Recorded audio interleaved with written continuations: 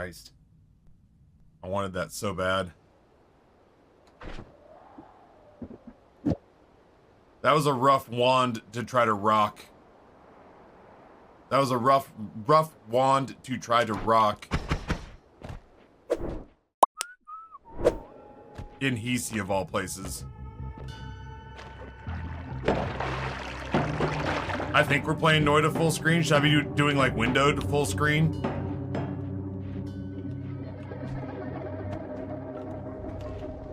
Like like my feelings are hurt.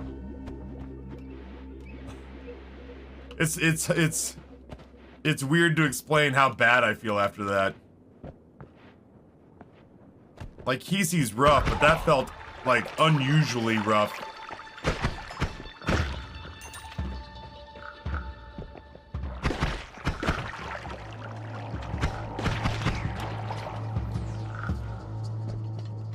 Emotional damage.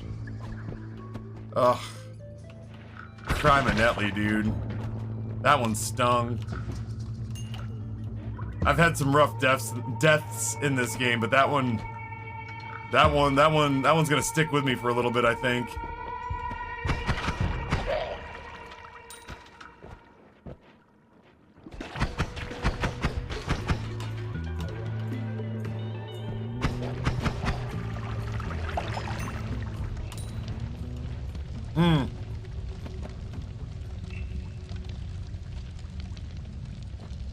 Playing any game full screen is asking for problems, in my opinion.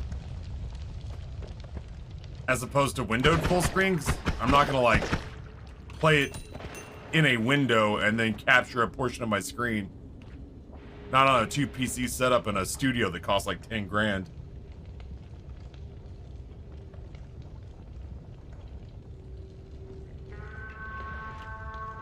Why is there an electrical dude in here? A little early for that.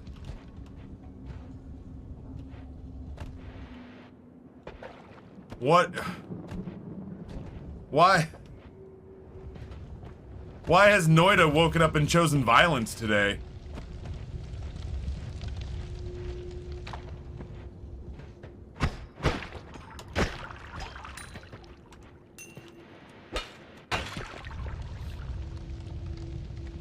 Yeah, but this is especially aggressive, even for Noita. I got the fire goblins. I got electrical goblins, which normally don't show up here. I got toxic sludge. Does Berserkium not put out fire? Jesus. You ever get frustrated? It's happened to me before.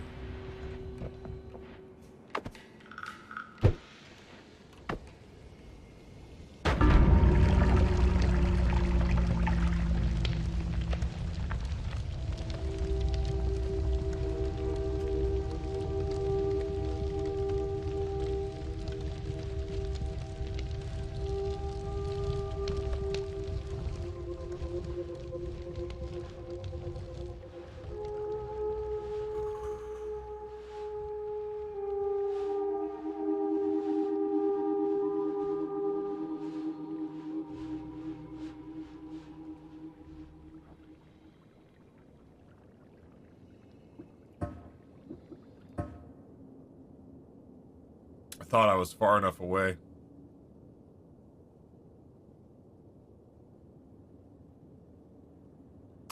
Oh, Berserkium. Does Berserkium make the bomb radius bigger? That was a way bigger bomb radius than I'm used to. Well, that's... There wasn't even a body. I'm like, these are sad. These are actual sadness laughs.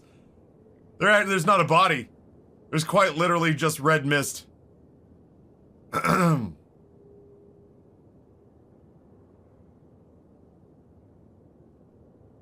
It's just red drops. Oh. Yeah, honestly, I'd much rather learn that 5 minutes into a new run than learn that, like, exploring a new area. Oh, that one hurts less bad than the previous one did. Because at least I feel like I gained something out of it. Hisi was literally just the game. The fuck is going on with Noita today? This is a sign.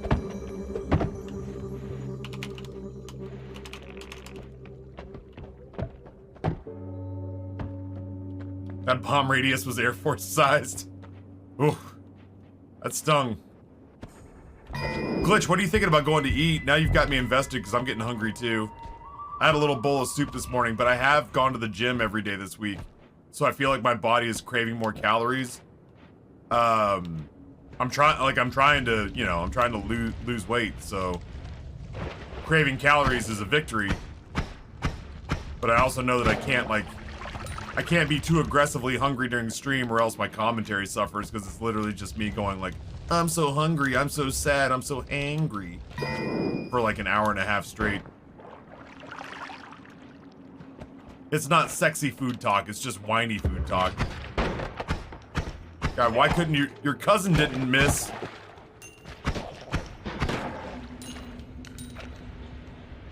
McDonald's. They have a New Year's meal, which I think is a McRib with a shrimp patty. Dude, the shrimp burgers I've seen at the fast food joints over there look legit as shit. That might be the thing that I crave most from like Southeast Asian fast food places. Is the number of places I've seen that have like shrimp patties, shrimp burgers. They're okay. Man, that's disappointing. I want them to be better than okay. Boy, he's trying. There we go.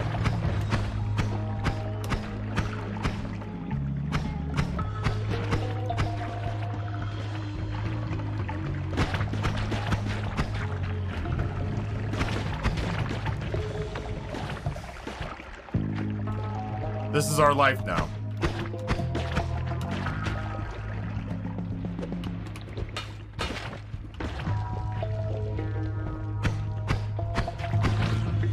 One down. They've literally chased us back to the entrance.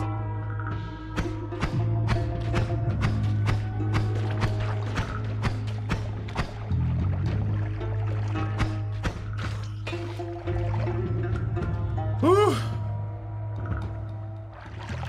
I'm talking Mickey D's. I'm comparing it to hours, you know?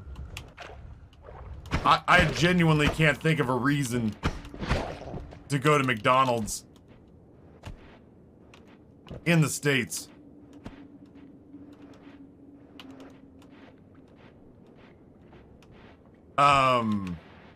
Maybe the McRib, or that it's the only place open. But you know, I'm not gonna go on record as saying like I had my world forever changed.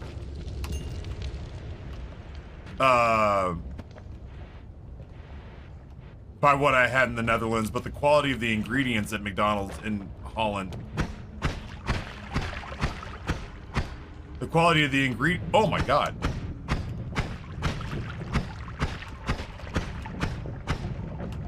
The quality of the ingredients that I had in the Netherlands was so good.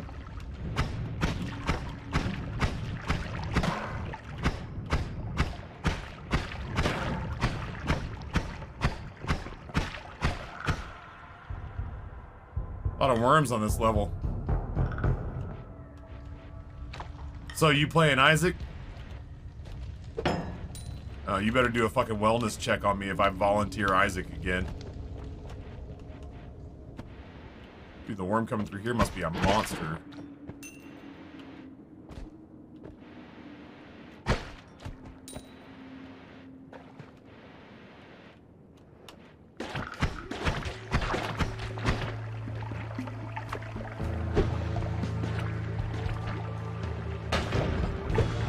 Oh no! Hold that for me! I forgot to switch wands back. I fucking just genuinely didn't want to do that again. It cost me some bombs, but I just like... I need a single wand. Okay.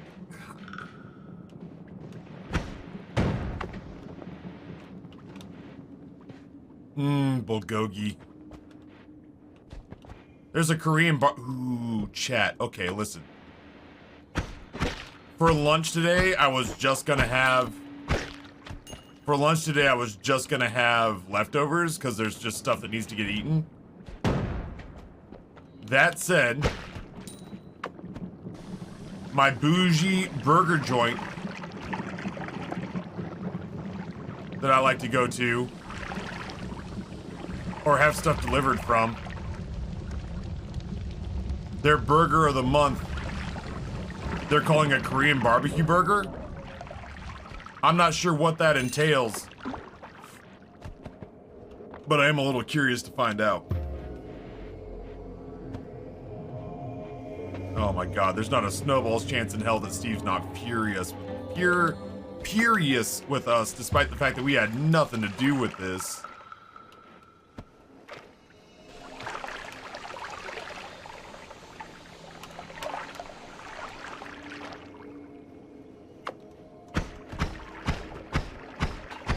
Just the mention of bulgogi beef and bulgogi fast food reminded me that one of my favorite burger places in town.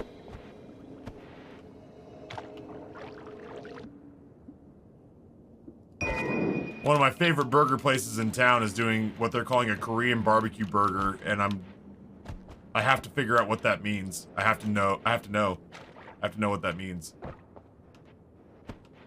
All the worm goop. I'm so fucking hungry. Oof. All of a sudden. International McDonald's sounds pretty good. Just ground up Koreans. Ugh. I'd be heartbroken. I don't know if it was a combination of like going from Persona 5 directly into Squid Game or what. I got stuck on a vine. Dude, if I never see another sludge monster again, it'll be fucking too soon.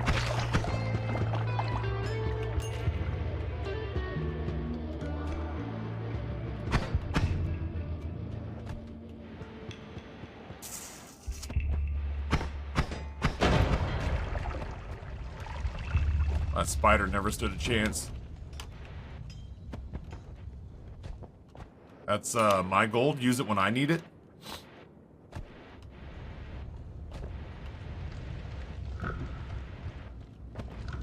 Maybe I can find a photo of it.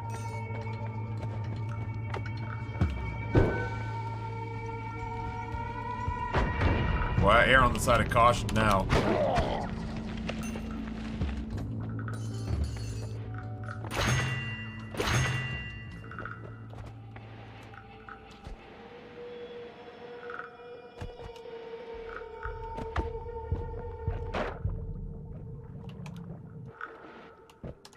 I have to know. Yeah, I feel like I have to get it. I do get real hesitant because I literally just had a conversation yesterday. About how I find pork belly to be very hit and miss. If I'm gonna do pork belly, like, it needs to melt. And if it doesn't melt, then I'll probably just take it off. Like, I can't do fat that has a crunch.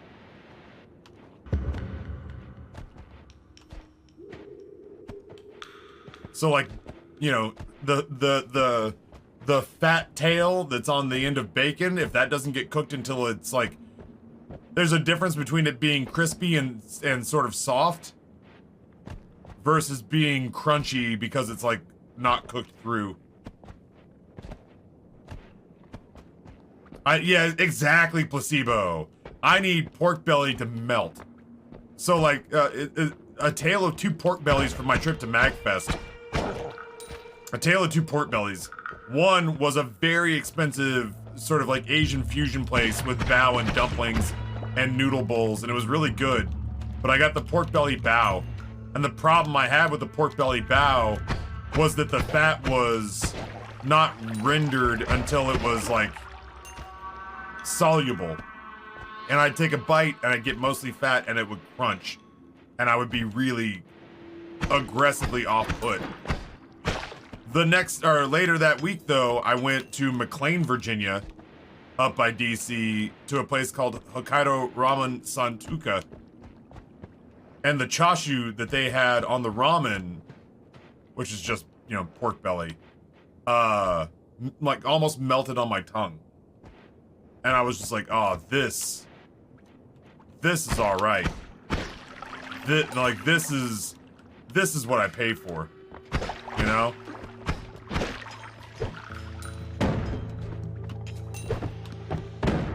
My man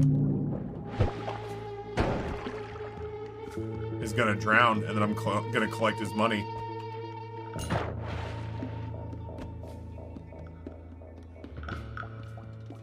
64-bit robot, I'm sorry to hear that you're not feeling well. That sucks.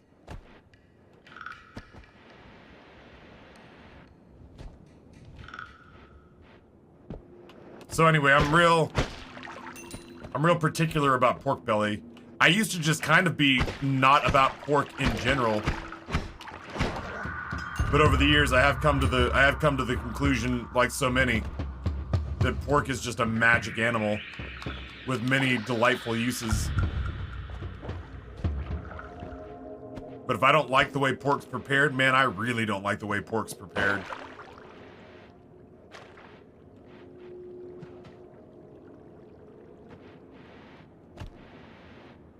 So there's a part of me that's like, bulgogi aioli? Yes. Gochujang slaw? Yes. Burger patty? Yes. Yo, certainly old enough. Thank you for topping off of Madrina's. Of the newest denizen of the cave. I think I'm still partnered with them. We're working on the particulars there.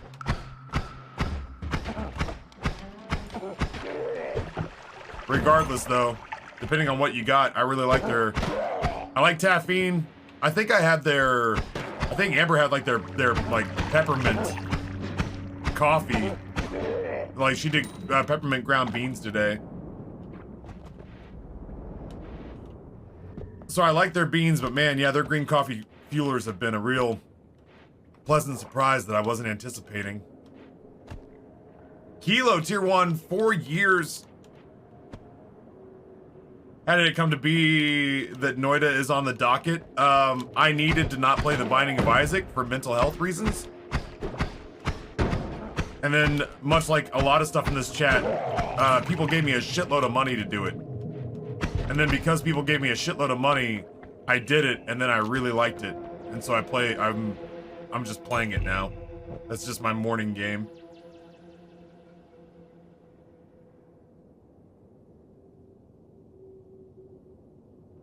I'm a green coffee fuelers fuck. Yeah, they're just like, when I when I say they're like a nice version of Crystal Light, when I say they're like a caffeinated version of Crystal Light, I don't mean that as a dig. It would be, I think, super easy to read that as like, yo, Taffy, that's a low bar. But like, I don't know. I'm watching calories a little bit right now. I'll have to go to the gym to offset this big honking lunch I'm about to eat. But all things equal, you know, 15 calories for something that's as caffeinated as a cup of coffee and tastes refreshing, that shit's pretty dope. It's really good.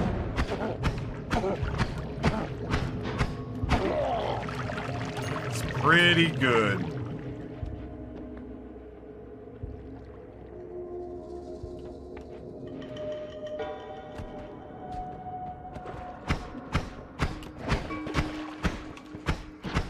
Fuck, I'm gonna need a wand with a little more firepower to it.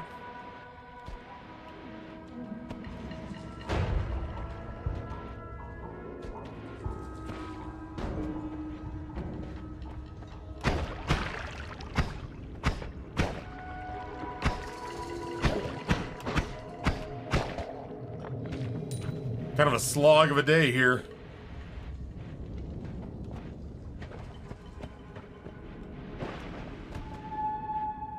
For 20 bucks, I get 25 energy drink substitutes. Exactly. Yeesh. Brutal.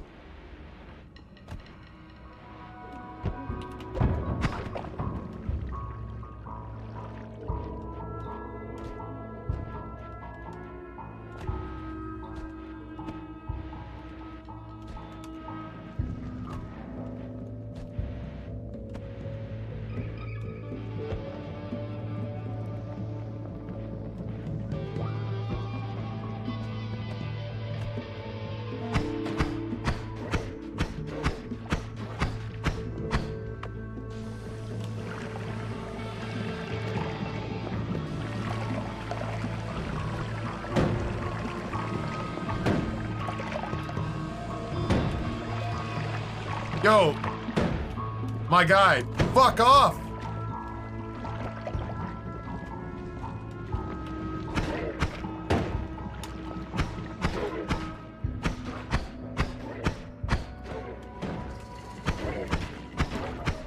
I couldn't help but notice you have explosion immunity. Dick. That ghoul was making my life a living hell.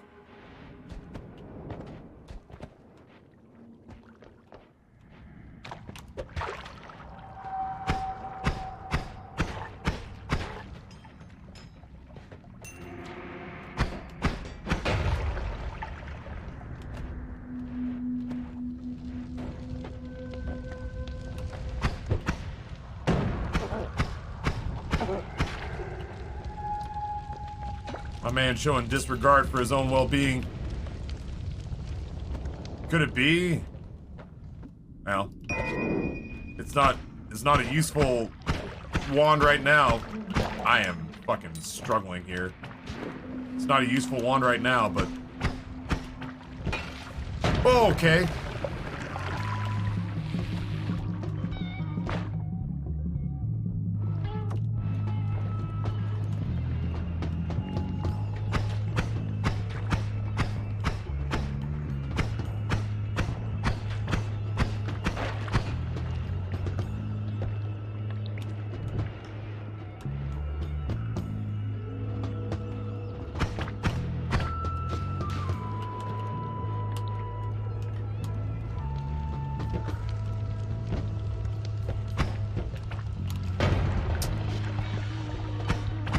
This guy stole my strategy.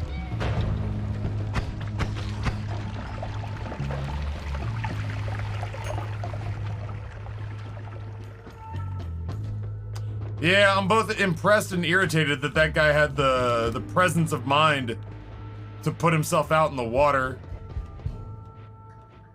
It's legitimately a little bit frustrating that he was that smart. This guy's not. This little Barney Gumble looking asshole. 3 years later.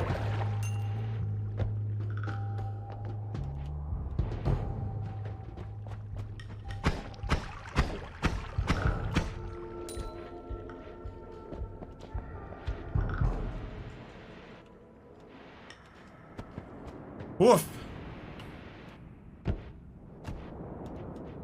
I was all happy with myself just for the fact that I was like, I'm gonna make this easier. I'm gonna whittle down this flaming barrel and I'm gonna hit him with it when he comes through. My man was ready for it. My man was ready for it. Shot it before I could shoot it. Took away the only offensive tool I had.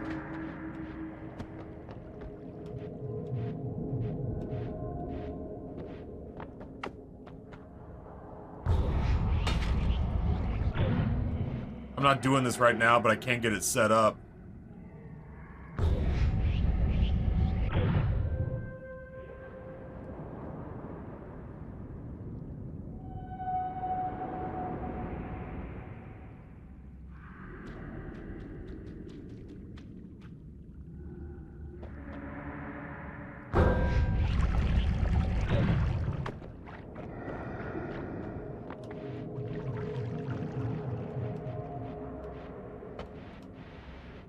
The biggest of whatevers, you know?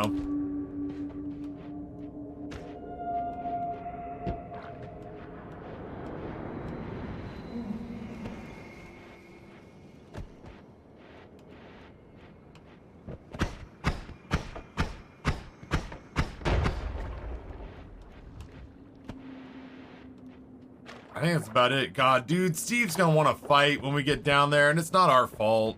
There were worms when we got here, bro.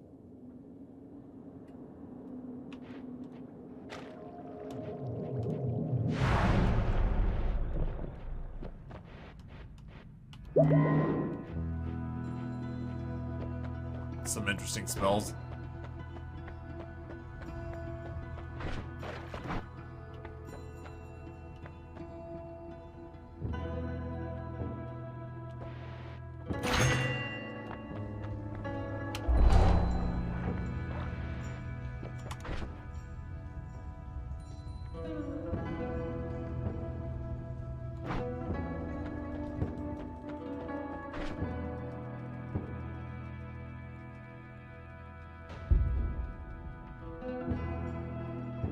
It was worse before they added the repulsing worm gems. Is that what these are?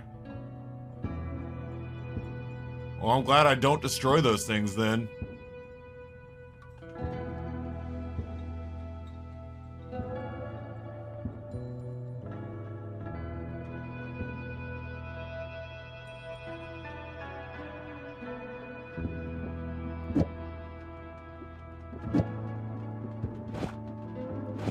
Ugh, my best wand is the only one that has the fortitude necessary to fire black holes.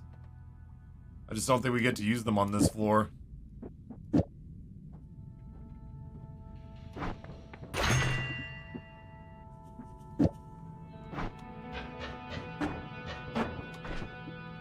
That starter wand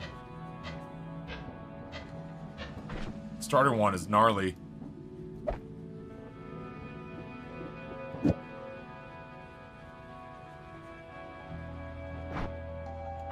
Yeah, I'm trying to figure out exactly what I do here. Hell, I'm even thinking about this.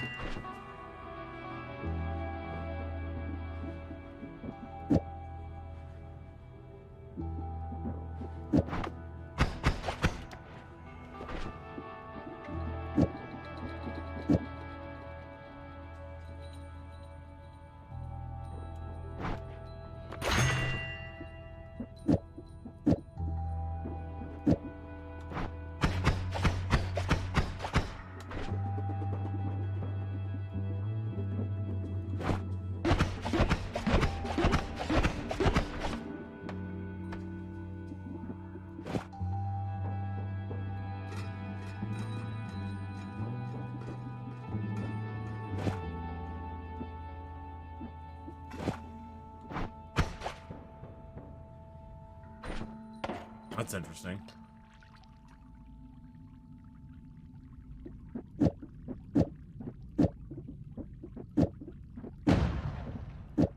Fucking scary, but interesting. Ha ha ha ha.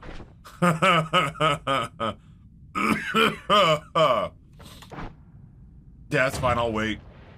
Fucking spicy allergies indeed.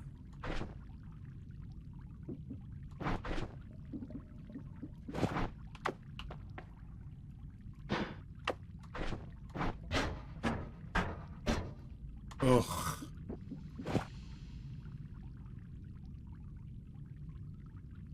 I was gonna buy more bombs and do like 3 bombs. But this wand can't, this starter bomb wand cannot handle the luminous drill. If you're using light, why not put it on spore? It hangs around. That's fair. That's fair.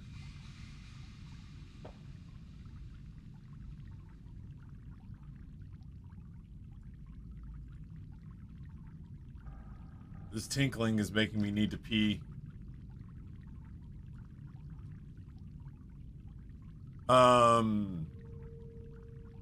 Pee? I need my water jug. I may actually go, we've been talking about green coffee fuelers. I may go grab myself a green coffee fueler and urinate.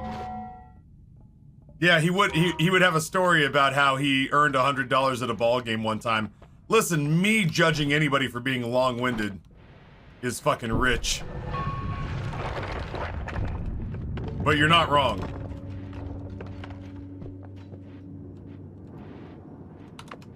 Oh, I didn't take the refresher. Well, next time, I guess. Glad we got the luminous drill.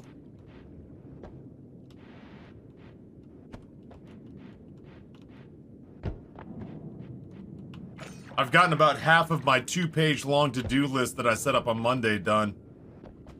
I think the most discouraging thing about this, and I don't know if anybody else feels this way, but I think the most discouraging thing about pulling together a big fuck-off to-do list is that it's... I think the most discouraging thing about a big fuck-off to-do list is the moment that you feel empowered to finally get stuff done is the moment that you realize there's only 24 hours in a day. And for, I don't know about you, but for me, oh, I don't know what. I don't even know what I hit. For me, it gets real disheartening if I get into a rhythm and I'm like, I'm gonna knock out this entire list. You think to yourself, I'm gonna knock out this entire list. And then whatever it is that you're trying to do, you get started and you realize even if you work from the time that you wake up to the time that you go to sleep on whatever the hell this list is, you're only gonna get like 3 or 4 things done. And it just takes the wind out of my sails, cause like I don't like in the first 3 days of the week I was all go go go go go. Yesterday, man, I was sluggish. I managed to get some things done, but like almost to spite myself, not because I was still feeling like hyper into it. This is the story of the newest denizen of the cave. So it's just a bummer that at some point, like, time shuts you down. How long is Green Chef going on for? Green Chef ends next Thursday. Green Chef ends next Thursday. Yeah, Torment. I just, you know, when I get like maybe it's the ADHD talking, but when I get that hyper focus going on and I'm ready to really rock out an entire list, it's fucking rough. It's rough to stop. Man, those are bits. Yeah, when you have the will but not the energy, or when you have the energy but not the time. When you have the energy and the will, but it's like 1 o'clock in the morning, you're like, man, I'm gonna fuck my entire day tomorrow if I stay up till like 6 in the morning getting it done. Rusty, thank you for the gifted tier 1 sub to Asaka Aji. There was a brand new viewer who popped in here a second ago. I thought I saw somebody speak for the first time. Oh no, it's B. Deckard. Not a first conversational moment. Just no sub, which felt weird.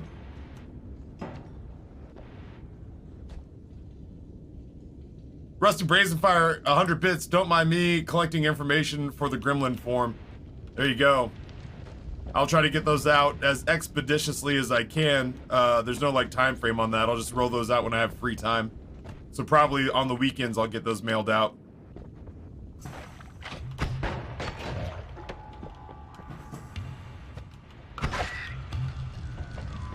This whole place is gonna be on fire. This is the story of the newest Jackspot, thank you for the gifted 3 months of tier 1 subs to B. Deckard. That makes me feel better. I understand his existence now. I was like, he's not new here, but he's also not subbed. I don't get it. That's what I did last night, 4 a.m. bedtime. Like, I'm learning, I'm trying, Torment, to learn a healthier way with that. I'm trying, and like, Amber's really good at this. My wife fucking kills at this. I'm trying to learn that I do what is most important, and if time runs out, then I stop. And the rest of it will just be waiting for me the next day. And that's hard. Because, like, Wednesday, I was feeling pretty amped and getting stuff done. Wednesday, I was feeling pretty amped and getting stuff done. And I was like, okay, well, you know what? I'm out of time. Wednesday's done. We got a couple of things knocked off the list. My family got fed. My boys are in bed. You know, the entire checklist, the most important stuff got ticked off the list. Good for you, Taffy. Thursday's gonna be even better. And then Thursday hit and I was like, I don't want to do fuck all. Thursday hit, man, and I was just like, I don't see me being productive today. And it's genuinely a bummer because I'm just like you. I can think back and think to myself like, damn, not too long ago I had all the energy in the world. This is gonna be a very dangerous one for trying to collect any gold, which is a bummer. That's a dangerous walk you're making there, bud. That's how that works. In a functional mind, yes. In yours and mine, no. It's supposed to. It's supposed to be like, oh, well, whatever I didn't get done today, I'll just knock out tomorrow. But I think what you and I hear is we're not going to get it done today, even if we work through the night. So we should probably just stop and never touch it again. I'm trying to reprogram myself so I don't think that way anymore. That's, a recipe for feeling easily defeated all the time. That's not better. I will say, though, there's a part of me that hopes that this would make digging out this bottom right-hand corner a little easier. I do find add mana like it's going out of style. I find add mana spells like they're on clearance. Not on the last run. The last run was actually when I needed it and I couldn't find it. Not the last good run.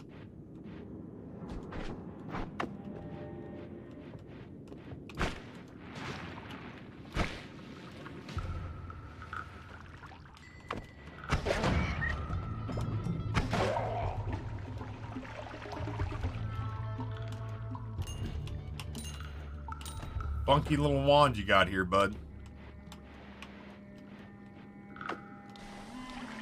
Just nervous about all this toxic sludge.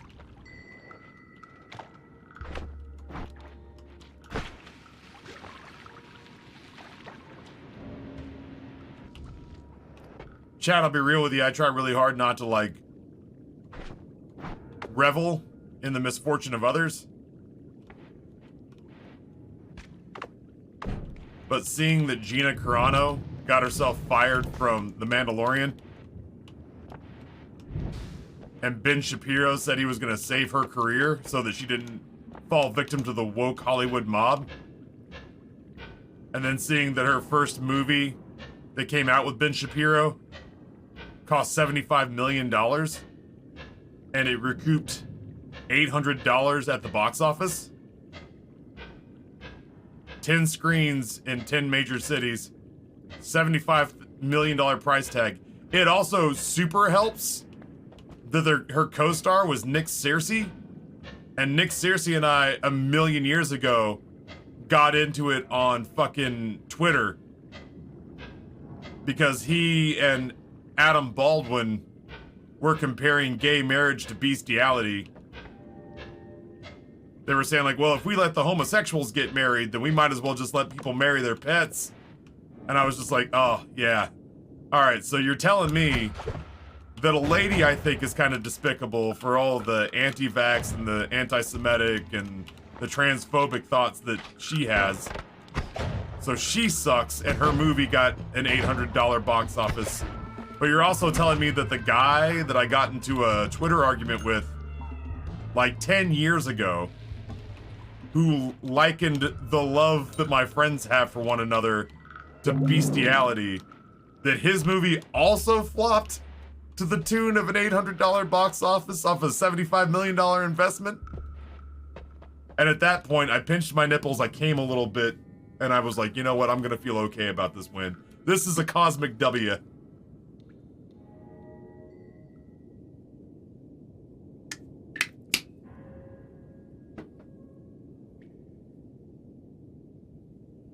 And you know the irony of it, Jackspot? The irony of it is that Ben Shapiro's movies are getting ripped by his own fan base because they're complaining that there's too many strong female characters in his movies. They're complaining that if they wanted strong female character-driven movies and a bunch of inept men who need saved by these strong women, that they just go to Hollywood.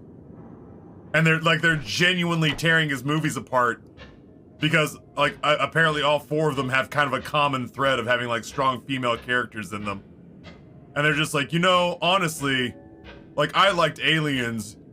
Ripley's great, but ultimately, like, I don't come to Ben Shapiro's movie production company to have this, like, all dudes are inept damsels in distress and all women are strong and capable narrative jammed down my throat. So yeah, it makes sense that this movie only made $800 on the box office on a $75 million budget. And I was like, huh, that is not something I would have seen Like I would not have put that on my. I would not have put that on my fucking bingo card. Yeah, basically saying that it's disappointing that they feel like Ben Shapiro's movies are trying to push a woke agenda. And I was just like, man, the irony is fucking thick. The irony on this situation is fucking thick. It's so funny though, like I have no doubt that Ben Shapiro probably doesn't want to make a whole bunch of movies with strong female characters in them. But when one of your fastest, like one of the things that you snatch up is the opportunity to save Gina Carano from a woke mob, then you kind of have to cast her as a strong female character because she's, you know, admittedly is jacked as fuck. And you're trying to prove that you can save her career. So yeah, just the delicious irony of his crowd turning on him because they don't want to see movies with strong female characters made me giggle. Yeah, he's working with the situations that he has.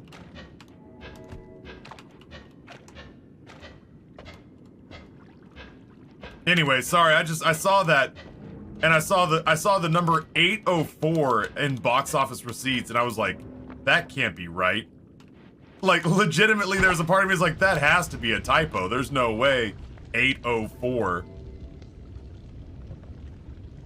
The other option is an aging Kevin Sorbo. Fucking not aging fast enough.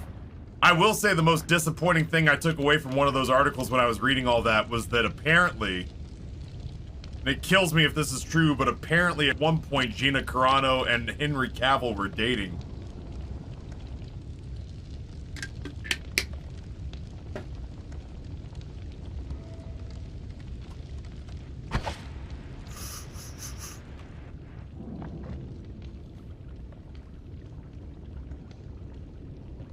And I couldn't stand the idea of my boy suffering like that.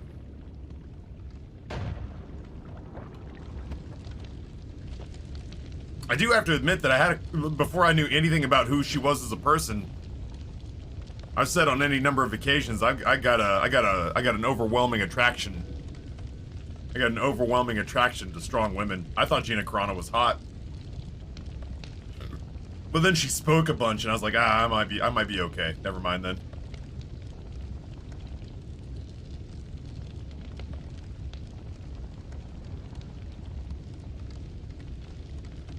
Kevin Sorbo, once upon a time I got into so many internet shouting matches with him. Yeah, that was me and Nick Searcy and Adam Baldwin. It was really surreal to be arguing with, like, honestly, one of the most successful characters. You won't recognize Nick Searcy's name, but you'll recognize him if you see a character or see a picture of him. He's one of the most fucking employed character actors in all of Hollywood. So yeah, getting into a fight with him, and then also arguing with fucking Jane from Firefly about whether or not my friends who are in love should have the right to be treated like humans, was a little surreal, for sure. Listen, we've all dated someone we regret, or married in my case. Weird times, dude, weird times. Yeah. No, nobody's immune to having made a few mistakes, I suppose. Looks like it's up to 13,000 in box office sales now. Wow. It's a runaway freight train.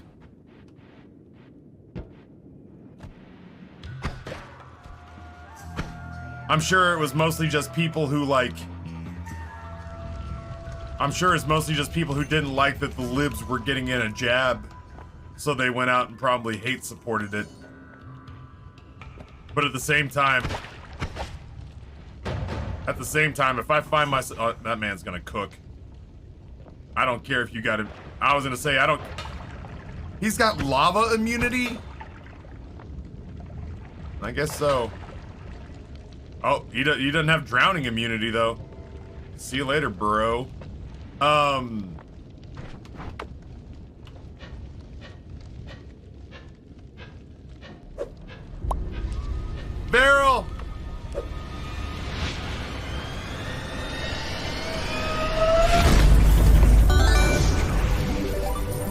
good wand.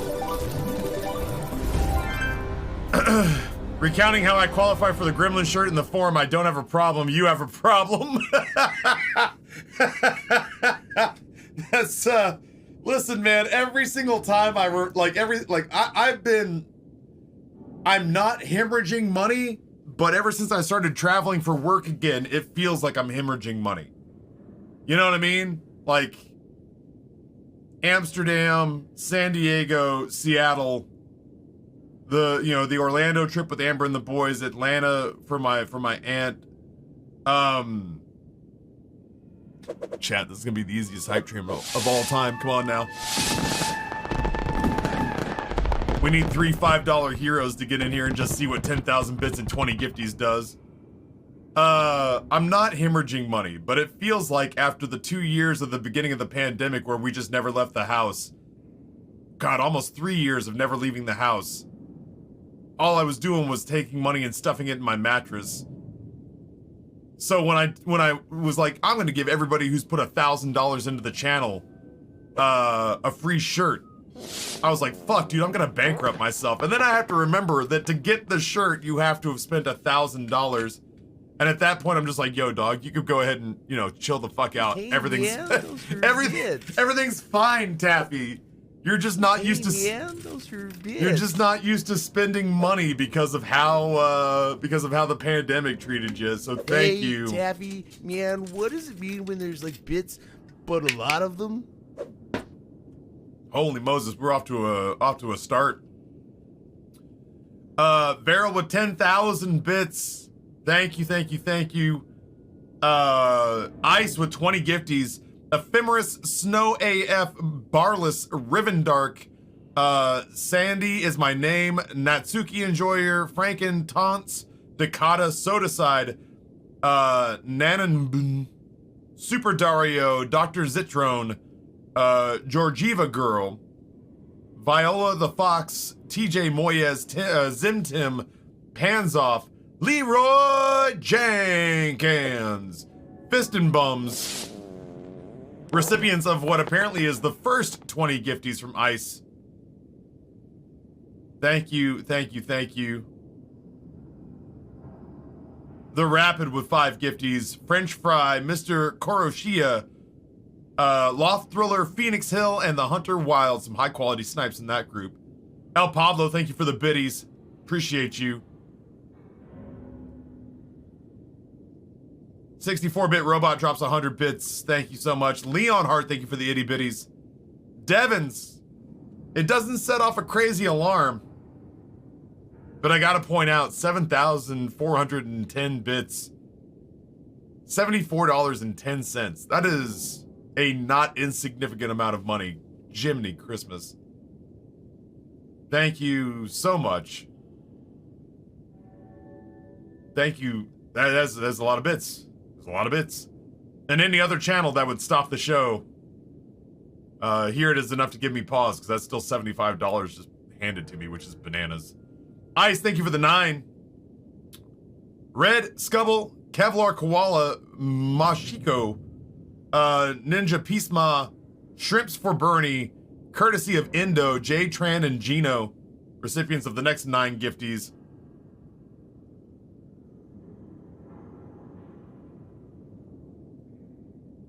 Disc room, please, for the mods, for Varel's 10,000 bits. I'm no glitch champion or Ice, but I'm not a slouch. Honestly, Varel, I think that's where the shirt thing's gonna bite me in the ass a little bit, is because I was just like, how many people could I possibly have in this channel who were 1,000 deep? It was like 6, right? Maybe 10? And then we mentioned this like 6 months ago, and like mods, like it's just, there's not a lot of bragging. You know what I mean? So like all of a sudden I was like, yeah, so if you got like $1,000, everybody started changing their badges, and I was like, ah, fuck off. There are so many. I had mods that had the right colored badge. I had viewers I hadn't spoken to in 6 months who were showing up going like, I got a badge that says $1,000. I think I genuinely had underestimated how many people aggressively financially support the channel. It does kind of feel like quite literally the least I could do. Yeah, at this point, I genuinely do think even Noah's $1,000 deep. I'm more than $500 deep. I'm like $700 deep in Justin's channel, and I did that on accident. You know, that was just me with my sub and a handful of gifties over the years. I might be $1,000 deep in Justin's channel. It's surprising. Yeah, it's surprising how easy it is to inadvertently kind of quickly peel off 10 Benjamins in a place where you spend most of your time. I can't talk about the OGL thing because I've talked to Noah about a bunch of stuff, and I instantly want to share. I instantly want to share what he talked to me about, but I can't. I don't know what that says. It looks like there's a retraction in there somewhere. So, chat, thank you so much. It's gonna end up being like 11,000 bits and about 35, 40 gifties. It's an excellent way to close out the week. No, I'm not. I'm actually not. I'm not gonna say anything I'm not supposed to. Bye, I guess. Dumbass rat. No, the things I can say are the things that are public facing. Is that Noah did a Medium article about the OGL when it went live, and I can say it got the attention of the media. Like, because his tweet about the OGL gained so much traction, the media gained attention. And so, you know, he has been fielding calls from people who would like him to, like, expound on his takes. Yeah, 34 gifties and 17,615 bits. I overshot on the subs and undershot on the bits. And what was Vero? What was your new bit badge? Oh, Devin's got the new bit badge, the 50K bit badge. There we go.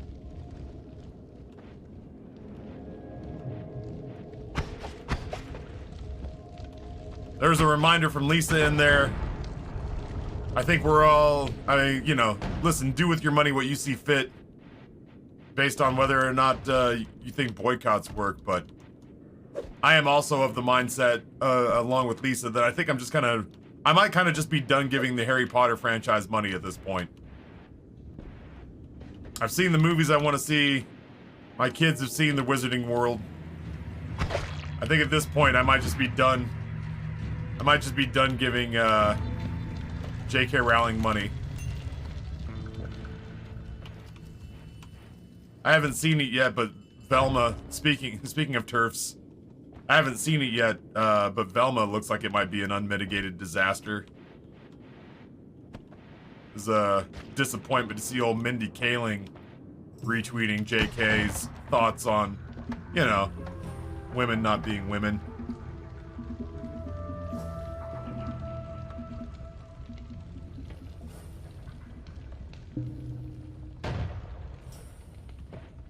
I have to, like, sit here and wait for everything that's scary to sort itself out before I can move again. Yeah, Velma looks like a real shit show. Like, I loved Harley, I love Harley Quinn, and Harley Quinn, plays with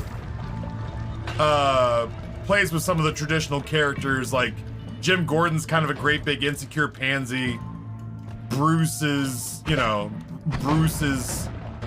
a spoiled rich kid who has a good heart, but doesn't know how to, you know, doesn't know how to use all of his power and wealth to help people without, like, almost glorifying himself. So, like, I can be down for these reimaginings. I like Harley Quinn quite a bit. But just based off some of the stuff I'm seeing, man, Velma looks like a real shit show. Looter Die says, oh no, I hadn't heard that Mindy was a Rowling fan in that way. Like, I would love to be wrong. But based on what I've seen screen grabs of her retweeting JK. Specifically in those situations where JK is being kind of attacked, where folks are saying like, I think the one that got retweeted was, you know, basically was somebody saying, taking these positions where you're basically dehumanizing people based on the fact that you don't believe when they say inside their heads and hearts that they, you know, were born one way but identify another. Like when they say, listen, this is what I feel like on the inside, and you go, nope, invalid. They're like, how do you sleep with that? And J.K. Rowling's response was, I look at my royalty checks and feel just fine. And it's like, like, that's some Frank Cross from Scrooged energy right there. You know? It's like, You're like, oh yeah, I may have shitty takes, but the amount of money I make makes the medicine go down. And that was the retweet that people were. And apparently too, Kaling has just admitted through the years that she just identifies as being like a very conservative person. So, you know. I wouldn't have known all that if Velma had looked like it was going to be an unmitigated success, but as somebody who grew up watching, I mean, I watched a shitload of Scooby-Doo in my youth. Based on the takes that I'm seeing for like what the premise for the show is going to be. Let me see if I can find it. It's like the write-up that they have is like, I got no interest.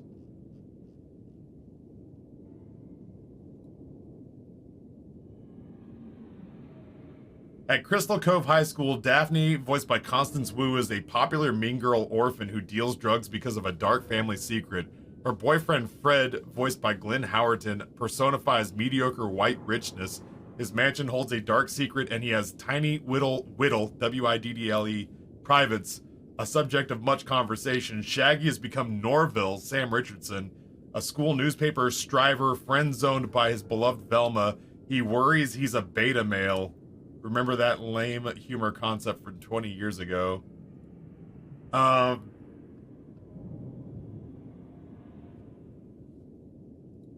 to mention the fact that it's like, there was a scene that they showed where it's like, these characters are obviously cartoons, and I mean, we've played like Persona and stuff like that, but like, there's a scene with a literal naked shower fight between the women. I say women, these characters are supposed to be like 15.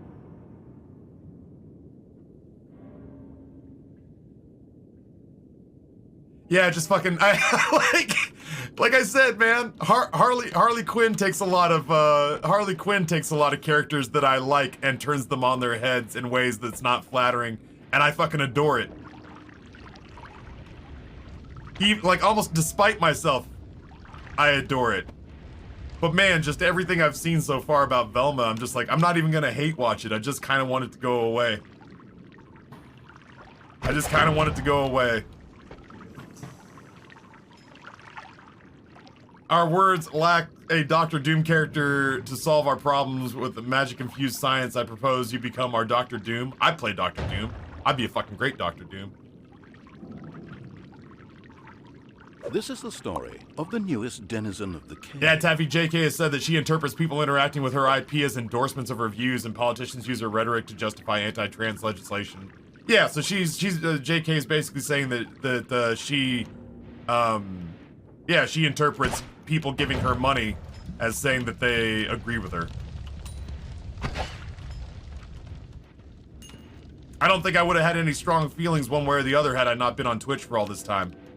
But through my time on Twitch, I've made so many trans friends that I would feel like a ridiculous Judas Iscariot. I would feel like a Benedict Arnold. I would feel like a sabotaging piece of shit if I was to somehow at some point in time entertain the idea or mindset that these people are somehow less than. you know?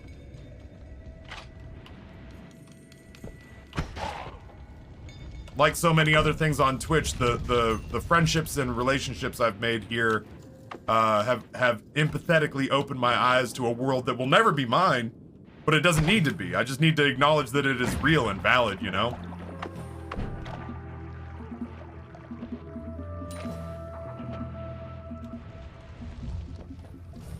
Cam Cool says, I'm so sick of eggs. My mom made me an egg a day since New Year's, and I ate through a dozen yesterday.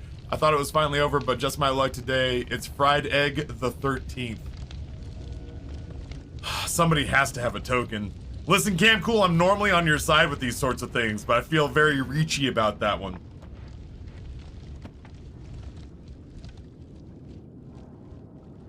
The Rapid gives 3 months of tier 1 subs to Loot or Die, 524 gifties all time in the channel. Loot or Die, enjoy the emotes.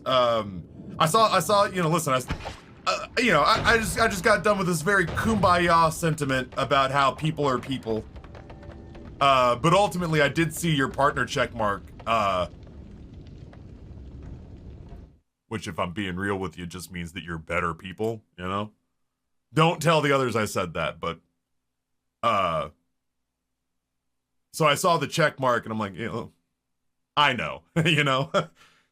What do you play? I'm always curious. I'm always curious when I see somebody who's worked hard enough to get the mark, what it is they do on the platform.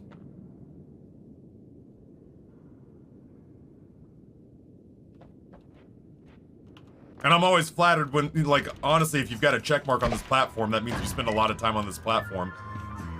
And that anyone, I know how selective I am with my time on the platform. So that anybody who spends enough time on Twitch to get partnered spends time in my channel kind of blows my mind a little bit.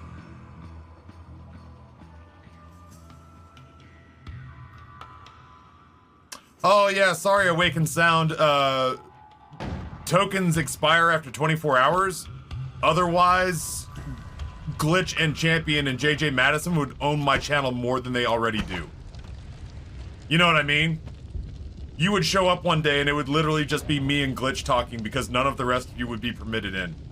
12 hours? That must have been a reset. I mean, it doesn't really matter because it's like in a 24-hour span, I only stream for 7 hours a day anyway. I thought it was 24 though.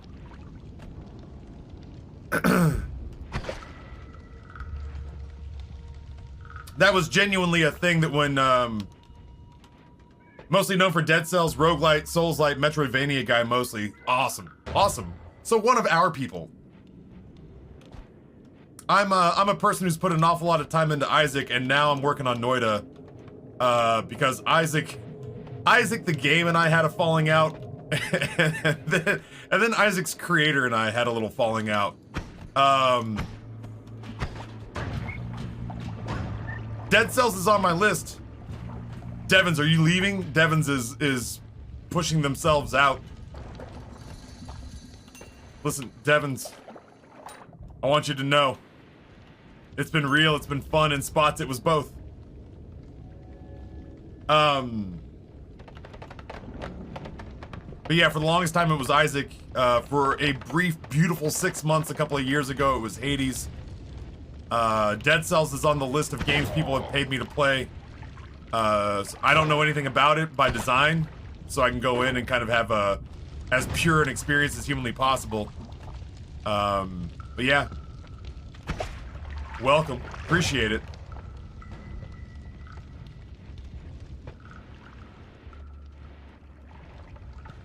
Weirdly, I've also become known, like, not outside of the confines. I'm not known by anybody outside the confines of this community, but, like, weirdly, I've become known as, like, a Soulsborne guy, too, which is so bananas. Hello! Scubble! Thank you for the raid. I hope your stream went well. God, Devons. See you in a million years.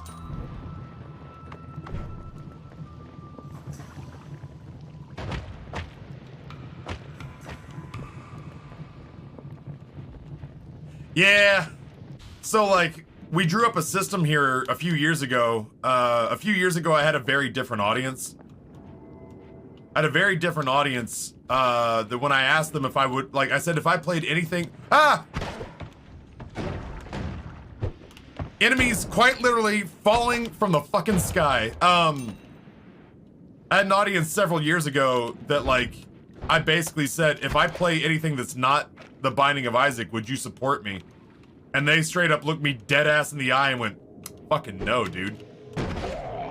like, what do we look like? No, of course not. And I was like, oh, for real? And they're like, yeah, for real. Like, kind of get fucked, low key. I was like, all right, well, you know, I appreciate your candor.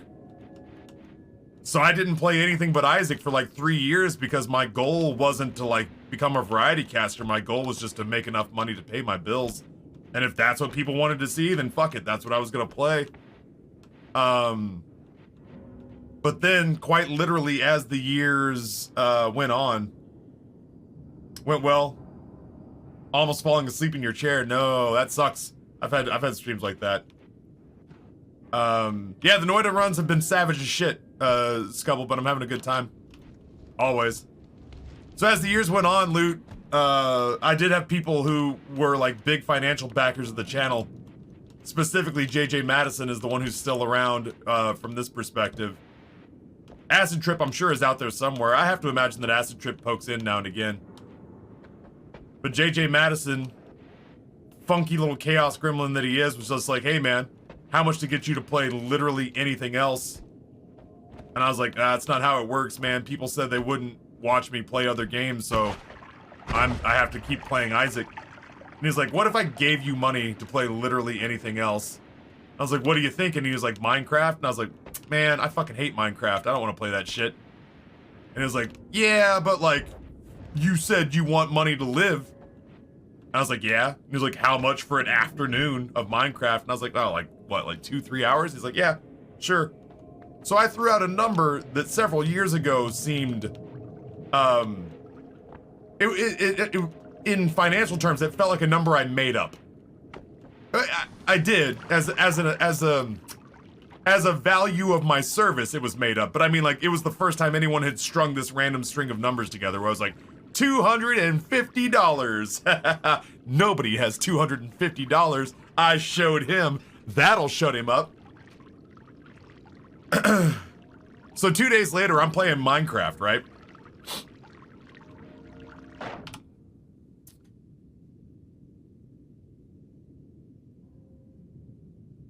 And so was born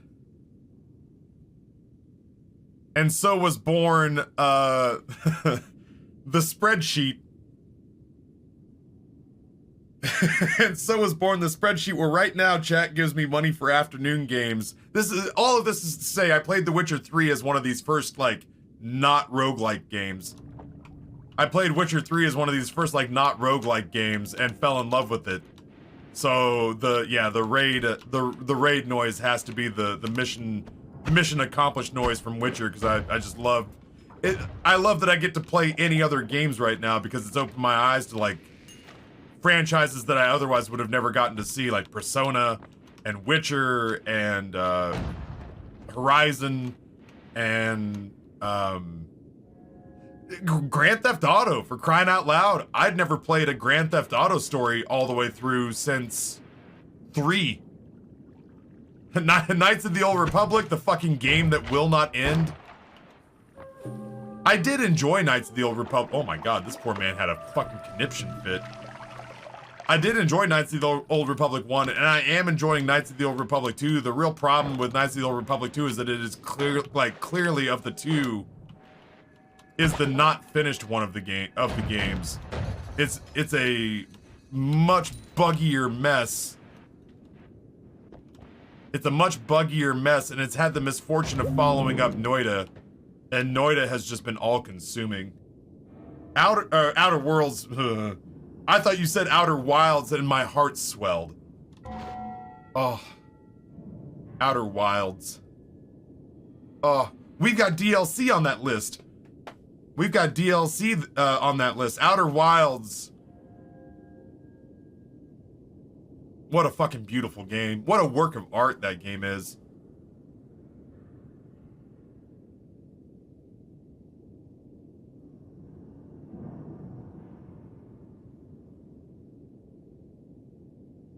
Barry. Hi, friend.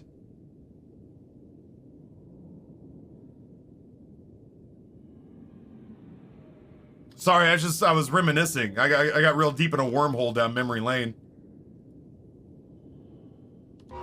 There's only been, I want to say like 6 games in 3 or 4 years that we've not finished. So I'm determined to finish Knights of the Old Republic 2. Because I don't dislike it. That's the thing, is that like, there's been one game that I didn't finish because it just didn't mesh with the audience. And because it was 20 years old, it didn't give a shit that I had done character creation in such... System Shock 2. As long as Glitch is here. Glitch knows. System Shock 2 was the, It was the unspoken predecessor to BioShock. And Glitch was like, I want to watch you play some how do I put this, like, predecessor. I want to watch you play a predecessor to a classic. I want to watch you play like this heirloom classic game. So you know me, chat, if you're gonna watch me play a game like that, I want you to watch me play it in a way that, I don't want to say nobody ever has, but that it is unlikely, which is why we do so many evil playthroughs. But damn, man, a 25-year-old game, when you try to set up an uncharacteristically weird playthrough, if you make it really hard on yourself, the game gives 0 fucks. Because back in the day, if you fucked yourself on the character setup, then all they would do is go like, oh great, you get a chance to play it again. Look at this replay value we gave you. $60 for a game you get to play for 100 hours? In 1999, you're welcome. Yeah, dude, once we got what? We got like 20 some odd hours in. And then I started reading like, we got like 20 hours in. And then we started reading like, oh yeah, if you're a beginner, like a strategy guide said, if you're a beginner, the last thing you should do is, and what they said was, the last thing you should do is set your character up the way Taffy set it up. They're like, there's no way you're going to enjoy or progress quickly in this game. And I was like, fuck, I can't restart. If I restart, it's gonna set us back 20 hours and I'm down to like 50 viewers in the afternoon. Yeah, that was one that we both went, ugh. So that's the only one that we quit because it was just a bad fit. There have been 2 or 3 that I quit because I just was not enjoying myself. Dr. Funkenstein says, some of my favorite content is streamers playing games they normally wouldn't. I'm about it. Honestly, Dr. Funkenstein, me and Soulsborne games. Holy shit. My evil chat from like 5-6 years ago. They didn't give me money, they just goaded me. They didn't give me money, they just goaded me. Of the newest denizen of the cave. I just like your name, so I'm giving you a sub. They goaded me into playing Dark Souls. And then just like worked their ass off to make me angry at them for it.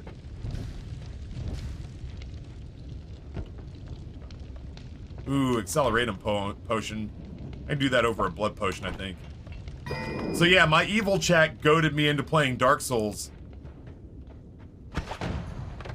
And then kind of just like worked their asses off to make me make bad, oh my god. Worked their asses off to make me make bad decisions. I'm getting absolutely clusterfucked.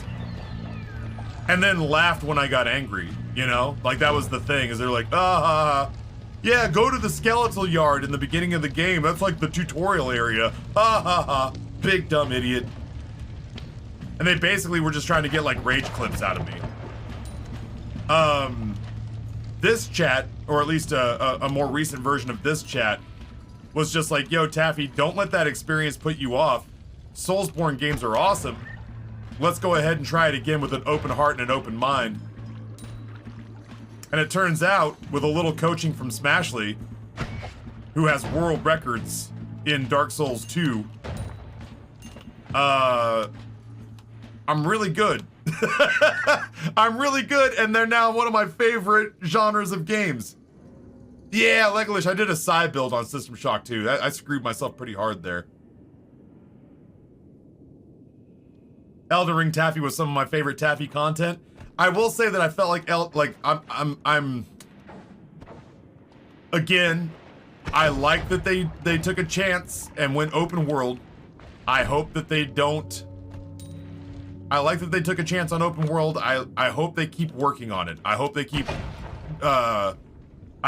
with it. But I will say that I at present do fancy myself more of a linear storyline fan in Soulsborne games. Because I definitely feel like on a lot of occasions I feel like I would face some bosses and feel supremely underpowered, and I would face some bosses and feel supremely overpowered. So much so that by the end of the game, I can't remember what they were called. Not my shadows, not my echoes, but like those you know, summoned creatures that you could have fight with you. Like one of those killed the second to last boss in the game for me. And like I didn't mean to do it. I actually tried to stop him because I didn't want the game to end. Like not like that. And literally my fight with that guy, Spirit Ashes, yeah. My fight with the dude that had the lion on his shoulder ended with me literally running away from him going, no, I don't want the fight to end like this. I don't want the fight to end like this. And as I ran away, my fucking Spirit Ash 1v1'd him. And this is after the patch where they made them weaker. But my Spirit Ash 1v1'd him for like the last 25 Horlu, that's right. My Spirit Ash 1v1'd him for about 25% of his health. As I was, like I had my back turned to him and was running away, trying to intentionally die or reset and maybe do it without the Spirit Ash around. Then the next thing I knew is the fight was over. Yeah, the Mimic tier. I was just fucking around, and just the next thing you know is the second to last boss in the game is all done.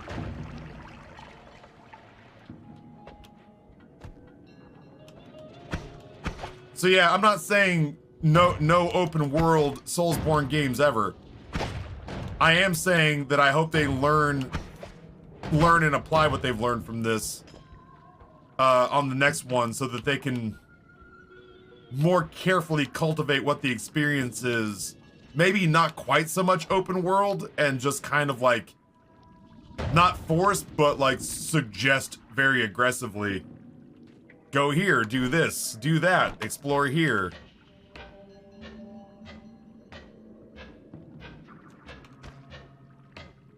My only issue with Soulsborne games and Souls games is the lack of direction. I physically and mentally could not figure out the way forward in Dark Souls 1, and it turned me off from the rest. Yeah, I can see that. They are genuinely, willfully obtuse games. Like they're almost proud at how little hand-holding they do. That kind of, I think that kind of turned me off a little bit in Elden Ring. I feel like in the linear games, I can kind of piece together what I'm supposed to do. Full disclosure, I have not finished I've never played Dark Souls again. 2, 3, Sekiro, Bloodborne, Elden Ring. I've beaten all of them. Some of them handily.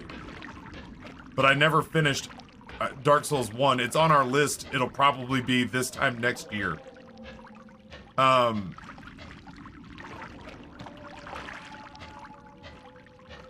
But generally speaking, Demon Souls, generally speaking,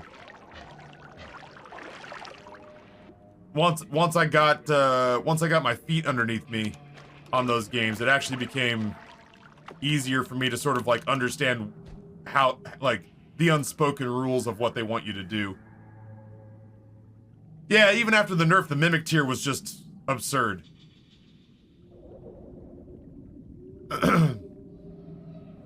That's the RPG aspect of Elden Ring really shining through. I love using Spirit Ashes on most bosses, but the thematic value, I don't upgrade them all the way or use the Mimic tier usually. There's a part of me that wants to go back and play Elden Ring in another universe, in a parallel universe where I don't play video games for a living. I would like to go back and play Elden Ring again. Taffy, you could just play Elden Ring again on stream. I can't. I owe people a literal year's worth of games. Taffy, you can play it in your own free time.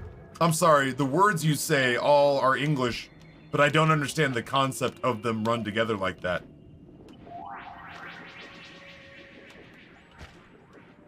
Play them on your alt account. I don't think I've streamed from my alt account because I'm like, damn, I'm not gonna play video games even for money on my free time. It's so sparse.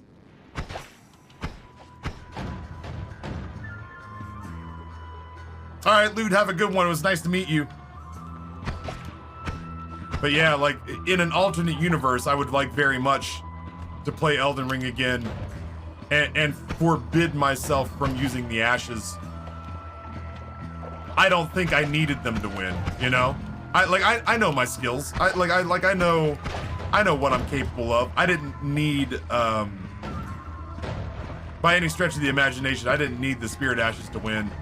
But there were just some times where, much like Amygdala, there are some times where I know what the game's trying to get me to do, and I'm just too grumpy to invest the time. And I feel like that was one of them. Like, there were a lot of places where it's like, I'd be getting my ass handed to me by a boss. And it'd be like, well, all you gotta do is go grind out a couple of little mini dungeons and level up. And I'm like, I'm not gonna do that. I see the patterns. I'm not strong enough to beat it with the build that I have. I'm not gonna go grind out levels. Mimic tier. I see what you're up to, game.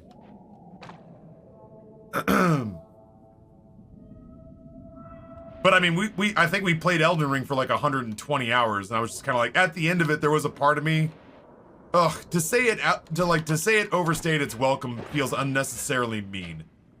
I don't think it overstayed its welcome, but by the time we were done playing it, I was genuinely ready to play something else. And I didn't feel that way about Sekiro. I didn't feel that way about Bloodborne. Yeah, it can feel exhausting. You know what got me? The thing that got me, right? And this is unrealistic, so I know why they did it the way that they did it. The thing that got me was like, if I was constantly running up against brand new enemies, if I was constantly accidentally backpedaling into unique new storylines, holy shit. I think I could have gotten on board on how long that game was. My biggest issue, I think really, was how many recycled assets I started running into. And that was kind of the straw that broke the camel's back for me, is all the reskins. Something is a boss, and then 2 hours later, it's a champion level enemy, and then 16 hours later, it's just a regular enemy you run into. Oh, here's another dragon. Oh, here's another, I forget what they're called, tree spirit. Here's a rotten tree spirit. Here's a blue dragon. Here's a purple dragon. And so, ultimately, I feel like if I was running up against 160 hours of content where I was just like, every corner was just me going like, holy shit, look at how cool this thing is. But by the time we got to the end, I was just like, damn, this is like the 9th time I've seen this particular bad guy. This is the 2nd or 3rd time I fought this boss, or this is the 6th time or 12th time I fought this reskin. Let's see what his skill set is this time. I think that was the part where I got a little bit exhausted. Ulcerated tree spirit. Yeah. It's, I got zero regrets about playing Elden Ring. I was so happy. I was so happy that chat gave me permission to play a day one release for the first time ever. You know what I mean? Like, if for no other reason, I came into it just like giddy because you had given me permission to do something I'd always wanted to do before and just had never felt like I was able to. So I enjoyed it very much. But I will say that there's definitely room for improvement on this new sort of open world path that FromSoft is taking. Nope. Very scary, the old gigadiscs.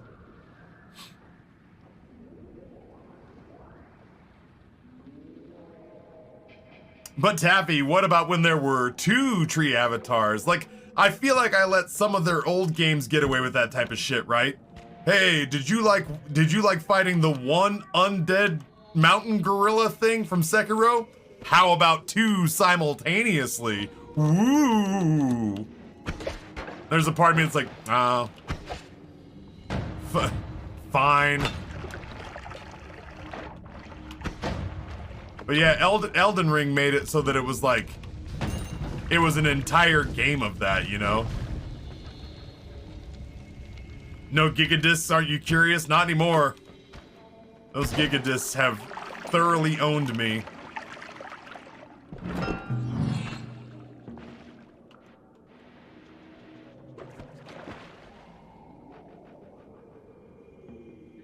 No, I'll give you that. I'll give you that, El Pablo. The world itself was beautiful. And there was not that same reuse complaint that I have. The enemies are the only place where I felt that. But if I'm being honest, the combat's what I care about. The combat's why I'm there. I mean, like, yeah, the world building and stuff is cool, and I get excited for it when it's done well. But generally speaking, I'm there for Elden Ring because I want, like, or I'm there for a FromSoft game because, like, nobody was more surprised than me. I like and am good at the combat. And when for me, like, the reason for me to play those games is because I'm good at and enjoy the combat. And so when the combat got real samey for exhausted periods of time, that's where I started to get, like, real, like, man, I'm never gonna understand the lore. You know what I mean? Like, don't tell me the lore. Vati Vidya tells me the lore. That's the only way I'll ever understand it, is if that man and his beautiful voice make it make sense to me. I was like, I'm not gonna understand the lore until 6 months from now when Vati Vidya puts out a video explaining to me what the fuck I just did. And I'm okay with that.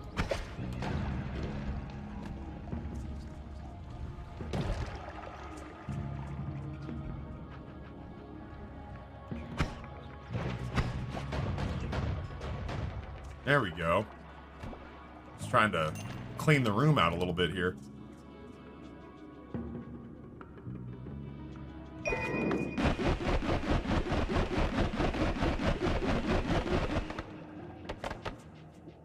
I want that, but this wand, a 100 max mana with a 505 recharge speed, if I can get the right build on that, it's going to be dirty.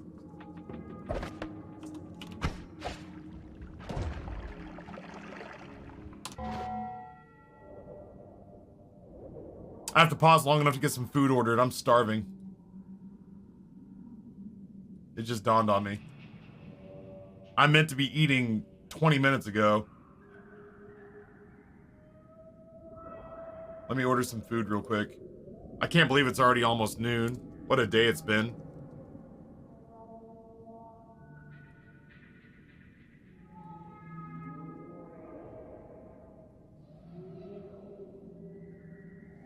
I get that. You meleeed some bosses. I had major trouble with the mage. I don't think I've ever played a caster. I've never played a caster in a Soulsborne game.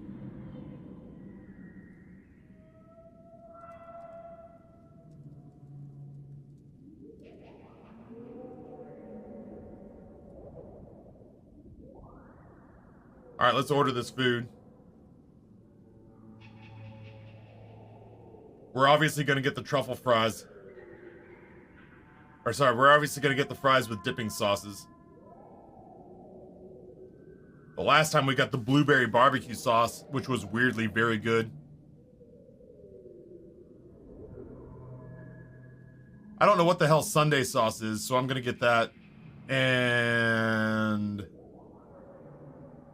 dude, I do love their tzatziki sauce. Dijonnaise, maybe? Tarragon sauce is really good. Or maybe I just keep it simple and go garlic aioli.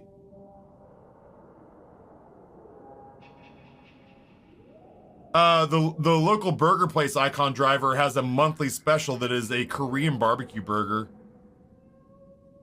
I feel compelled. Here, Taffy, don't waste time on this. This is French fries. This is not important.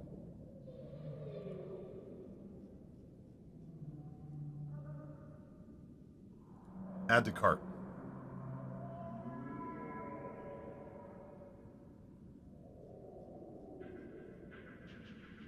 Maximum order limit $500. Why do people keep me from giving them money? Was I gonna do $500 this time? No. Was I thinking about it? Maybe. You don't tell me when I can and can't mukbang.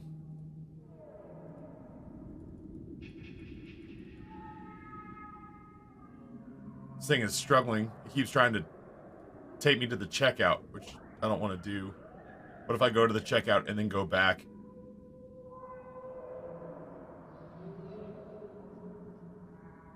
Add additional items. Can I do that? You stop losing your goddamn mind.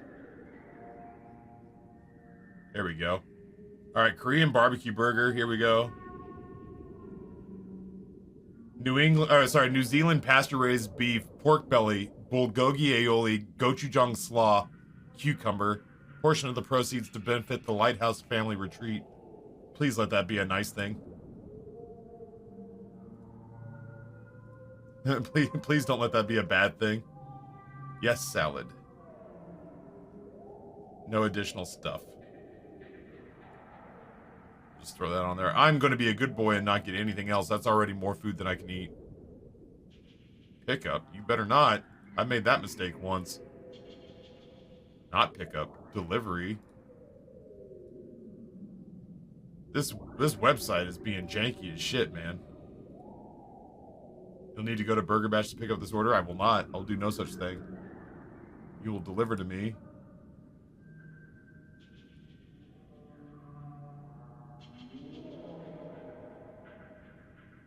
Do I have an existing account? I have to. Hold on. I can't see. Well, I guess I could see you guys if I looked over here, but... yeah, I was gonna say I have to have an existing account. I order from here often enough.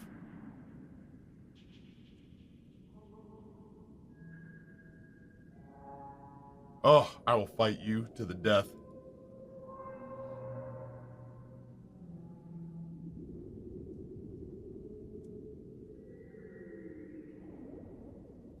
Thank you for your patience.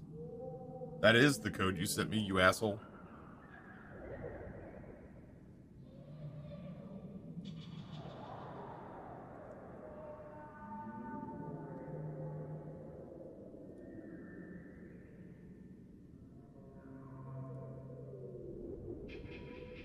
This thing is janky as fuck. The website JJ Madison keeps trying to like force me to check out. Like it feels like it's like auto refreshing something that it's not supposed to.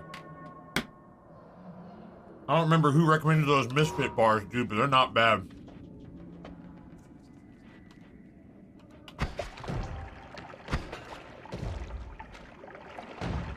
Those Misfit bars are not bad for being vegan and gluten-free. Not bad at all.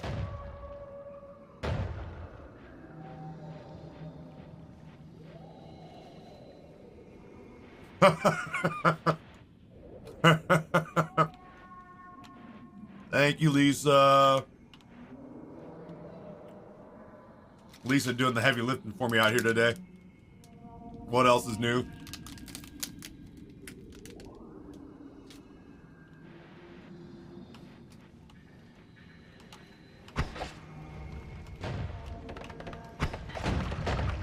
Oh, Billy. I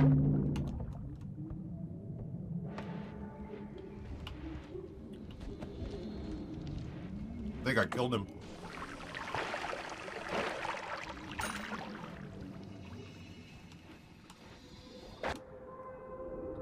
He had a very bubbly wand.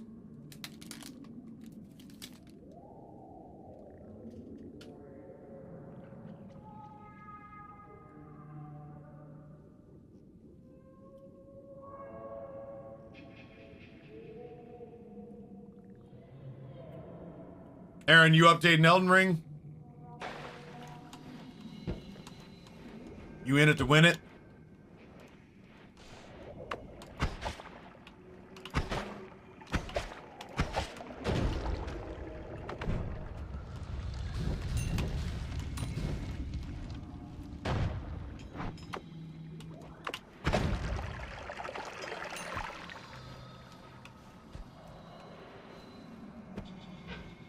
It's gonna be an incredibly dangerous wand to check, but it looks so cool. Looks like it updated, I didn't even notice. I have no idea what the updates would be. Did they open up those PvP arenas?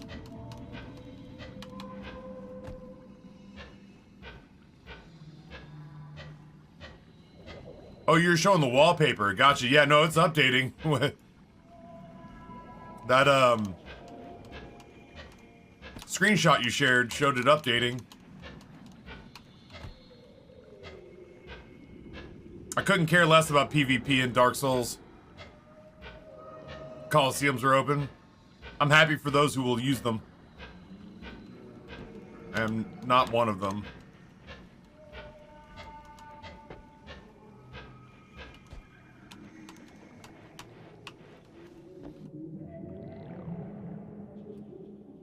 It's an interesting wand.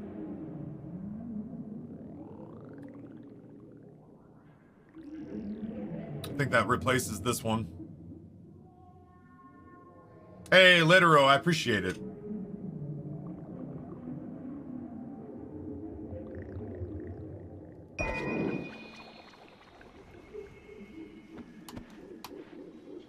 As an expensive bit of health there. Let's see if I can maybe work my way around.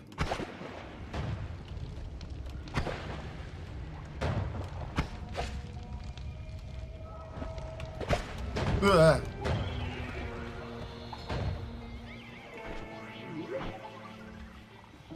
I was literally just sitting here thinking to myself that I needed a teleport wand.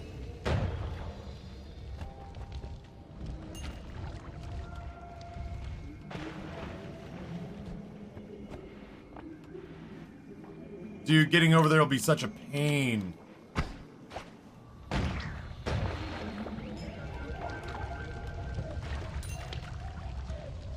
Oh, shit. Oh, shit.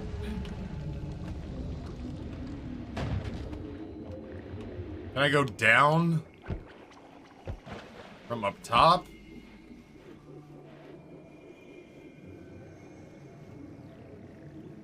This is where the stoner book is. This is our new book of stoners. The book of guidance. The more things change, the more they stay the same.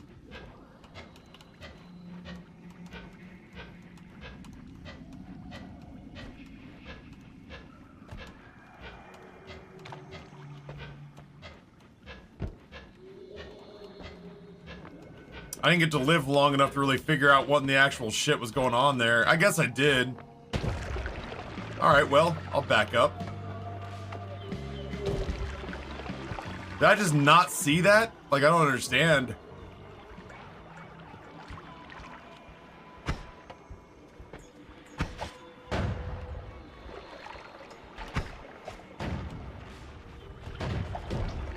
Not 100% certain how I missed that.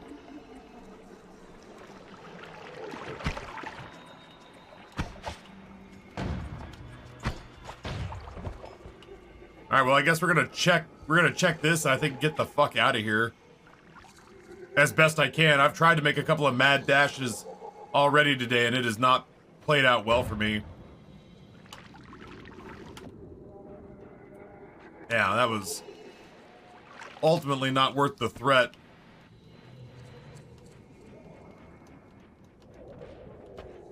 Don't you want to get so high? I do not. I want to get so well. Hello?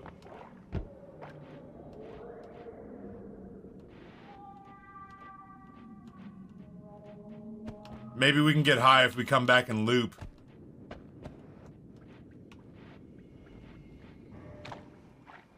Oh, that's molten metal. No, if we come back here, it's going to be through the loop.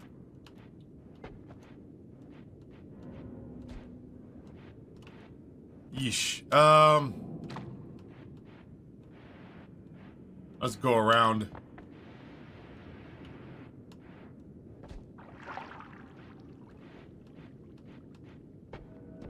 Yo, I was gonna say, did you get your breakfast crack? Honestly, you had me thinking that I might try to make myself a fancy pants breakfast this morning.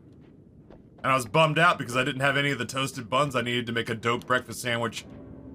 I ended up just having leftover soup and low-key cursing your name this morning, Timon. I'm glad to hear that PT apparently went well, though. That's right, when I go into the molten level, the molten metal, I gotta give a thumbs up to let John Connor know I'm okay.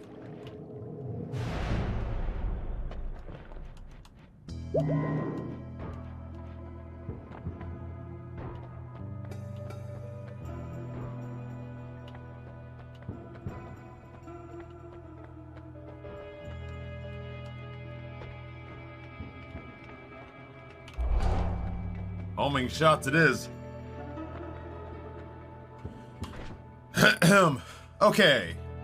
One of these was a good wand. This is a good wand.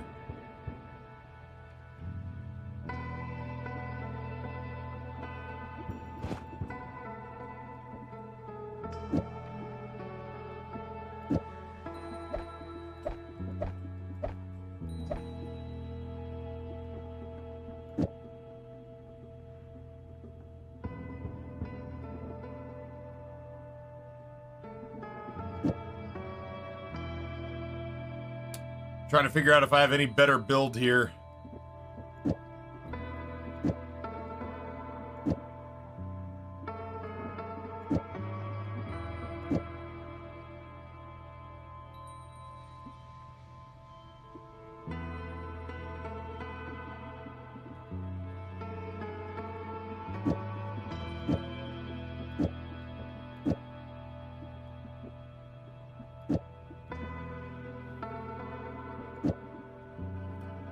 Is there anything in here that I feel good about?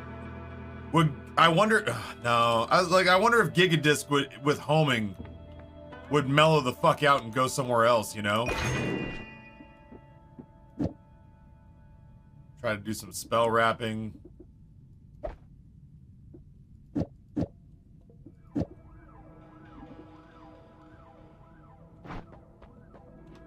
Dynamite. That's really it.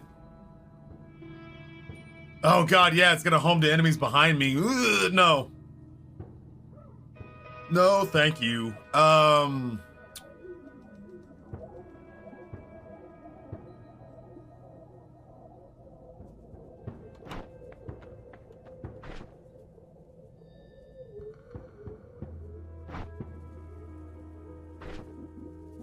I guess that goes there. I don't think I have any spell wrapping I want to do right now. I'm just trying to figure out how to make this work. Can you make the digging wand better? I'm not sure how. Like, I don't know, maybe. Maybe I do that.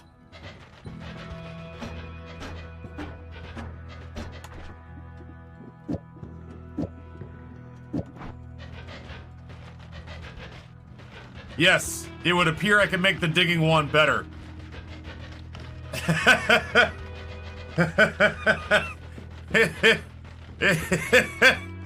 gonna go on record as saying yes, it would appear I can make the digging wand better. So the digging wand is useful.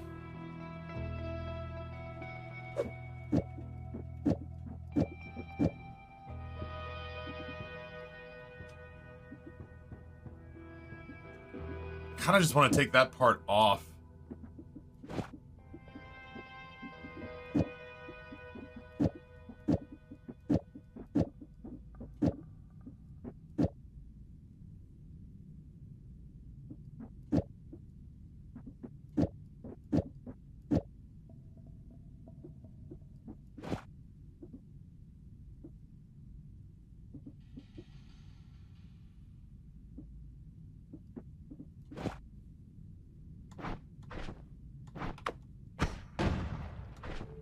Fuck.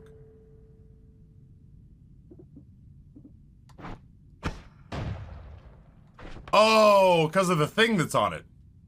It's like, what the fuck was that?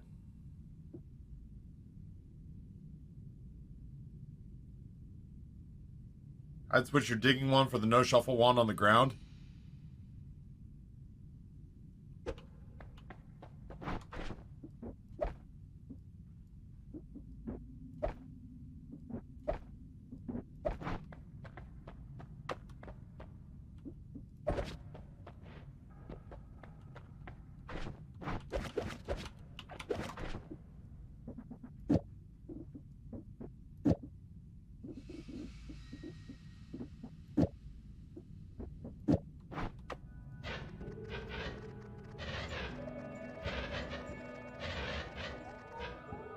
That's a pretty good digging wand. Not gonna lie. That is alright. I'm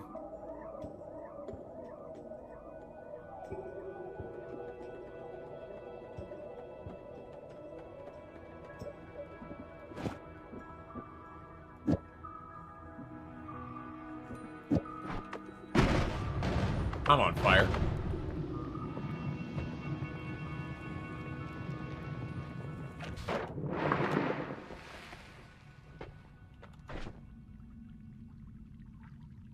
I'm gonna go on record as saying is whatever the fuck that was did not work. What if I just simplify the shit out of this?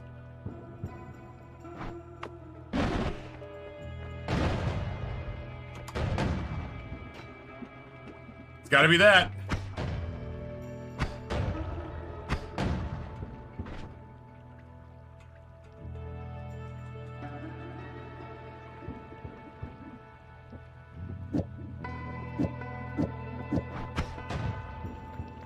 Chainsaw at the beginning's a bad idea. Listen, you don't tell me what my bad ideas are. I tell me what my bad ideas are. Taffy, chainsaw at the beginning's a bad idea. You right, you right, you right.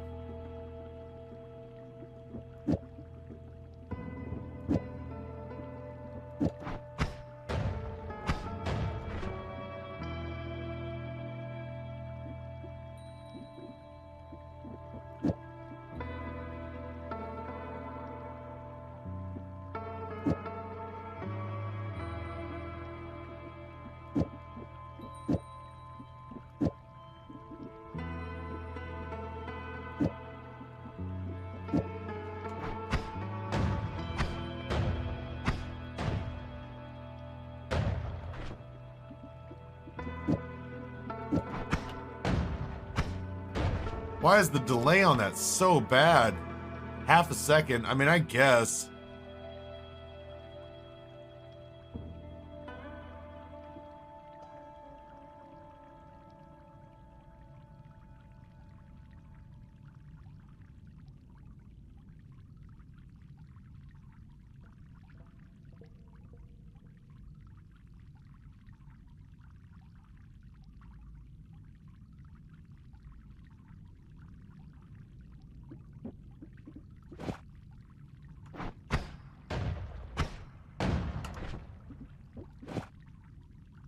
I don't know.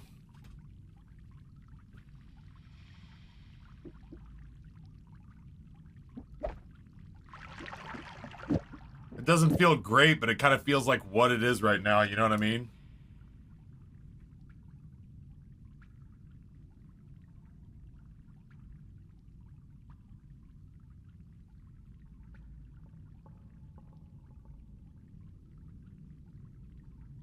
Tracking my lunch. I just don't see a better build on this one. This is, in fact, teleport on wand too, which is nice. We juggling chainsaws now. I'm gonna certainly hold on to them in case I can turn it into something fun. I can probably afford to get rid of 2 of them. If we need to, we can loot back here.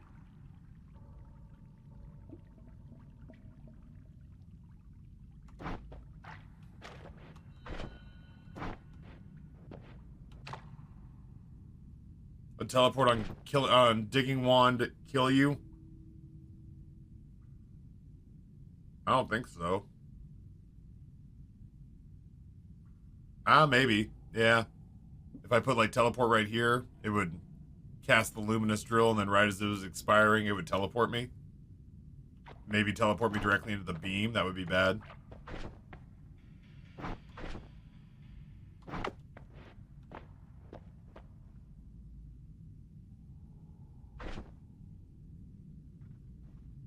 Oh, you mean the always cast? I don't know, potentially. That sounds like a very Noita thing to do.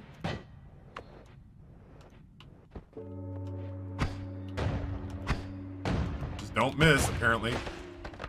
Ugh.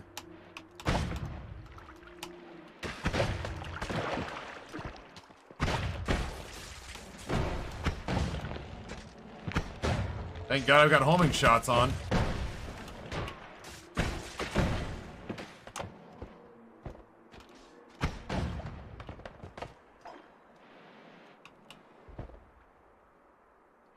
Yeah, this is not doing well. It's explosive damage to the environment, not explosive damage to enemies, to my understanding.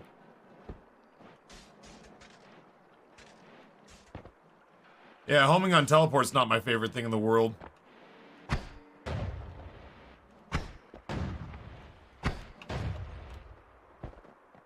kind of just needed him to not exist anymore. You fuck.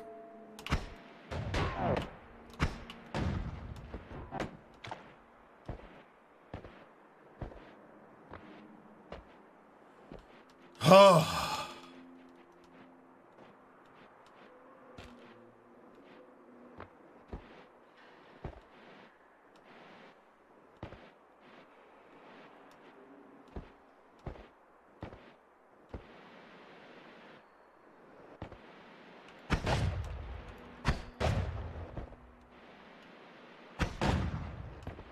Color me intrigued. Are you fucking with me right now? I don't have enough going on right now. I gotta deal with your bullshit, my guy.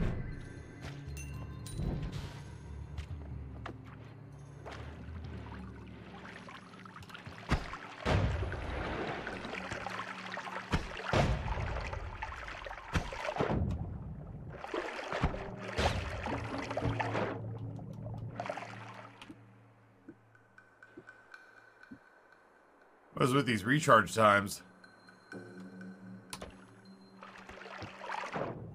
I know of people who have kind of a boner for ping pong path. But as of yet, I am not one of them.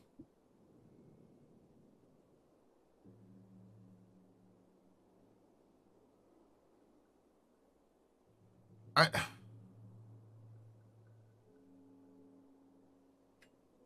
want energy orb, and I want critical, but I don't want this wand.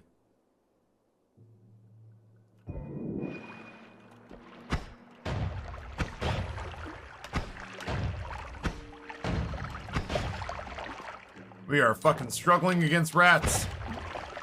It's not a good sign.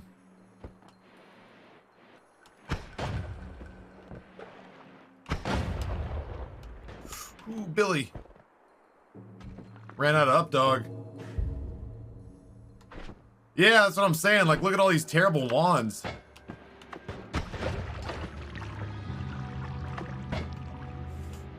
Bad.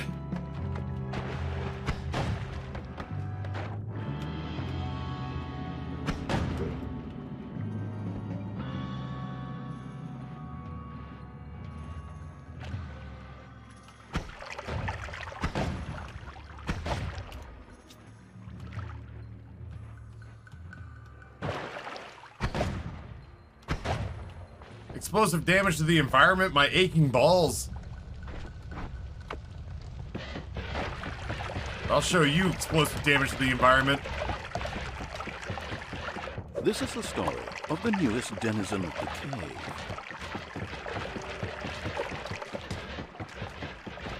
I just want to see stuff turn into whiskey again.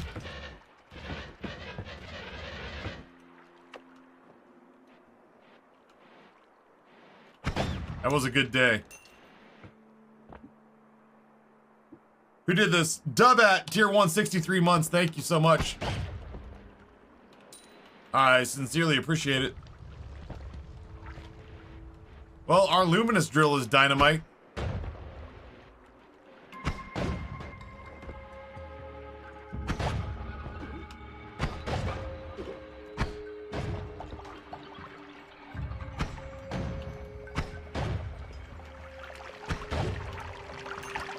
Our luminous drill is doing God's work. Hello?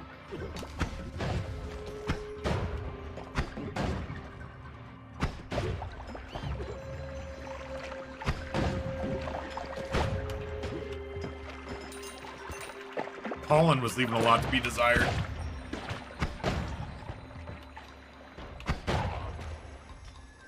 Inch by inch, it's a cinch. Yard by yard, it gets hard. We are just creeping along here.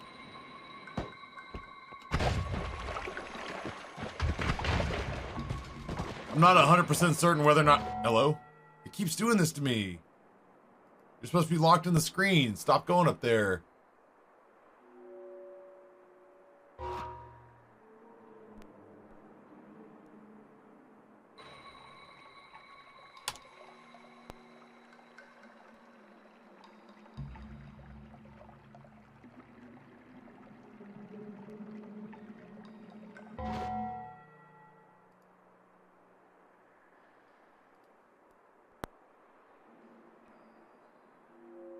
Every once in a blue moon, it really struggles with locking the mouse inside the screen. Pat, what's going on, dude?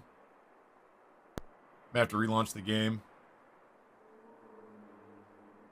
Our burger is on the way, baby. Fucking struggle busting. Look at this. Alright, well, let's relaunch the game, I guess.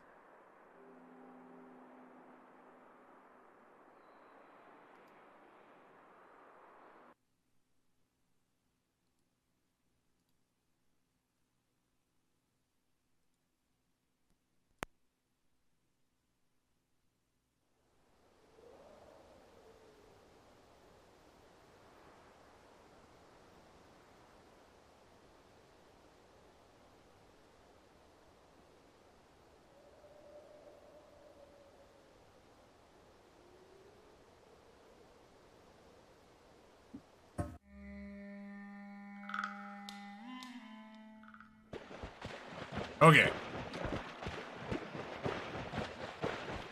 I have to be careful not to take myself out of the screen, because up there, that's where my other monitor is. It's like in this top corner.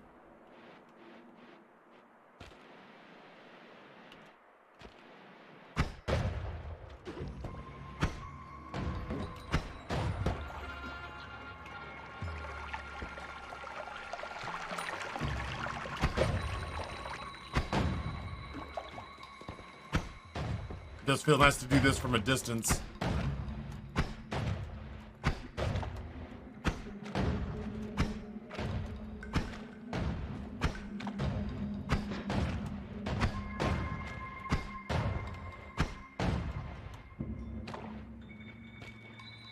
My man was stubborn.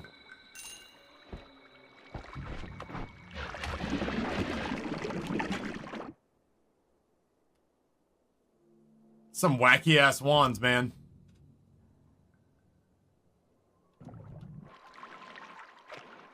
Oh yeah, our drilling wand is fucking the truth.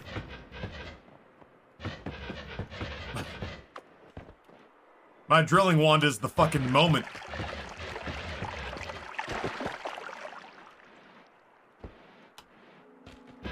I feel like though it's been several days since I've had.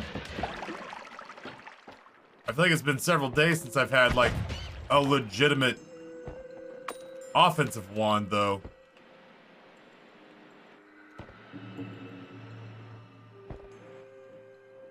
I'm getting to the point, yeah, where I literally am thinking about using this as an offensive weapon.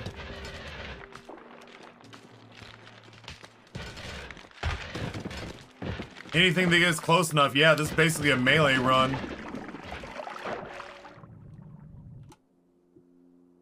It's a good wand. It's a really good wand.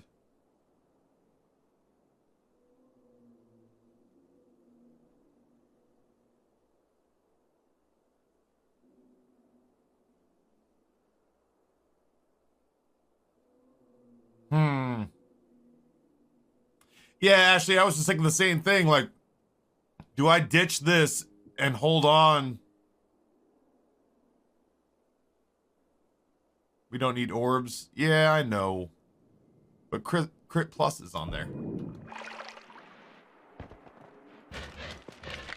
Yeah, there's definitely a part of me now that's like, damn, is this a melee run?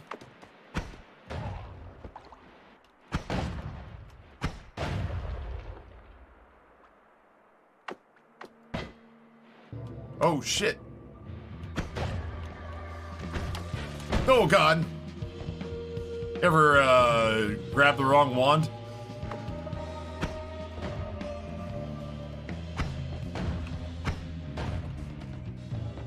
Where the fuck did that guy go? He is right there. Aha!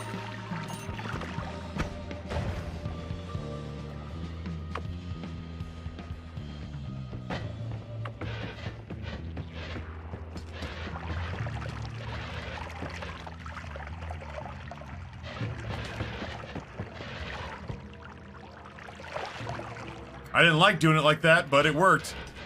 I can't do this shit in Hisi. In Hisi, I'll get devastated. But for right now...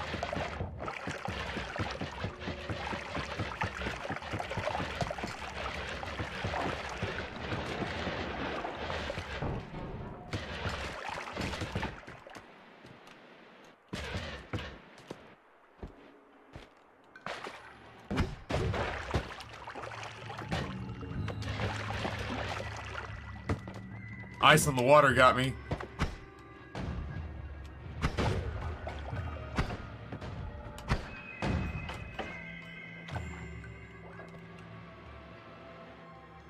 Literally having a hard time just descending.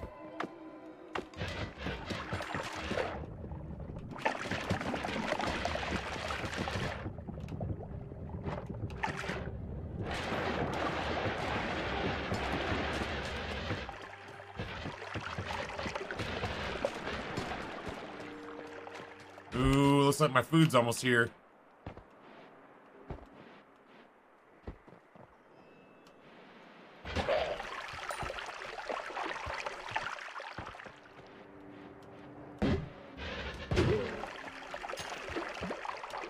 Looks like my food's almost here.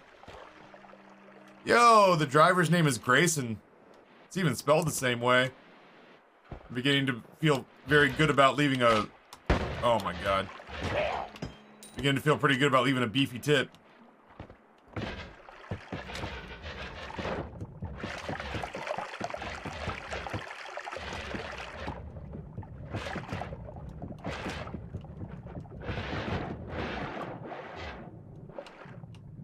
Oh, I got it.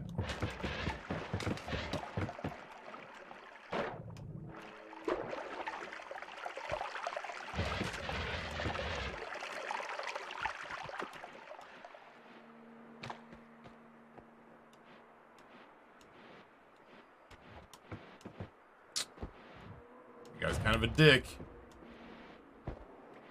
Is this a worm path? Feels like a worm path. What the fuck? Chat, make me understand that. Is that a decayed worm death? Did a worm crawl over there and die? I've never seen that before.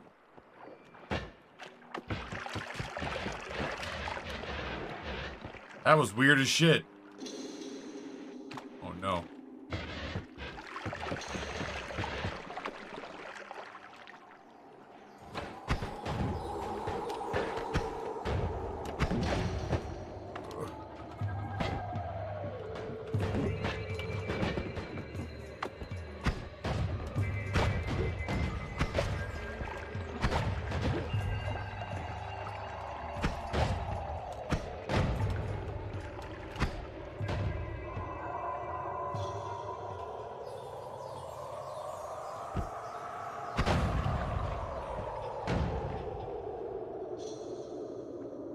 Yeah, like a bugged worm generation or something like that. That was weird as hell.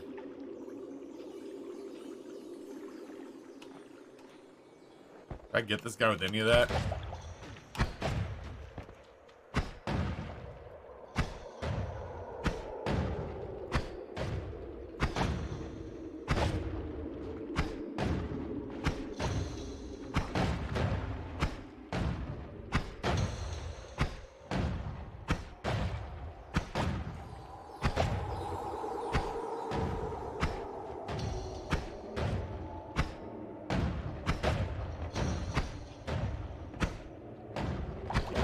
Oh my god. Wands like this are our world now.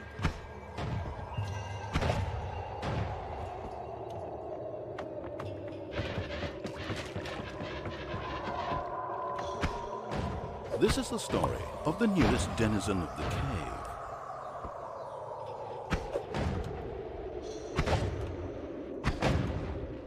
Wands like this are just our world now.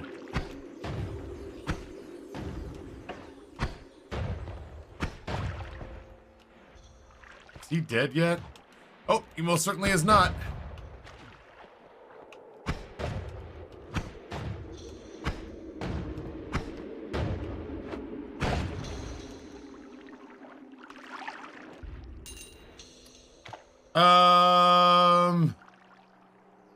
Duff, see the Sopplesob, you beautiful Dutch son of a bitch. Yo, looks like my food is here. I should probably go get that while it's hot. I don't think I want to let pork belly sit. Alright, chat. I'll be right back. How have I been? Hungry. But I'm about to fix that. Matter of fact, I'm going to put us right here. And then I'm going to put the post-it note up. Whew. I've been trying to switch to the afternoon game by about 1. But in this instance, because folks just watched me eat instead of playing the video game. Are you fucking kidding me?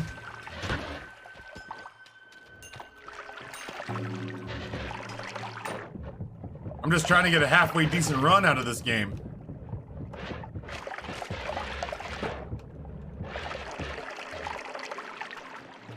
I don't want to leave. I might go back and rerun some of the earlier floors. Are we gonna do a stopping point? Normally I'd say yes. But I feel like we've done not a lot inspiring on Noita today. So like, I still would like... Oh my god. I'll save you. Teehee. Normally I'd say yes.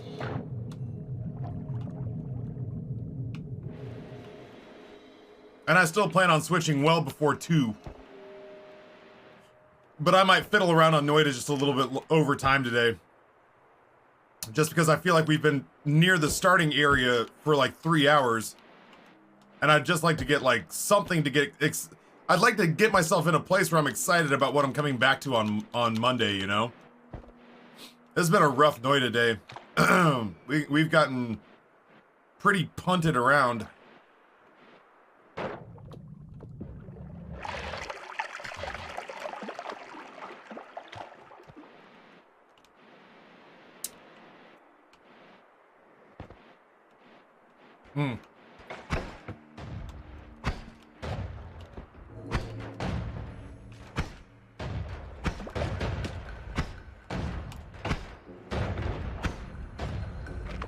Fucking got him.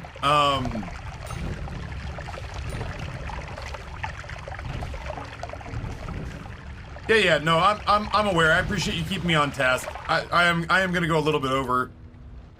Just because of the simple fact that like I also have people who just showed up here and like, ooh, Noita. And I was like, ha ha ha, debate, you get to watch me eat a hamburger. And now I'm gonna switch to Knights of the Old Republic. I am gonna switch to Knights of the Old Republic here relatively soon. Like if I die, we're gone. But I feel bad because like I did just take 20 minutes to eat a hamburger. Oh, yeah, I mean, Lisa is working under... Are you fucking me? He's not dead? Yeah, Lisa is working under very specific instructions that I gave the mods. And my instructions were, we have to start playing Knights of the Old Republic 2 and pushing that other list forward. So they have instructions around 1 every day to get fucking annoying. Now that said, I acknowledge that it is. I acknowledge that I have given the mods the job to be fucking annoying. That said, Noita today has been fucking annoying. I need just a little bit of a wind under my wings, and then I can pivot off.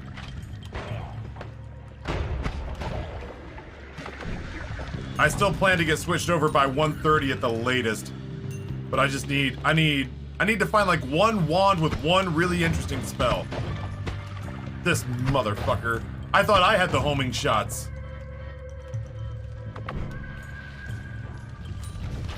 I feel like I'm still on Hisi.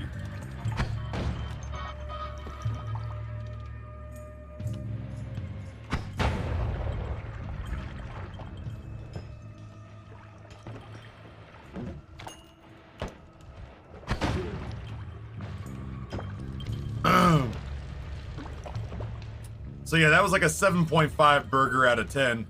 That said, like, I'm a slut for burgers. I'm a huge burger slut.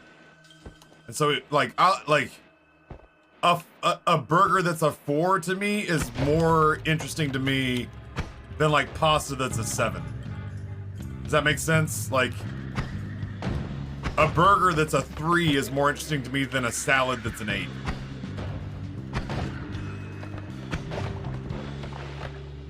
So while I know it looked like I was hemming and hawing and oohing and awing over a burger that was a 7.5 out of 10, I need you to understand that, yeah, that burger could have sucked if they had done it wrong. That burger could have sucked bad if they had done it wrong. So I was thrilled. I was just so happy that the pork belly, like, there was not as much pork belly as I thought there'd be. I was so happy the pork belly wasn't fucked up, you know? I was just genuinely thrilled the pork belly didn't suck.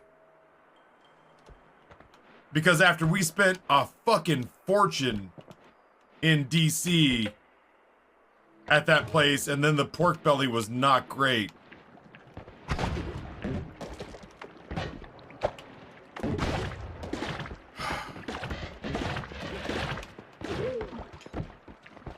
After we spent a fortune at that place for those pork belly bao, and then the pork fat was crunchy, I was like, ugh. I was like, pork belly.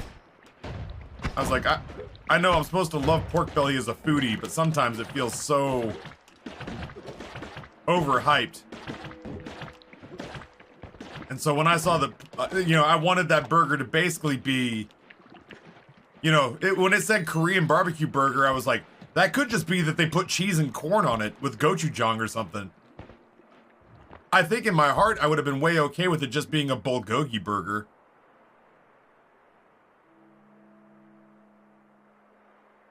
I want speed up, but this wand is so much better.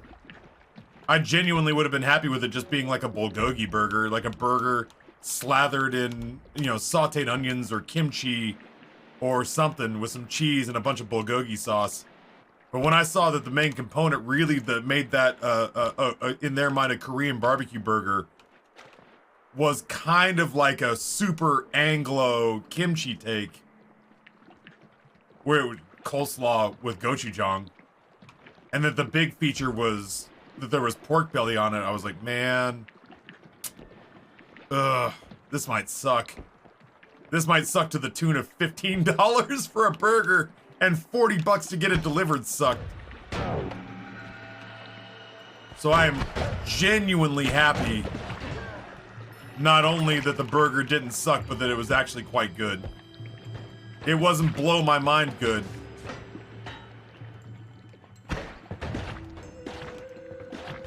I had notes. but I am cannot overstate how relieved I am that it was not badly done.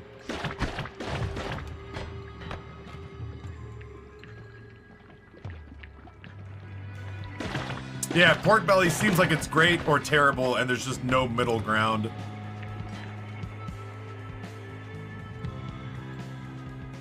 Yeah, you're super ready to eat hot shit burgers. I am. There are certain foods, I can't name any off the top of my head. There are certain... what the fuck were the stats on that? Oh, not great. There are certain certain foods, man, that compared to to a hamburger, I'd rather eat a really shitty burger than a really good version of XYZ. I just like burgers that much. So I am super pleased that that was not a garbage burger, especially not at the price we paid. I'd say playing with fire, but we're technically playing with electricity. Yeah, pork is just like, honestly, I've come around on the idea that, what is going on? Are you trying to hit him? Because it doesn't work like that, you dipshit. I'm sorry, man. It's nothing. Oh, I can't kill him?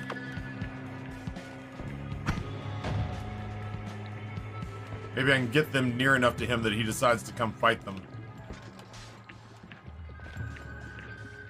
My aching dick. Yeah, but if I set them on fire, then I gotta worry about them setting me on fire.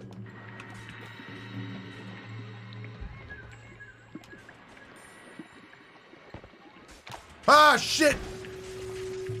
He bamboozled us. My man took the long way around. That's one way to sort that problem out. That's one way to sort that problem out. Sorry, fellas, nothing personal. Holy shit!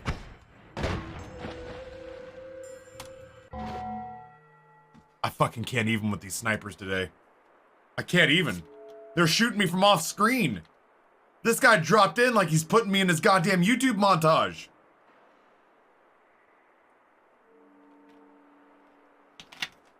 I'm gonna end up on somebody's TikTok. Do you know the dolphin?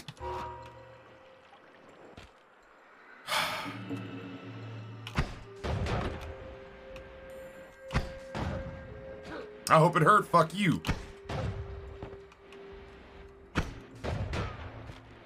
How much health does this guy have? Christ's sake.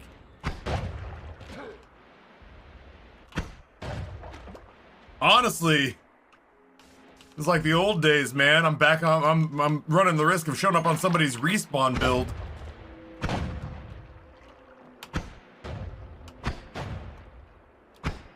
At least this guy has the decency to get hit.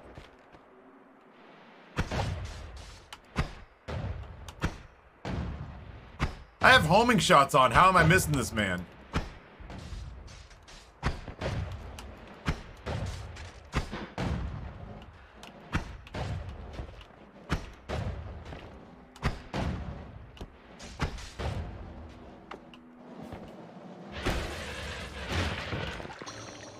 You ever just fucking be over it? There was two of them! It's the prestige! Ah, I didn't, the answer was so simple. I didn't even see it. There were two Christian Bales the whole time. Ah!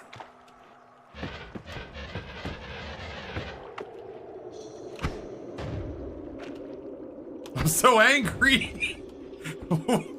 What a twist!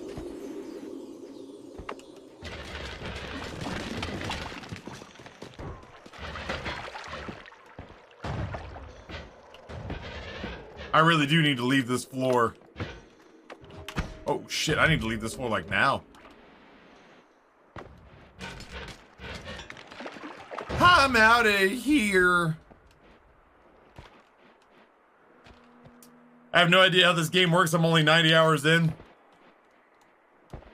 I've been at this for a month and a half with chat, generally speaking, being very good about not just handing me answers and letting me discover things for myself. Chat, I'd like to believe that my my progression, you can tell where I got angry. My progression has been pretty decent. I've been going at a pretty good clip, considering how. This is the story of the newest denizen of the cave. Considering how like intentionally obtuse this game can be. Champoon Poon 7B, 12 months. Gifted to Wireless Angel. Champion, how the fuck? Dude, Champion! This has nothing to do with talking to you. I looked down and saw the french fries. I may have to skip dinner tonight. I heard from, the Starforge people. And to my understanding, Candy Mark 1 should be in the mail this month.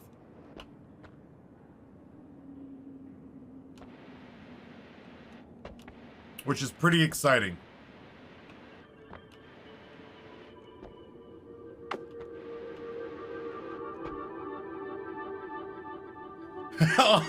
Honestly, someone excitedly yelling my name and looking down and eating a french fry is the highest compliment you can give. Dude, they're fried in peanut oil. They're dark brown as shit. They kind of look like Five Guys fries. But they come with... So the dipping sauce that I got was a garlic aioli, which is just my favorite sauce they make because it's fresh garlic and fresh house-made mayo. The fries are so mid without the sauce. They're like In-N-Out fries. They're just nothing without the sauce. But this is they call it their Sunday sauce. Seth, what's going on, dude? You just missed me eating the Korean barbecue burger, which was a burger with a pillowy, house-made whole grain bun, bulgogi aioli, slaw tossed in gochujang, and then a fresh cucumber, and then the beef had a strip of soft, charred pork belly on it. God damn. The umami in this. They call this their Sunday sauce. And the best way we can think of to describe it is that it's like a mix of like mayo and like some sort of like tamarind based barbecue sauce.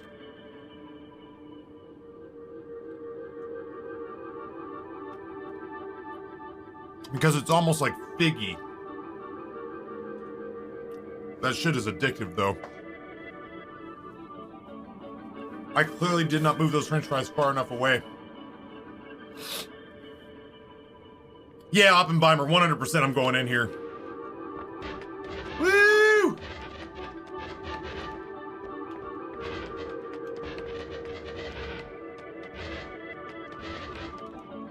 Dude, we should definitely get Champion up for a MagFest. That'd be fun as hell. Champion up for a MagFest would be fun as balls. I'd be down for that. Man, I am so full. I need to stop. I've been going to the gym, so putting all the extra calories in me. I'm calorie tracking, which means I'm trying to be honest with myself when I overeat. It's rough.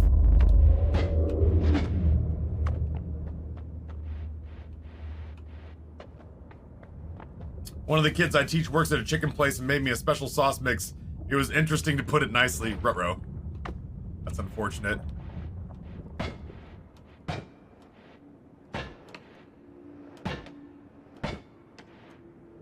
I do love a good sauce. Yeah, Vlad the Clubber. I can't deal with it. Hold on. Honestly, yeah, if Champion comes up to MagFest, we could do the mukbang live. I was ordering this burger, Champion, and they said maximum online order value $500. Of the newest denizen of the cave. Maximum online order value $500, and I was like, what? Why is every restaurant afraid of success? Why is every restaurant scared to let Champion and I love them the way we want to love them? Just let us love you. That's all we're asking. Why do they deny our love? Why do they deny our love? This channel expresses its love through monetary contributions. For example, Vlad's first comment here was a couple of minutes ago. So far, seems like a delightful person. Gifted sub. That's my way of saying I hope you enjoy the channel and I hope you keep coming back. I like these restaurants' burgers. I would like it if they would let me buy way too much. I would like it if they would let me buy just an absurd amount of food.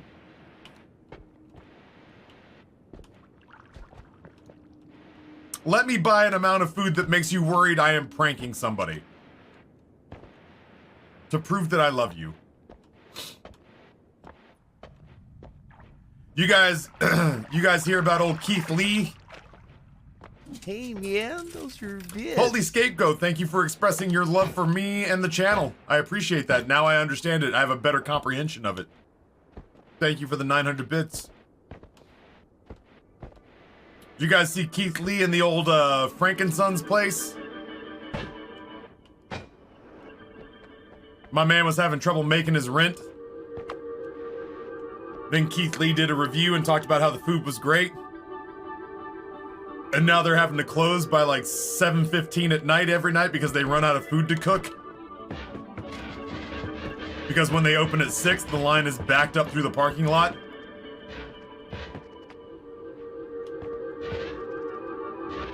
This is the story of the newest denizen of the cave. Thank you, Holy Scapegoat, for the 900 bits. Quiet Storm, thank you for the tier 2 sub. Take my money that you already got a week ago. Old notification. My fingers smell like bulgogi sauce and french fries. It is okay. We're putting in orders that you're nearly going to hang up the phone because at 99.99% sure it's a joke, but we're well-funded children. Exactly. Like, let me... It makes me wonder, yo, you know, oh my God, Champion, I don't know, like, I don't know if you know people, or I don't know if you, like, know people, you know what I mean? But, like, if you know people in entertainment... This is the story of the newest denizen of the cave. What you should do is get us a sit-down with Keith Havasberger. Keith Havasberger, maybe even not even as a production bid, just so we could, like, pick his brain. Mr. Eat the Menu from the Try Guys. I would love to hear what kind of headaches he goes through trying to order quite literally an entire menu.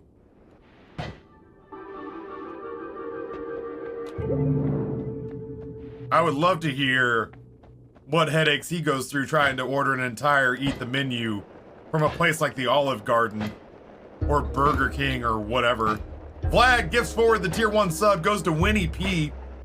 Vlad, thank you so much, man. You didn't have to do that. I appreciate the gesture, though. I certainly was not trying to harangue you into a gifty. But I appreciate the gesture for sure. Vlad already paying it forward. You're gonna fit in just fine. Oh my God, it's a bad man. There we go. Sorry. I forgot there could be enemies out here. Little pockets.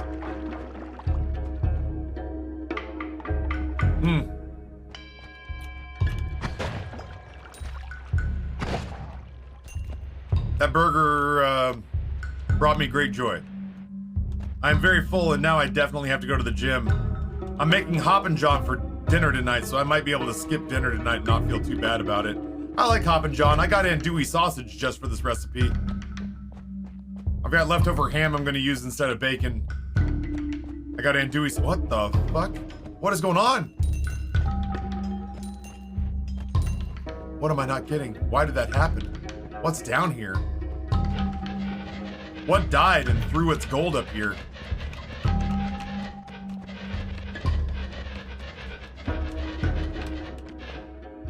Weird. I mean, I'm not complaining.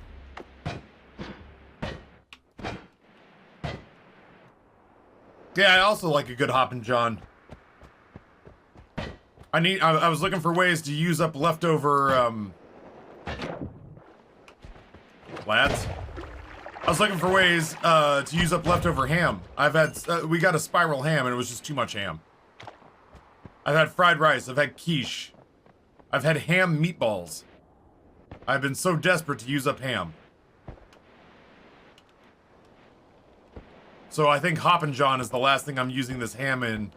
I'm supposed to use bacon. I'm gonna cut the ham up and use it instead. But I got black-eyed peas. I got, whoops. I got black-eyed peas. I've got, andouille sausage. It should be a good dish. But if I skip the Hoppin' John for dinner tonight, all due to the fact that I had a Korean barbecue burger, then I'm okay with that. Sopa de ajo. I don't know what ajo stands for. I know that sopa stands for soup. Soup of something.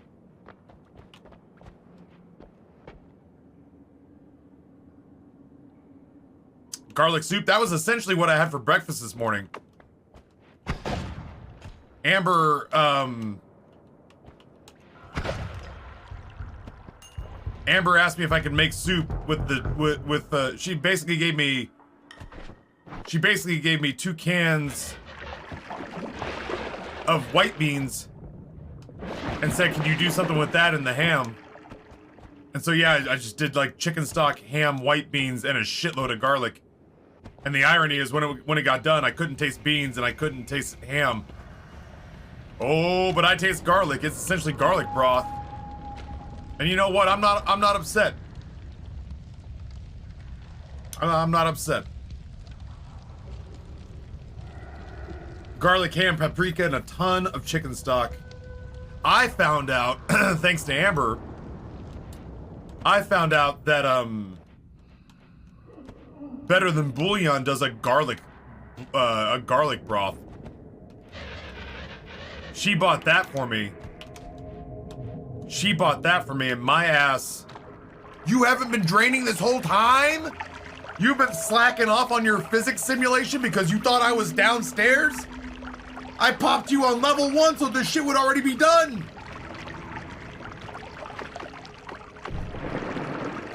Yeah, she got me the Better Than Bouillon garlic stock, and that shit is... It is potent. I mean, like... It's not fucking around. It is, like...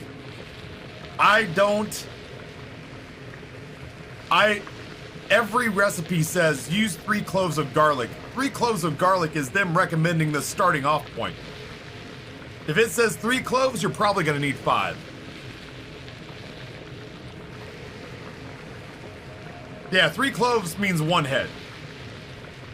With that being said, now that you have a comprehension of how intense I like garlic, that garlic stock from Better Than Bouillon, that shit is potent. It is, whew, be careful. You're gonna down a vampire at 100 meters. You gotta be careful with that stuff. It is, I've added that to sauces and soups, and it's just been like, oh, this was a duck dish, now it's a garlic dish. This was a pumpkin dish, now it's a garlic dish. This was chicken and dumplings, well now it's garlic and dumplings. They make an au jus? No!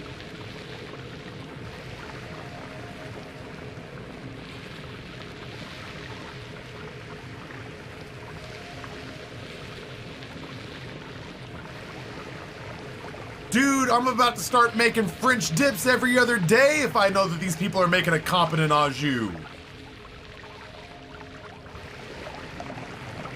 I'm fucking speechless. Oh no. Yo, chat, somebody real quick, go to Throne and put Better Than Bouillon's au jus on there, would you?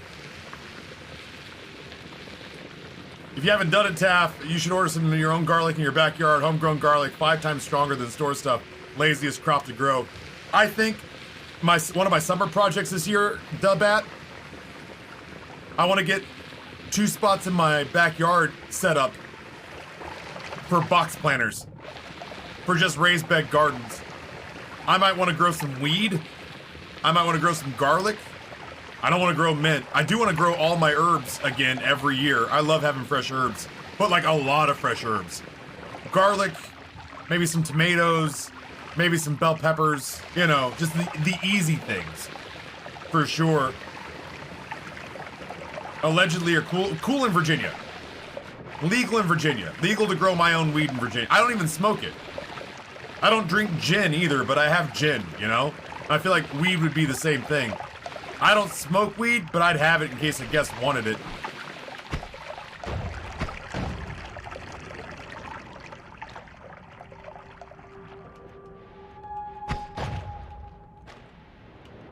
They're like little lanterns. Ah, fuck, I got that too early. I wanted to see, I was trying to look and see where I was going.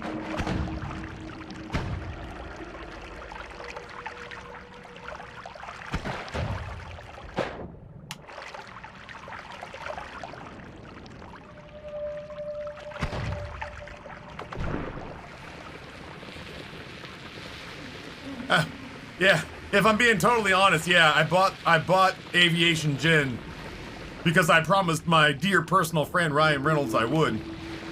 And he liked the tweet, so that makes it a binding social contract in my mind.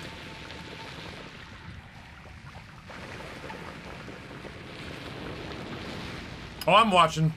Never you fret. But yeah, all things being equal, like, I'm not interested in having a green thumb. I'm not out to try to prove anything. But the herb garden that Glitch bought me is not enough herbs.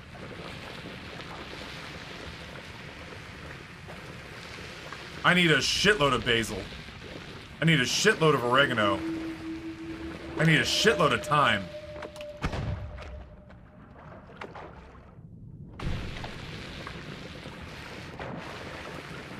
All these recipes I do are asking for fresh herbs. And I just love having them on hand.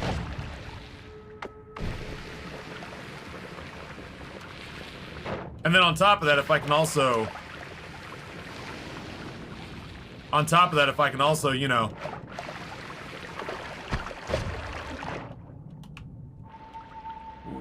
I can't see. Oh, this is bad. That's what I was looking for. I couldn't see to get back out.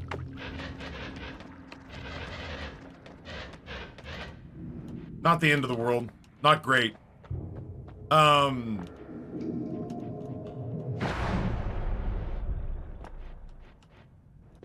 won't be able to tweak things through here.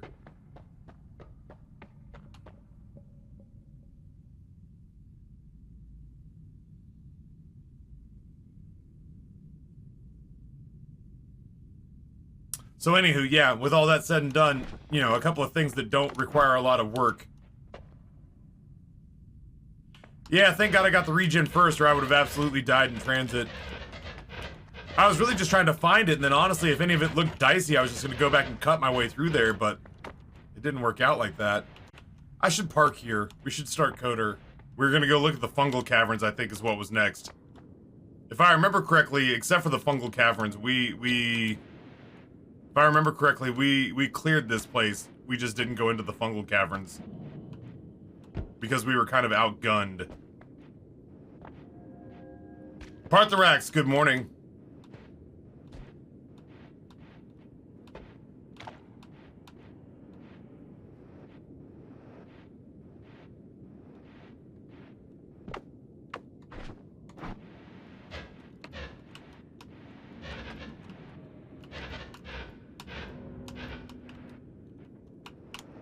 Extracting gold with this digging wand is going to be difficult. Because it's going to have a tendency to erase any of the gold it touches. God, that's right. At some points, we were kind of so outgunned. At some points, we were so outgunned that I was actually taking the digging wand and just lasering people with it because it was working better than using my like offensive wand.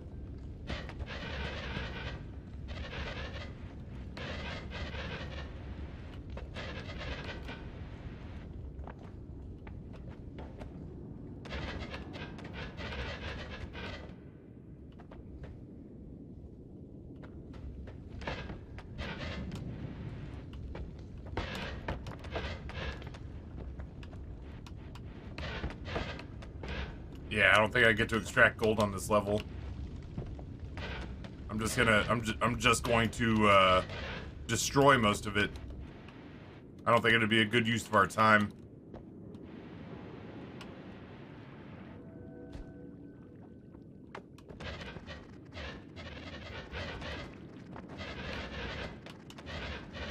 Hey, man, Got him. those are bits.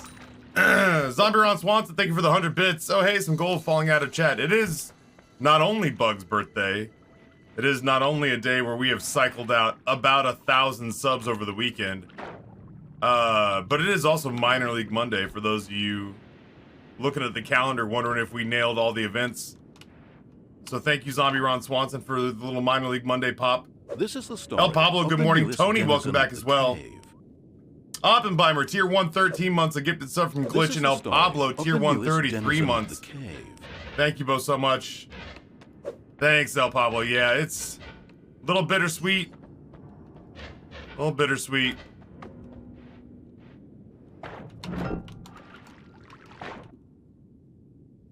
I love my son. It bums me out that he's a year away from double digits, and at that point we don't have any single-digit kids left. This is the story of the newest denizen of the Toto, cave. tier 159 months. Do you smell like a manly wood shop? I'll bet you do. I got told at MagFest. Granted, it was while I was standing next to like Noah and a handful of like really tall people. I got told at MagFest, somebody's first impression of me is that they thought I would be taller. And I was like, damn, I feel like I've let you down.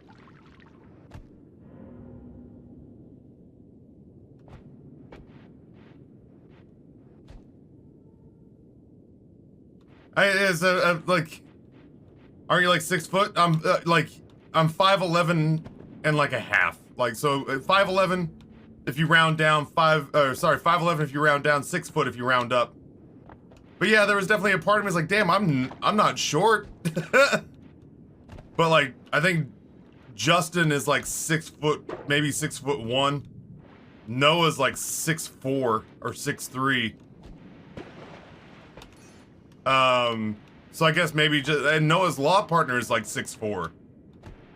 So like, there's a lot of times at these things, especially at like, there's a lot of times at cons where I'm next to like Noah and his like, associates, where I am easily the shortest person in the group.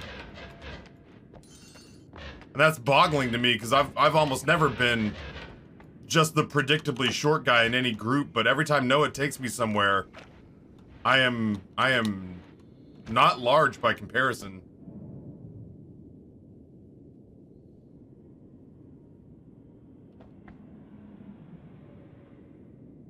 The law firm of Tall Man and Tall Man. They're both very, very tall. Did you have fun with Brizzy at MagFest? I did. It was a little bit, like, it was nice. I've done MagFest broke a couple times. So it was nice to do MagFest with a little bit of money. I'll also say this, it was nice that, like, I don't feel like I'm telling any tales out of school. I don't feel like I'm telling any tales out of school, but, you know, Brizzy's been a little bit rough up against it with finances. And so it was kind of nice that when Brizzy got there, he was like, hey man, I'm here to hang out, but I don't have like a ton of extra money. And my response got to be, anything you want to do, we'll use my credit card. So that was nice because, you know, when I first got back into streaming, Brizzy had my back and kind of walked me through what modern day Twitch is.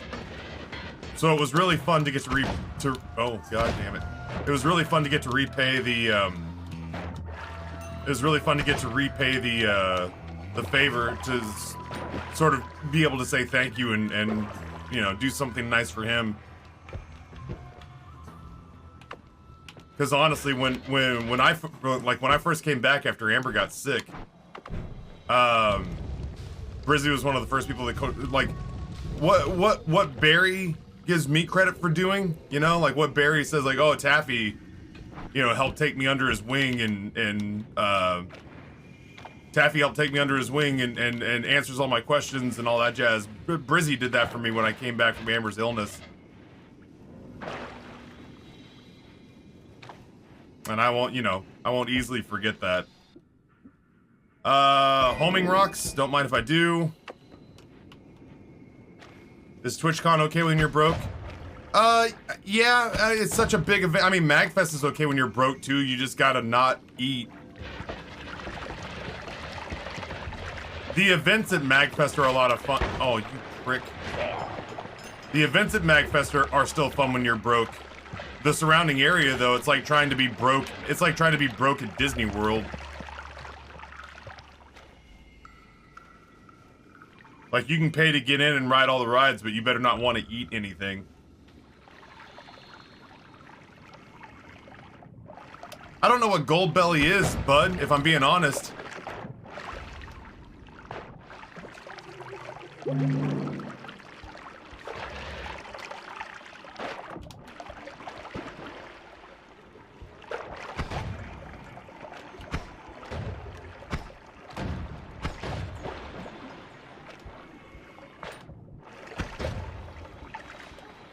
It's my gold. Use it when I need it. They just sent me a Lunar New Year advertisement. Just wondering if you ever checked that website out. I grabbed some Chicago pizzas off of there about a month ago. No, I've never heard of it, if I'm being honest. Cyberkai again, welcome back. I was pretty proud of myself, culinarily speaking. I was pretty proud of myself the other day. Amber came back from work, and apparently because, you know, it's American education. Apparently because it's American education, all the teachers have extra jobs because they can't live off what they're paid. And apparently one of them, I think, either works at or knows somebody who works at a Panera. So they'll often come into the teacher's lounge with a whole bunch of leftover baked goods that were just going to be thrown out otherwise. So every once in a blue moon, Amber, okay. Every once in a blue moon, Amber will show up with like just these big ass Fakasha rounds. Dude, my fucking build is not great. I feel like this is the way. I feel like this is how we're gonna get stuff done, is just walking around lasering stuff. Yeah, she'll come back with like these big ass Fakasha rounds. And apparently there's more where that came from. Like there's like a bag full of bagels and stuff like that she just doesn't feel comfortable because it looks like people have finger fucked all the bagels. Like she has no idea how many people have showed up and just jammed their grubby mitts into this bag, digging through looking for the one bagel type they like. But she says the Fakasha rounds ultimately look relatively left alone. So Amber brought these Fakasha rounds home, but I've only got like a day or two to do something with them before they go bad. And I managed with just the stuff I found in my fridge to turn them into 4 little pizzas. I had a block of mozzarella that I shredded. I didn't have any good meats to throw on there. So I found this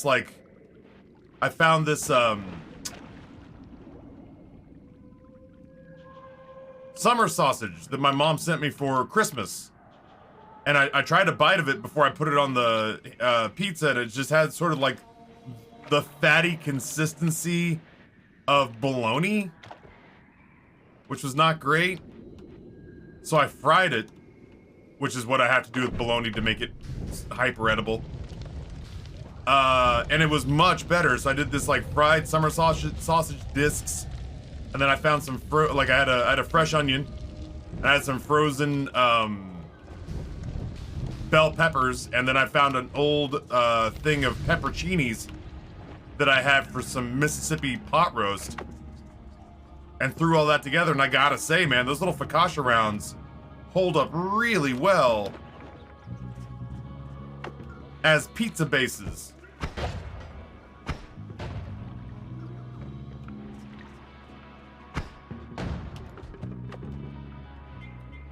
I wouldn't be able to, this fucking guy is driving me insane. I wouldn't be able to convince anybody that I brought that home from a restaurant, but I could convince somebody that this thing that I made, I think I could convince somebody that this thing that I made came from a grocery store freezer section. Kiba, good morning. Reedy. Yo, so like the best compliment that I can give the steel case that I have, the best compliment I can give my steel case is that ever since I've gotten it, I've never thought about it again. That's the best compliment I can pay it. Before I got my steel case, my back would hurt, my hip would constantly pop when I would get up. And now, like, genuinely, the best compliment I can pay my chair is that I never think about it anymore. Even after long, I mean, even during the subathon, even during those long days of sitting in this chair for like 16 hours a day, I don't ever, like, stand up to move around and think to myself, holy shit, I hurt so bad.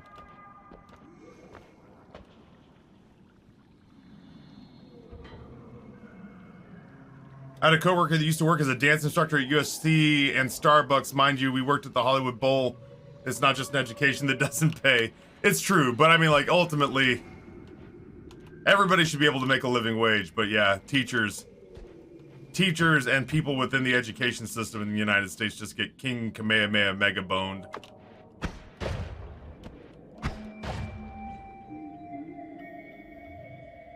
Really happy my Herman Miller. Justin said the same thing about the squeaky one you gifted him. I feel bad because I feel like I grifted them.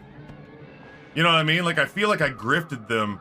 The thing is like, I was being absolutely earnest. I had paid $1,000 for a chair, and that chair at the time that I was contacting them was making just a ghastly screeching noise every time I turned in it. And I was like, that is unacceptable. And once I sent them video footage of that, they sent me another one, and I was like, wow, that's incredible customer service. But then, also, as soon as they sent me that, it stopped. Oh no.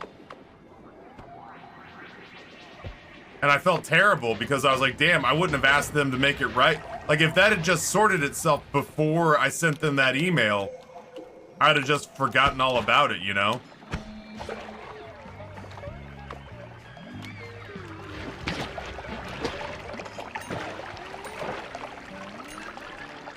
I felt like a con artist, you know? I don't think that a complimentary chair is gonna break them, but I did feel like an asshole because I'm not the kind of guy looking to scum companies, you know? Especially not when they make a good product and have good customer service.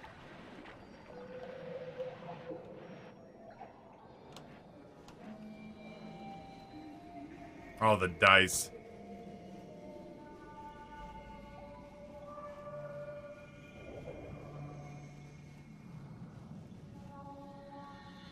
Currently writing a negotiation agreement for my classes so I don't lose $3,000 a year. My mom tried to get me to become a teacher. We should ask her one day why she hates me so much.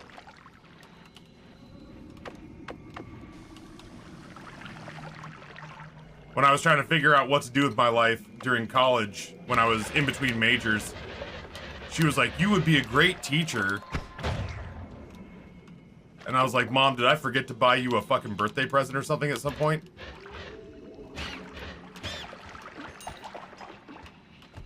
When did you stop loving me?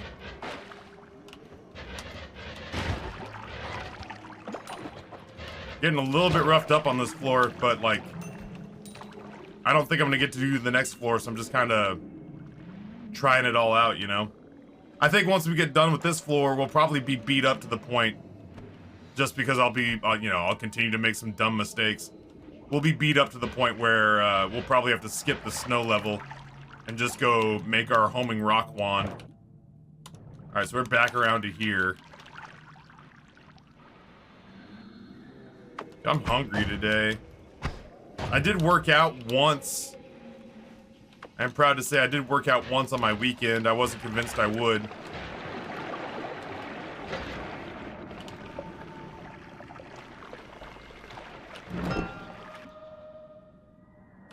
Nuts. I did work out once this weekend. I'm debating whether or not I want to like skip tonight so I can watch the game unimpeded, or go tonight whether the game's going well or not, so that if the Cowboys inevitably shit the bed, at least I can feel like I did something productive during that time and didn't just hinge my entire evening on whether or not they were successful. Yeah, I gotta start planning for what's likely gonna happen.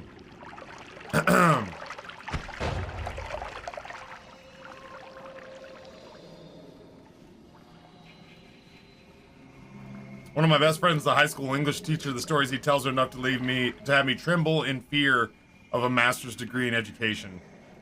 Yeah, no thank you. Nothing but respect for those who do, but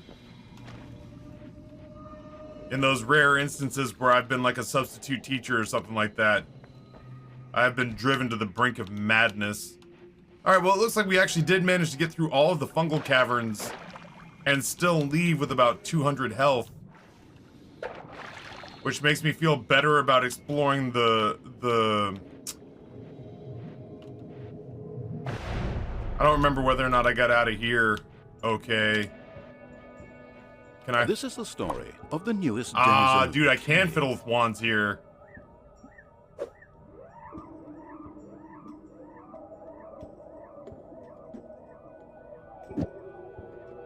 But I don't have unlimited spells. Sir Ducklington, tier 1, 2 years. Thank you so much. Teachers help form young minds. Wait, yeah, no, don't be teachers. Just kidding. You're all beautiful souls who help bring up 2 good kids. One of these kids I'm having to convince that he needs to not fail out of school. Grayson just doesn't want to. He's like, dude, school sucks and homework sucks. And I was like, yeah, man. But so does, working at Amazon and pissing in bottles because you dropped out of high school, bud.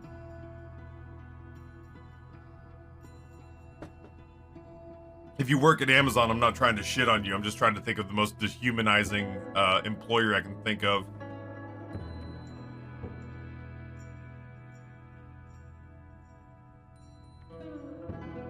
My wife works at the archives at Caltech. It's not just teachers. The stories are coming from. Education at large is crazy. Yeesh. I forgot that I didn't have unlimited on this.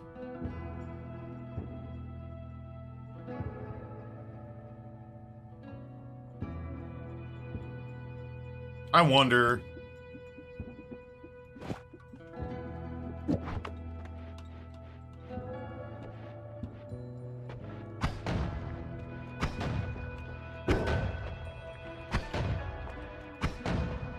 Once those 3 are gone, man, it's just gone.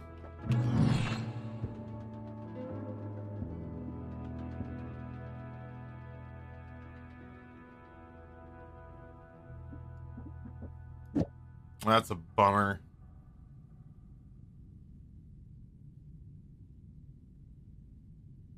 They'd at least give you a big gulp to pee in. I don't think they do.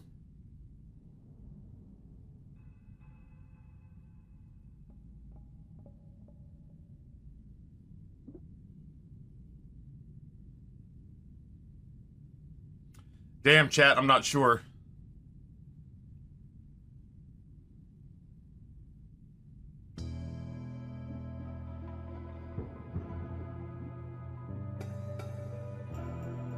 This feels too dangerous. Fuck, am I really still stuck with this? I don't feel like I left a whole bunch of really good spells behind it at any given point. Ugh, I can't do that.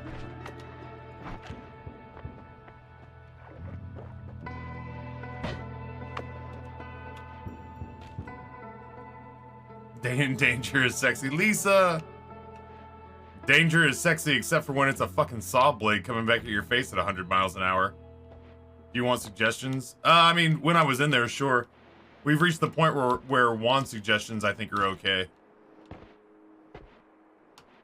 More than anything, I really just kind of don't want, more than anything, I don't want people just being like, yo, did you know that behind that one rock is a whole new level? Yeah, too slow. I got pacing to think of, you know? Oh, I was getting cranky. Look at this. This is like Dexter when he was analyzing blood spray patterns at a crime scene. I can see the passion in these marks. I was clearly very upset.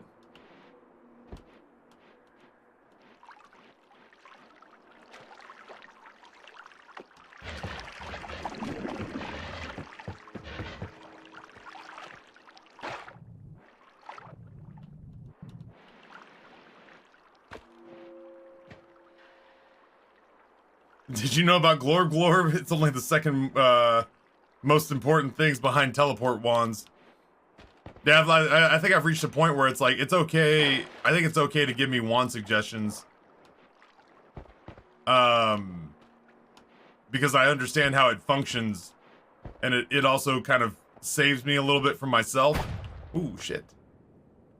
It saves me a little bit from myself and the time it takes for me to like process. I'm not good at math. I'm not good at like coding. So all that effort is a little bit extra for me.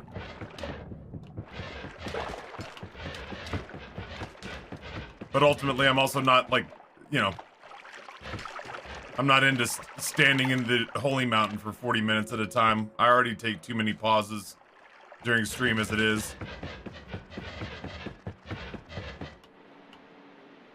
No Hooks for you. What's going on? Welcome back.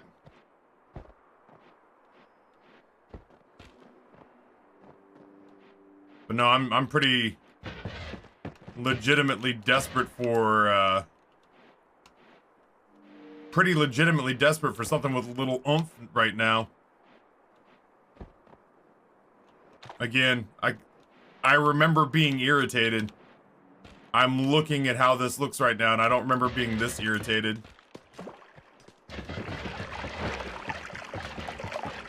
I think I kept getting stuck on freezing ice.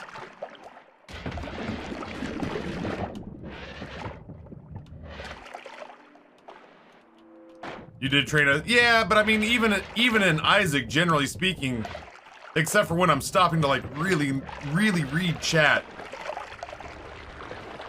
Oh, okay. Whoa! Why did this man explode? Stop. Please stop that. Please stop that. Hey, bud. Fucking not gonna tell you again.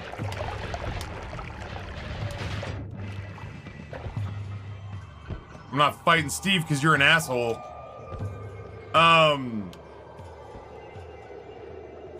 With Isaac, I only ever really found myself like the only reason that play would stop.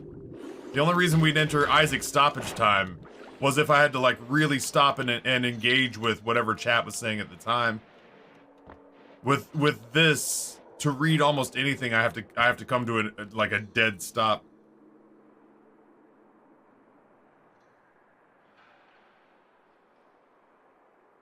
Oh yeah, no, I remember doing this at the end of Friday. I was so frustrated. We had several middling Noita runs in a row, and I was very cranky about it.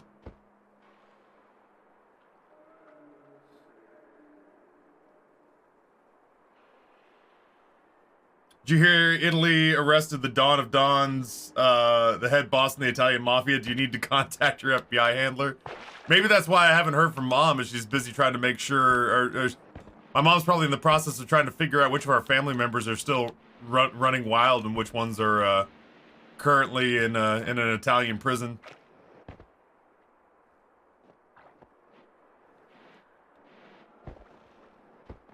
I woke up hungry this morning. It's Bug's birthday, so I did help myself to a birthday cupcake, breakfast cupcake. I made birria tacos last night. I was pretty pleased with how those turned out. It's manic, like it's hectic. If you're like, I worked in restaurants, but I was always front of house. I was not a line cook or a short order cook. It's manic trying to get like, I have this 36-inch flat top that chat bought me, this griddle, and it's great. It's like, I love it. but it's if you're looking at your, you know, if you're looking at your stuff and you're like, damn, I have enough stuff here to make 25 birria tacos. Well, if you're anything like me, that just means that you have to try to make 25 birria tacos despite the fact that there's not a snowball's chance in hell your family eats that many. So I think I got to like 16 last night, but making 16 birria tacos, starting at one end and just slapping stuff down on the griddle, and then going through and cheesing all of it, and then going through and chickening all of it, and then trying to do all of that fast enough that none of it burns. Is stressful. Cooking dinner last night was stressful. Any big order on the flat top is stressful as shit. Yeah, placebo, that's what I'm saying, is like, you know, not to compare it to like the dinner rush of a food truck. But you get a taste of that, you know? And the benefit that you get of having that be your employment is that you get to work out routines, and you get to like, you get to work out routines, and you get to work out like little tricks that you can do so that you can be more efficient. But yeah, when you're just the home cook and that shit pops up, it can be a little madhouse, yeah. At one point I was literally just kicking my back door because my hands were covered in birria consomme and fat. And Amber and the boys were just like, yeah, Dad loves being out there and making food and shit. they were just like, yeah, Dad gobbles this shit up. Don't even worry about it. Oh, you know what I should do is I should take the rock off. I would like that. Yeah, Dad loves cooking. He doesn't need help. He's in his element. Let's play video games and watch TikTok. And so at one point, like, my hands are covered in consomme, and I'm trying not to put what looks like bloody handprints all over the back all over the back wall of the house. So I'm literally standing there holding an empty tortilla bag because I had not a lot of tortillas left, so I bought a second package, but I forgot to bring it out with me. So I needed more tortillas, and shit was burning on the grill, or was about to burn on the griddle. So I was just sitting there kicking the living shit out of my back door. And finally Amber shows up, she's like, baby, what's wrong? And I was just like, bleh! Give me tortillas. It was fucking... This is the story of the newest denizen of the cave. It was genuinely... I don't trust myself going backwards, so what I think I'm gonna do here, I want to fiddle... I did some dumb and didn't do some things I needed to do on this one, so I'm gonna loop around real quick.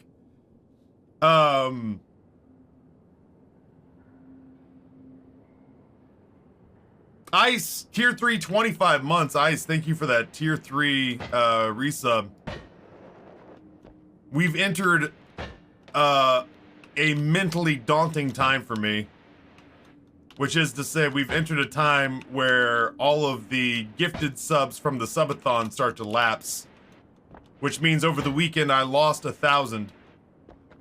So the resubs mean the world to me today.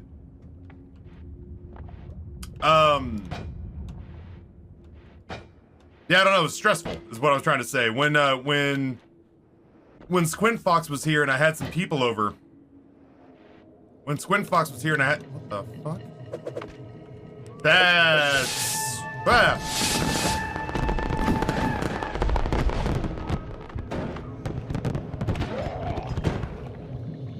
That's a lot of subs. Hello and goodbye, Minor League Monday. Afma, Grenwell, Namavor, Teleco, Roly, Wiggy Chiggy, Pesca Mosca, Kung Fu, Blackbird, Almighty, Skem, Solid Gun, Hokulans, Mr. Dave, Blaze Phoenix, VK Dennis, Tristan Compton, Air 02 USA, Unbroken, Crow's Eye, Unplayable Trash, and the Bison Steve, recipients of 20 gifties from Ice. Thank you so much. Pyrexis, what's going on? Happy MLK Day to you as well. Today we also celebrate the birth of our Lord and Savior, King Bug.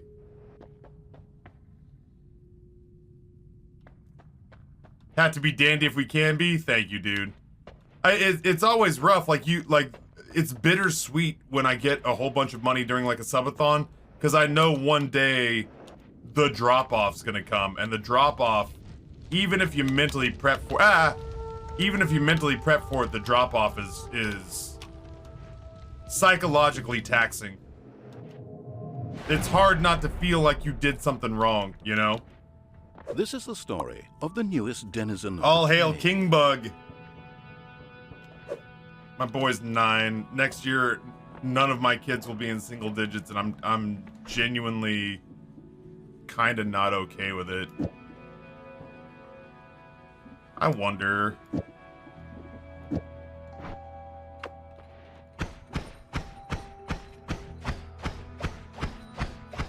Honestly, all we lose is that this wand...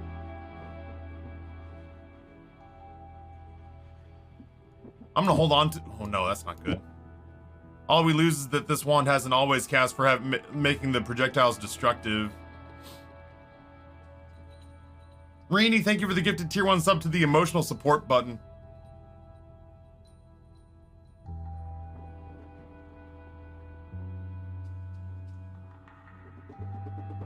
You should invest all the extra. I've got investments. I got a retirement fund.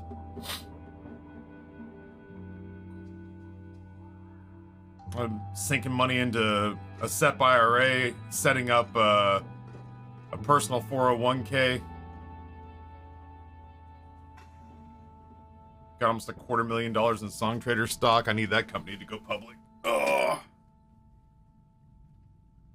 I'm not looking, listen, I joke that I'm just gonna die between shifts one day on stream, but I'd like to stop working at some point.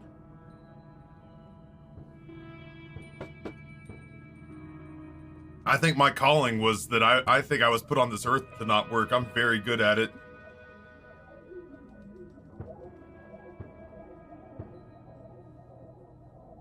Bad Rats is your retirement fund. The fact that there's like $40,000 in Bad Rats blows my mind.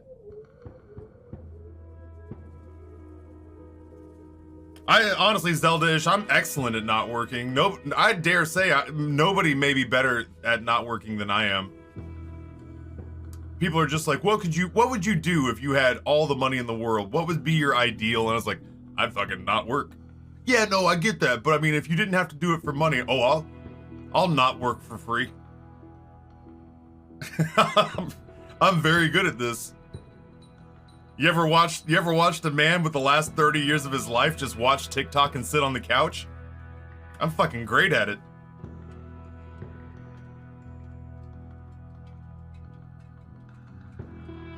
We won't let you stop working, Taffy. Come stream for us forever and ever. I've already talked about the fact that if I win the lottery, Mr. Clean, if I win like, you know, $1 billion Mega Millions or whatever, hell, if I win a several $1 million Mega Millions, the gaming on this channel goes away and we just become a food review channel.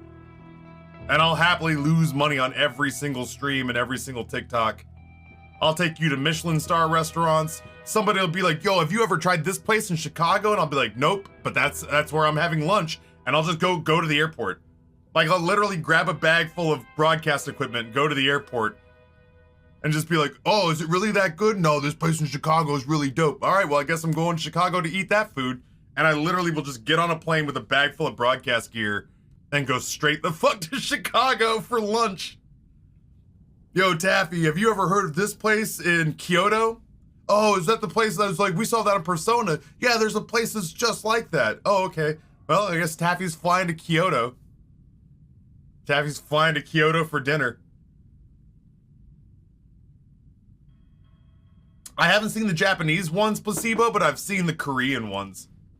The Korean ones, like the Korean street market stalls. I can fall asleep to those and have the most beautiful food dreams. Taffy's private gourmet jet. I would still fly on public planes. I'm not looking to Taylor Swift it up. I'm not looking to you know, contribute to climate change just because I can. I would fly first class every single time. But yeah, I guarantee if you're just like, oh, there's this great place in San Francisco, and I'd be like, well, I guess I'm spending the afternoon at the Twitch headquarters, eating whatever the hell it is that somebody said was good in San Francisco.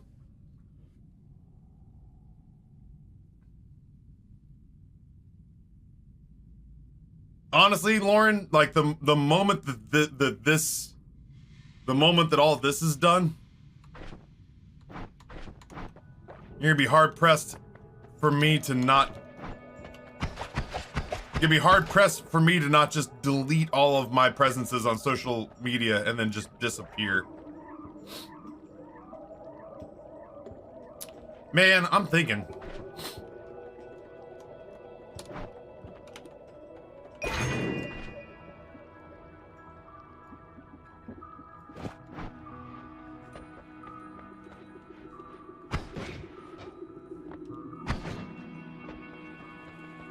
That's dangerous as hell, but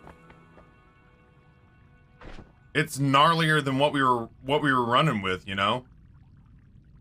This is the story of the newest denizen of the cave. We do have homing, which kind of, if there's anything left, it'll keep it from coming back to us.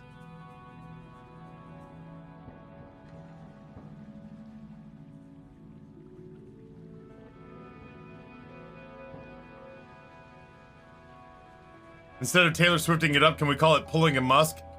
Yes, I mean, like, ultimately, while I think Taylor Swift is a better human being, the proclivities of the ultra-rich, regardless of who they are, make me pretty sick. Oh yeah, Stevie, I still don't think I could find myself in a situation like, to be completely fair, Noah did scum his previous law firm out of that, after he left them. But yeah, I couldn't see myself flying the ultra first class where you basically get like a studio apartment.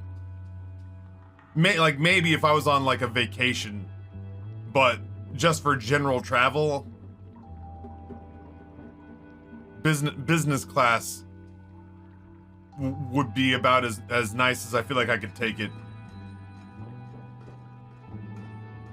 To Bonkers, Prime Gaming for well over 2 years. To Bonkers, thank you so much.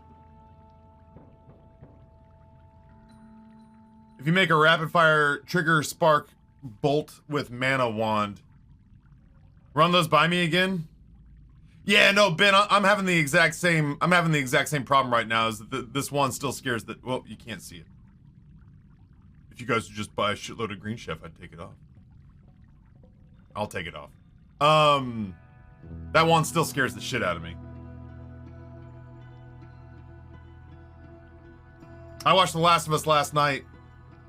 It's rough. I'm like, I know everyone's praising it because it's damn near a 1-to-1 adaptation, and it's good. It's adapted really well. The only problem that I have is that I played the game. You know what I mean? Like, this isn't like Game of Thrones where at least the books got translated into something good and new in a visual medium. I played the game, so it's like, it's really good. But it's also almost like, not everything is 1-to-1, but like, it felt like about 70% of it is about a 1-to-1. Oh, Varel, then you'll love the shit out of it. But I'm also just kind of like, aside from the fact that I love the actors and who were in it, and I love the characters, there's a part of me that's like, why am I watching this again?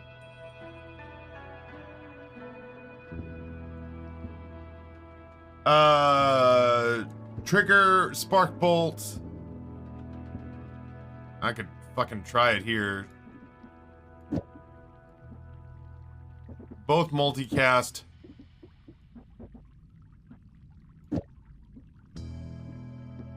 Chainsaws.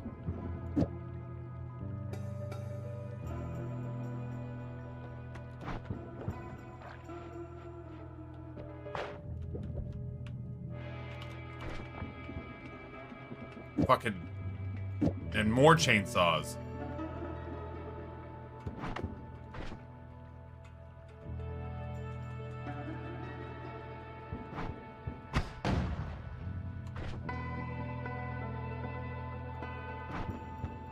And fucking this thing for good measure. I don't know.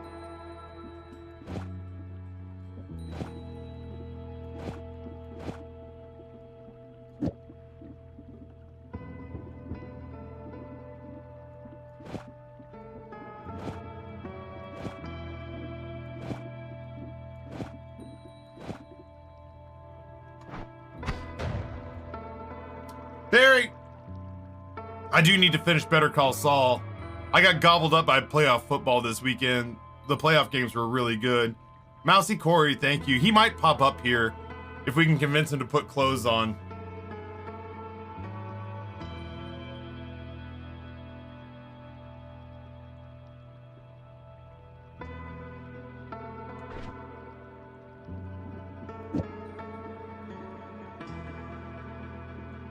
In a frightening turn of events, though, I am going to try.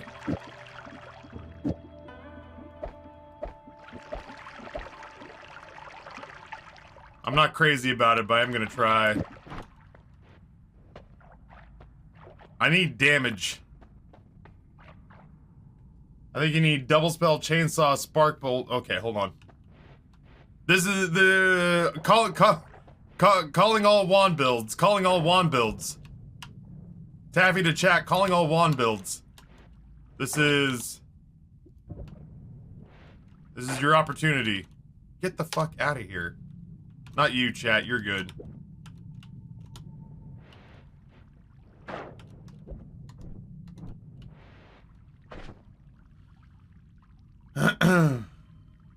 Double spell. Chainsaw. Spark bolt trigger.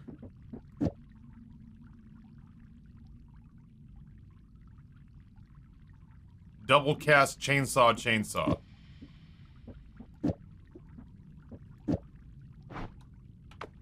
We'll try to use the right one.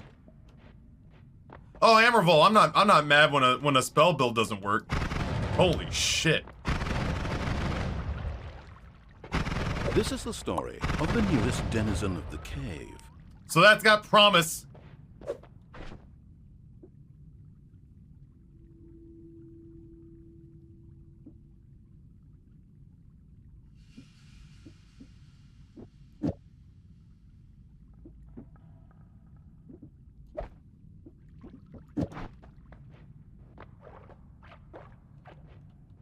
Now I Gigablade.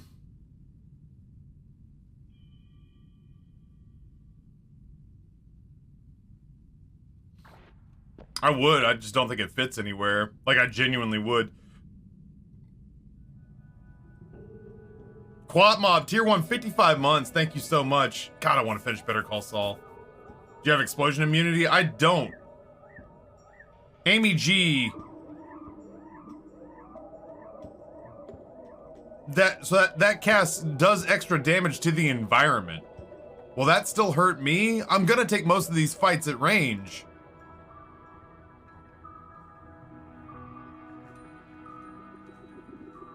I see what you're saying. Hold on. Whoops. I mean, yeah.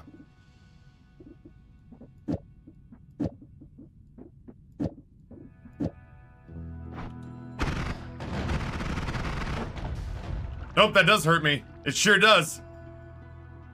I think that burned me.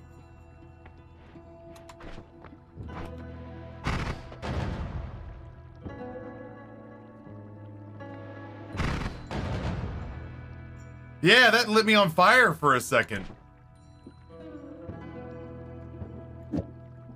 It wasn't like that if I do it like this, right? Like the chainsaw, it's hard, like the recoil is hard to manage. Oh, it still does that. God damn. It's an incendiary flak cannon. Yeah, I've seen all of Better Call Saul except for like the last couple of episodes. Turbo Christ, thrilled to have you here. Double cast. Add mana. Okay, hold on. Double cast. Add mana. What does this do to this? Oh, it makes my digging wand. It completely nullifies my digging wand, which I'm not crazy about, but I'll try it. Double cast. Add mana. Chainsaw. Spark bolt. Double cast. Chainsaw.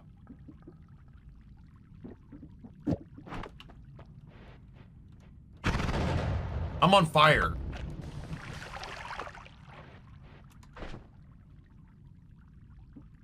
What? Why is this making me be on fire? Why am I drippings with goo?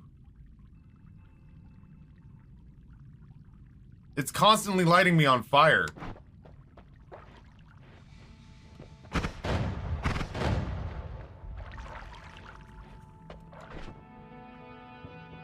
Probably the always cast.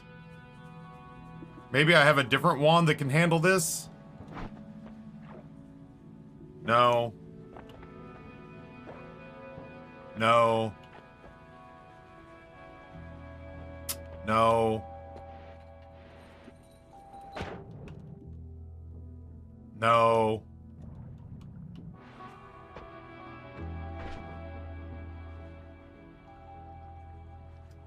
No, that's not it. It's not the chainsaw. The chainsaw is after the trigger on this.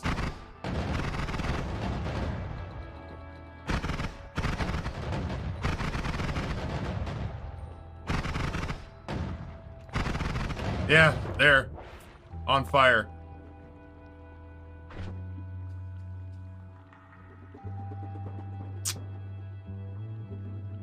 Just need a better wand. Yeah, the barrels are overheated.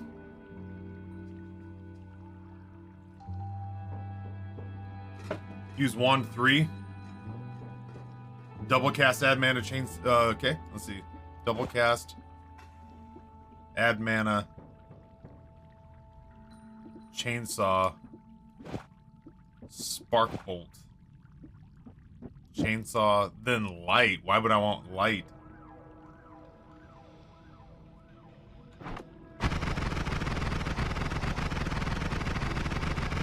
That's way better.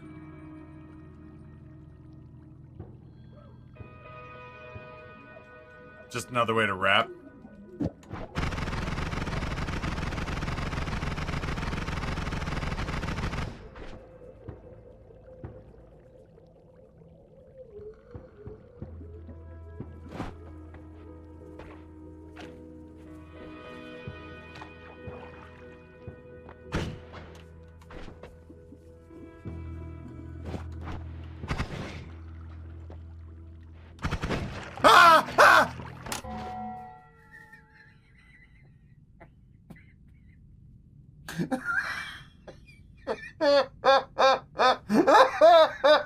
It was chasing me.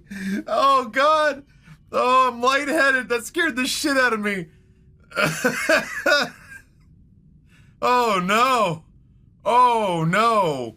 No, that was not okay. No, sir. No, I don't think so. Ooh.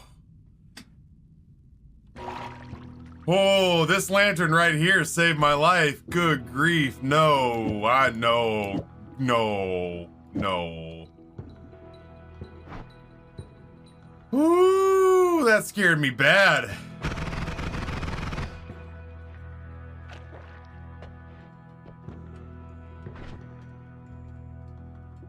That does mean I effectively don't have a digging wand.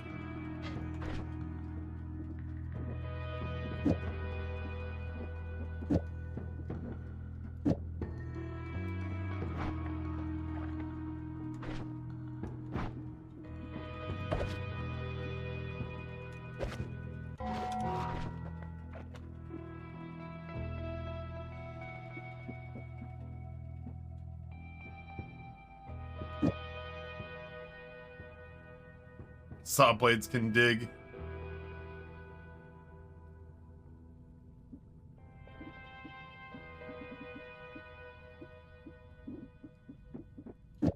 I don't know. For at least a second. That's not terrible. Get out of here. Alright. It cost us some health, but we've fiddled with some stuff. Get out of here.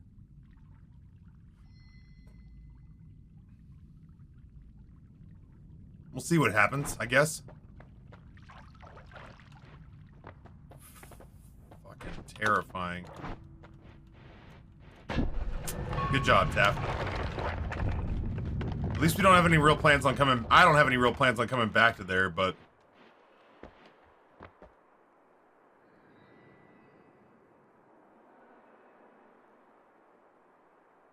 Oh, no kidding, Instant Shadow. It'd be a real, I mean, yeah, I suppose it'd be a pretty cool digging wand. It would be a real slow and sort of indiscriminate digging wand, I guess. Ugh, what a terrible wand.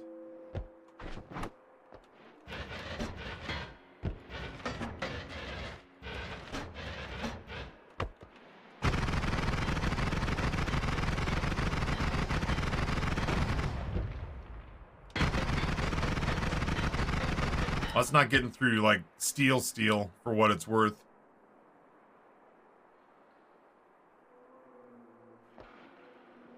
While one lantern saved your life, the other lantern was why you had saw blades in the first place, so neutral lantern morality.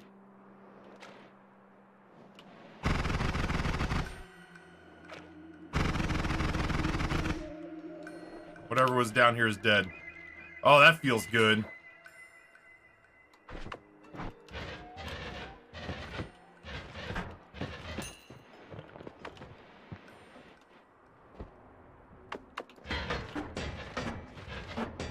This is not as good as it was, but that I still have a digging wand at all makes me happy. That was fucking terrifying.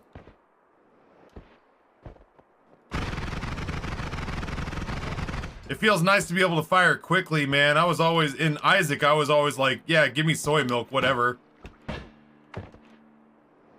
I like firing fast more than I like firing powerfully. That way I don't, if I'm being honest, that way I don't have to aim as well. Oh, man. Holy shit.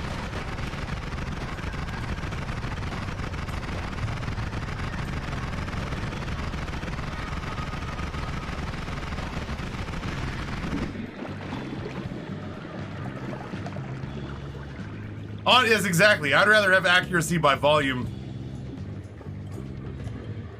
I'd rather be blasting out a million rounds a second.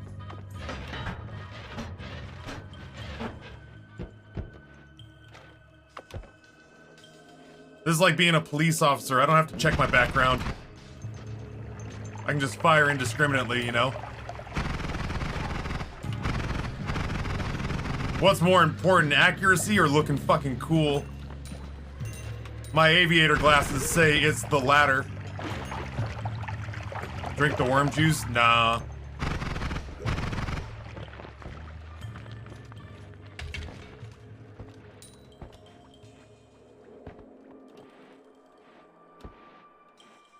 Coward? You're not even subbed. Give me money. No sub, no bit badge. Your opinion means less than 0 to me. I actively act against your wishes. Fuck me. I can hear the people sing. Surprised you're not listening to Les Mis or Rent right now. You know what I hate? Paying rent. Rent, rent, rent, rent.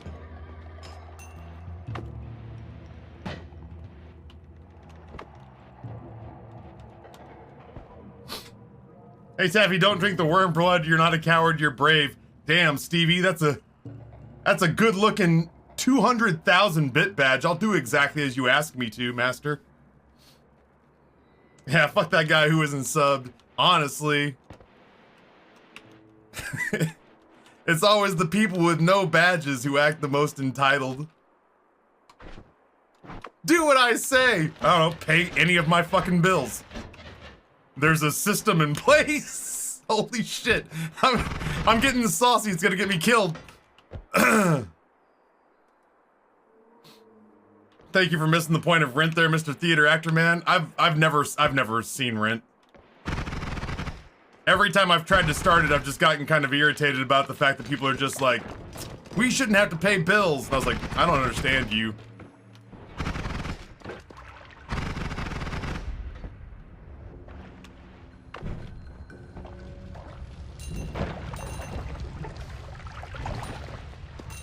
And I never really got past that part. I'm sure there's more. I think some people were sick. But ultimately, the only thing I took away from Rent was that people didn't want to pay bills.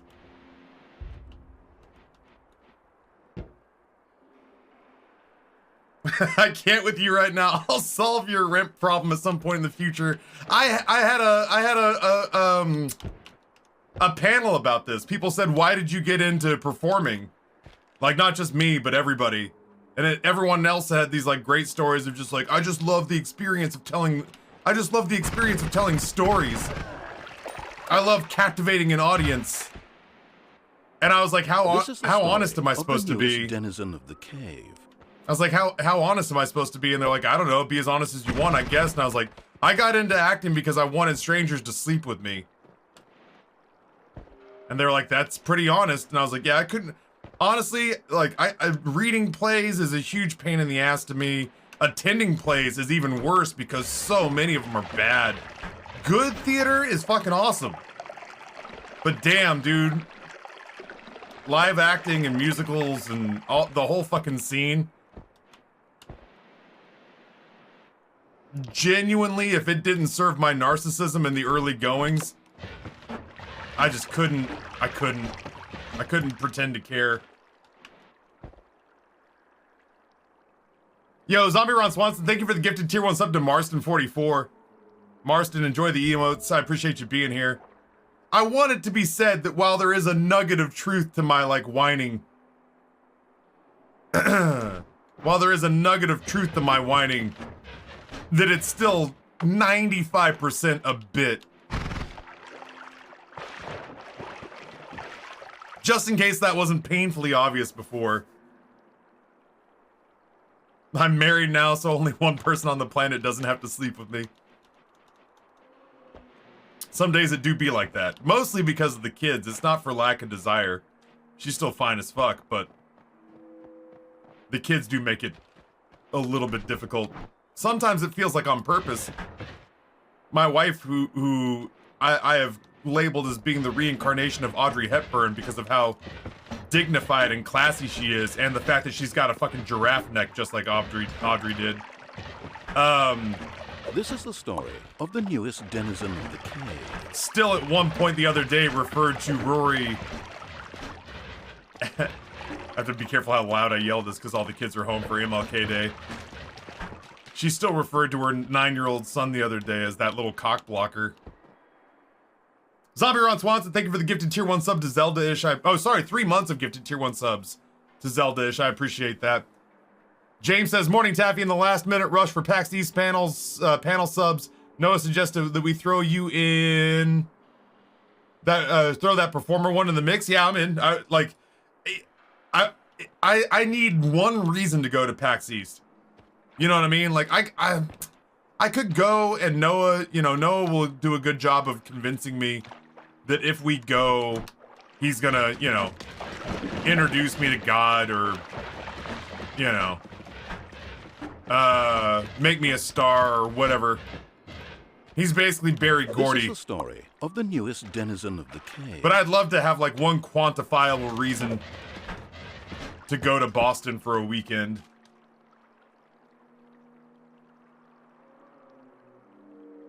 Zombie Ron Swanson gives a tier 1 sub to Perexis. Zombie Ron Swanson, thank you so much. Roy doesn't want another sibling, I guess. I've got a vasectomy. It's purely recreational now.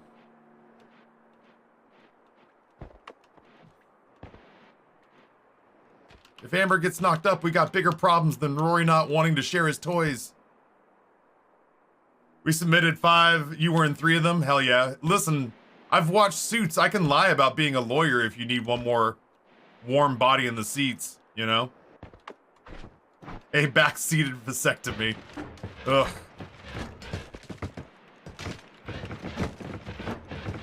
Nothing quite like a dude who works in a meatpacking plant in Tennessee telling you and your urologists that you did it wrong.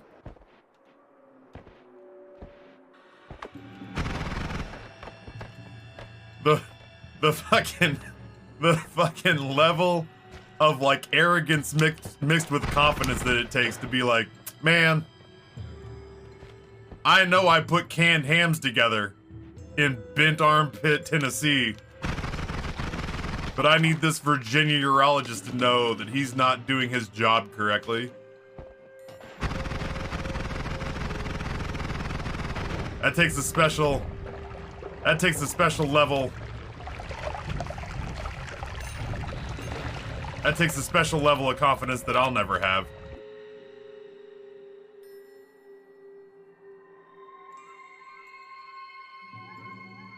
Imagine having a vasectomy and your surgeon says, oops, I was out cold.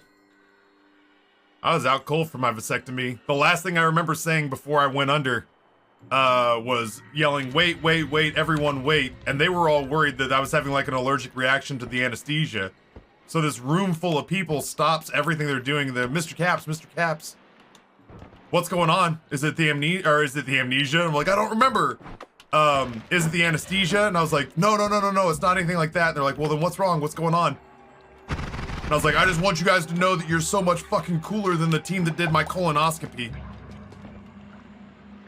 And I remember getting looks from all of them where they were like, thanks? And then I was like, all right, night then. I just was like gone. But that like genuinely was the last thing I remember saying was like, the last thing I remember saying was literally stopping the procedure, making the anesthesiologist flip out because he thought I was sick or having an allergic reaction. Stopping the entire procedure and just going, you guys are so much fucking cooler than the people who stuck 6 feet of cable up my ass. And I'm not just saying that because you're making it to where I can have unprotected sex and not stuffing 6 feet of cable up my ass. You guys genuinely, you guys are really fucking cool. We should all hang out after this. I couldn't help but notice there was an Applebee's on the corner. Do you guys want to go get some quesadillas? After all this is said and done, on me.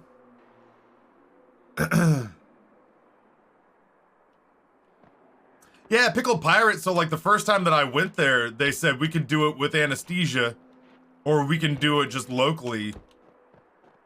And I was like, what's the difference? And they were like, about $1,000. And I was like, all right, so tell me what happens when I'm awake during this. And the dude, I was doing okay with it.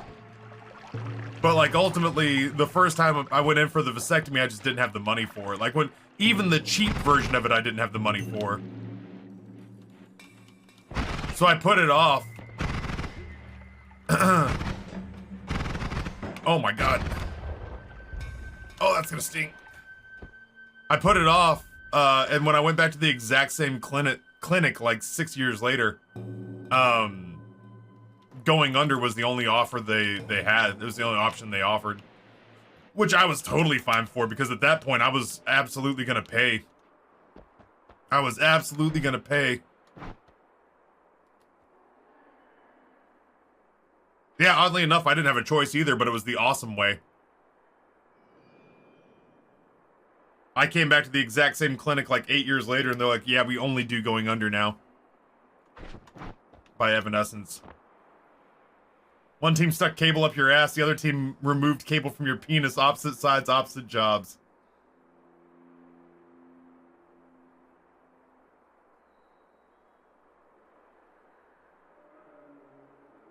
What's the glowy stuff in the ceiling? It's like frost particles. It's basically like blowing up liquid nitrogen canisters.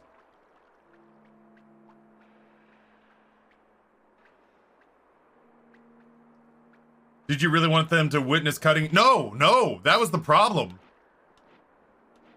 When I was trying to get information from people who had the procedure done, because I was nervous about it, I had friends who were like, oh dude, it's no big deal. Like I talked to my guy about college football, and then he cut, you know, I felt pressure.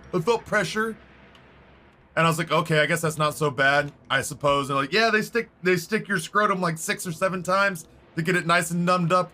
And then you don't even really notice anything. And I was like, well, you did just say stick your scrotum like 6 or 7 times. And they're like, but then after that, man, yeah, you feel a little bit of pressure. And then they cauterize it, which is weird because it kind of smells like barbecue pork. And I was like, nope, you lost me. You lost me. You had the sale and then you walked it too far. I'm over it. What is going on with the worms?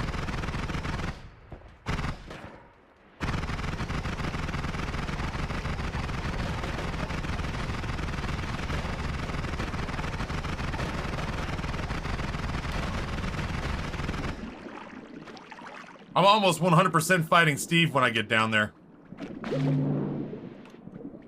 Vio!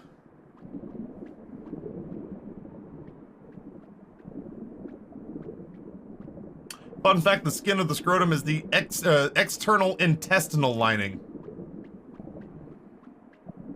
Man. All this penis talk attracted the worms. I mean, as far as scale goes, this is basically what my vasectomy doctors were dealing with.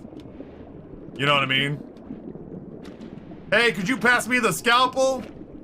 What? Could you pass me the... I'll just call him. I'll just call him. I'm not walking all the way down there.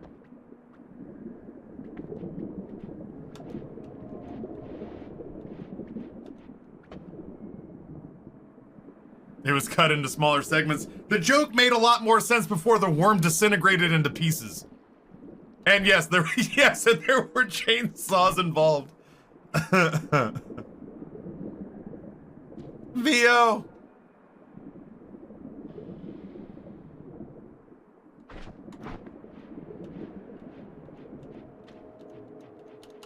Hi, friend. Goddamn, there's a lot of worm blood down here. We have killed us a lot of worms. This is gonna seem like I'm setting something up, but I'm not setting something up. Vio, guess whose birthday it is today?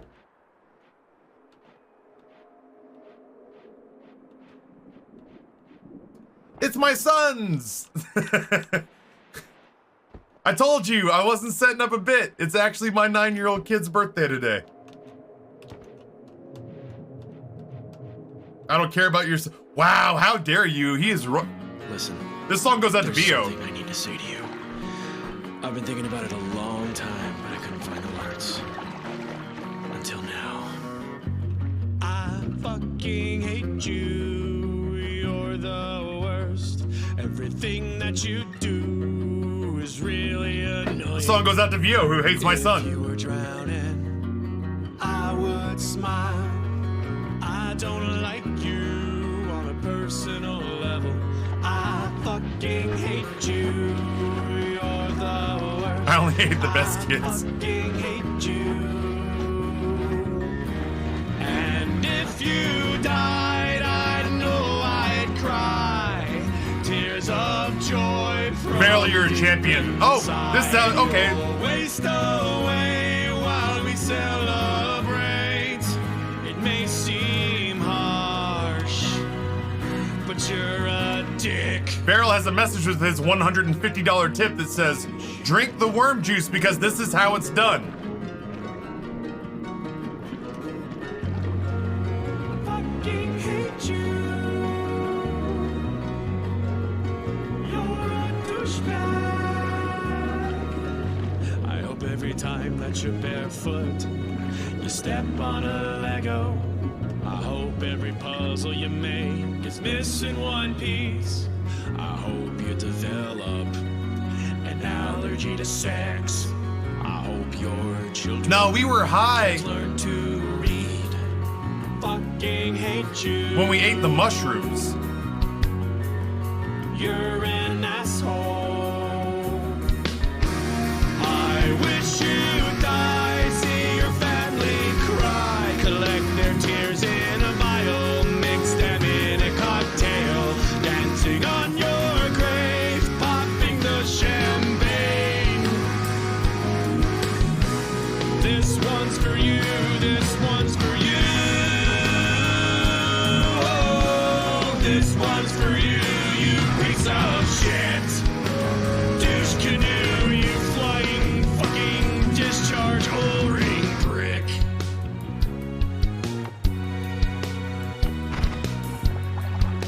Is it eliminating the fog of war?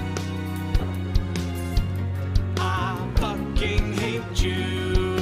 You're the worst. I fucking hate you.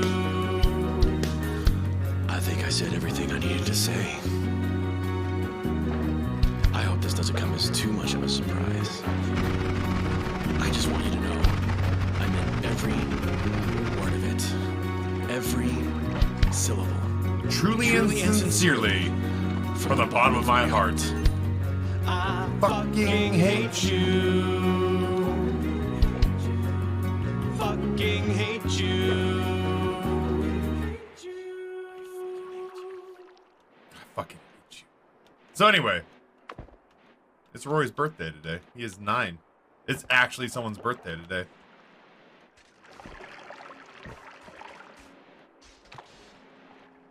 With you in a second. Did you see the clip of Justin accidentally making a dick in a Minecraft map? Accidentally, okay. Okay, Yo! The irony is that, Rory hates those. I like them, though, and so does Grayson. Those are some of the best peach rings. Those are, like, undoubtedly, indubitably, the best peach rings I've ever had. And it's also... Oh, no, you don't need permission. It is also, my introduction to tahini. That shit's dynamite.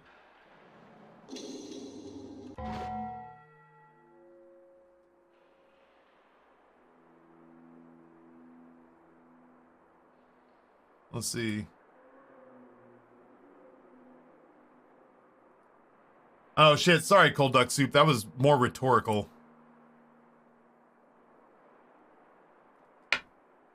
I'd have thrown on the old Amy G safe word if I had actually wanted you to copy paste the... Oh my god. I'd have thrown on the old Amy G safe word if I'd wanted you to cut and paste the wiki.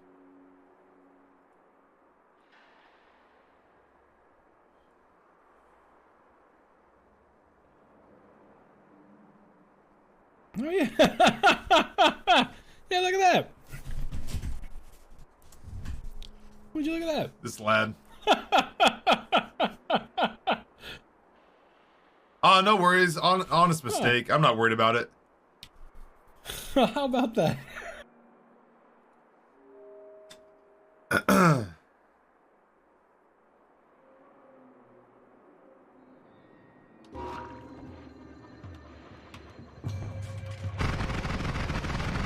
I'm glad. I heard the electricity coming out of... Oh my god. I heard the electricity coming out of this man and was almost convinced. Oh yeah, look at this. Look at you. Look at how we can see now. Flaunting your disposable income with that donation to Taffy. Greedy tips 20 bucks and says snackies just for Rory, then Chewy.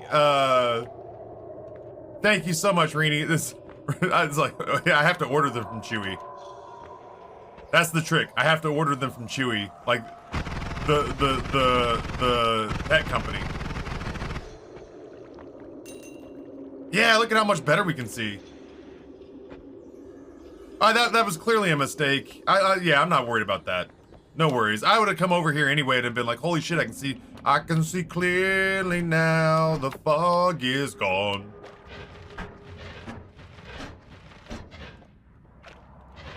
Honest mistake. I'm not sweating that. That clearly wasn't. Yeah, that clearly wasn't like, oh no. That clearly wasn't, you know, some Johnny Rando coming in here frustrated that I won't just give him the controller, you know?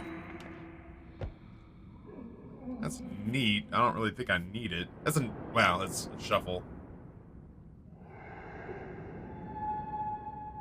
Yeah, get him from the pet, get him stuff from the pet place. Amber said that he might, show up today just to hang out for a little bit. I said that was fine. I just kind of wanted to see what happens when this wand gets put in an actual stressful environment. Because this place can be a little bit tough. I'm about to not be able to see again, which is problematic. Have I ever taken the thing that was in here?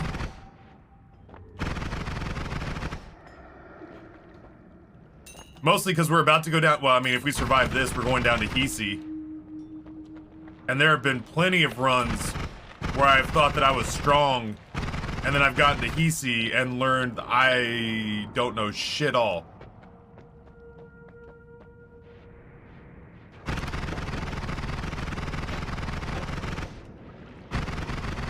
That hurt.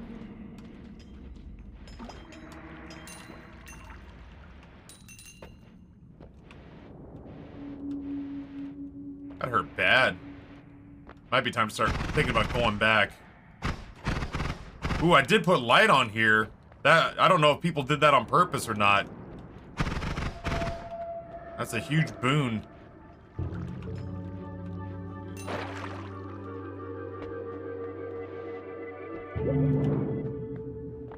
The fuck?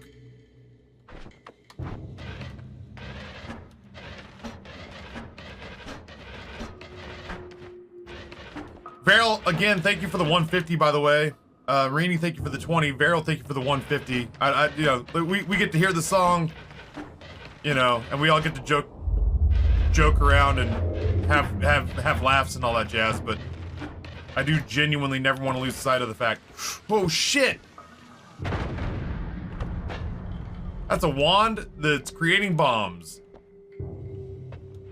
That is a bomb wand, if ever I've seen one. We'll leave.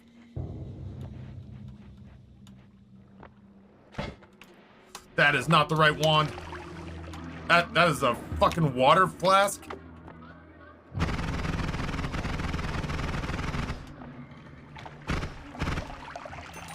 Sometimes, dude.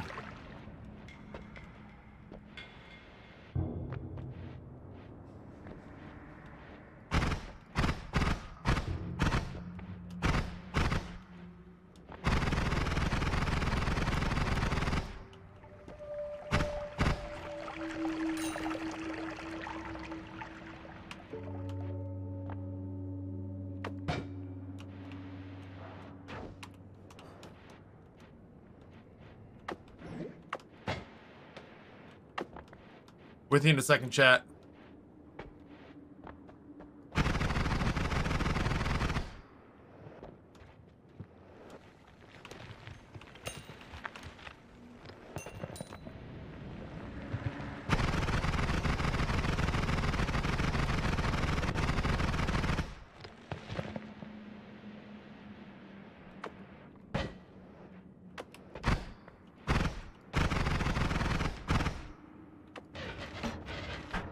I forget what's in here. I always forget what's in here. I forgot that there was health over here because we've already gotten the thing. I forget what that is. Oh, it's a musical note, and I still haven't figured out what in the actual hell it's for.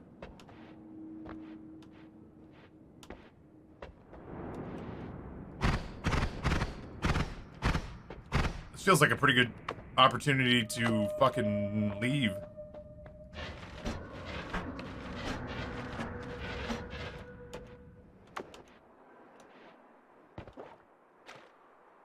You should definitely check out Fury Forge guys on Heart Mages. They're absolutely amazing if you exploit them. Excellent.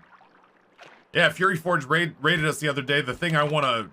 I didn't have time this weekend, but hopefully I'll get some this week or next weekend.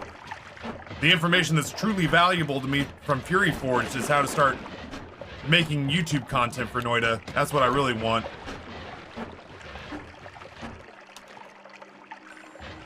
I want to see...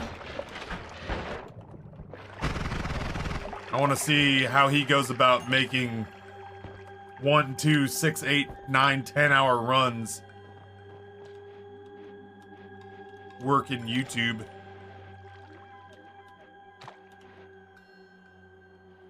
Now that I've been gifted a sub for all of 10 minutes, does that mean I can demand a hot tub stream with Justin? Justin, I need to go through my supervisor.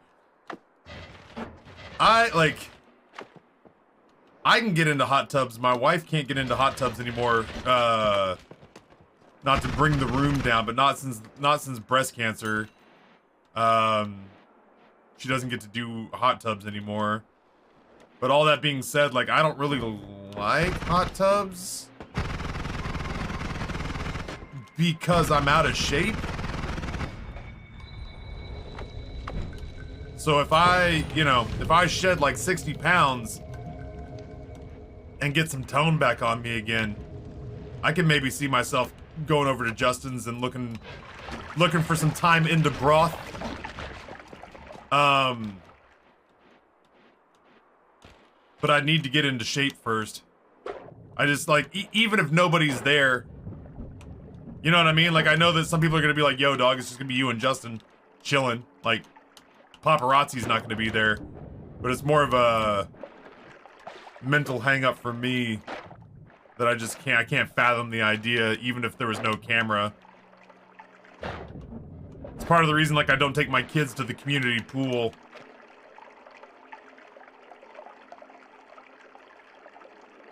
Ice says, can I get my 20 gifties earlier towards a Plague Tale Requiem?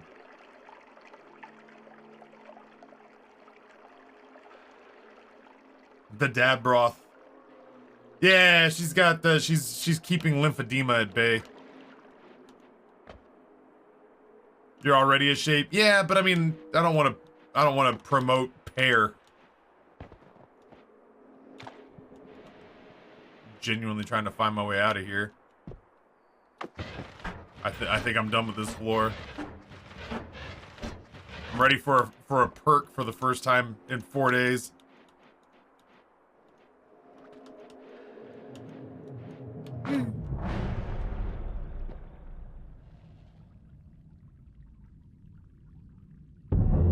I did no such thing.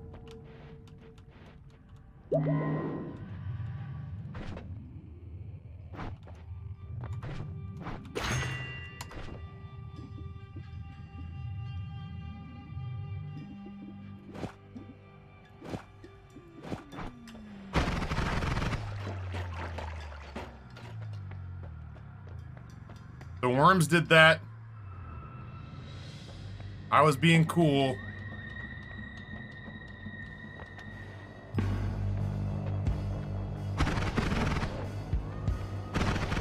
Ugh.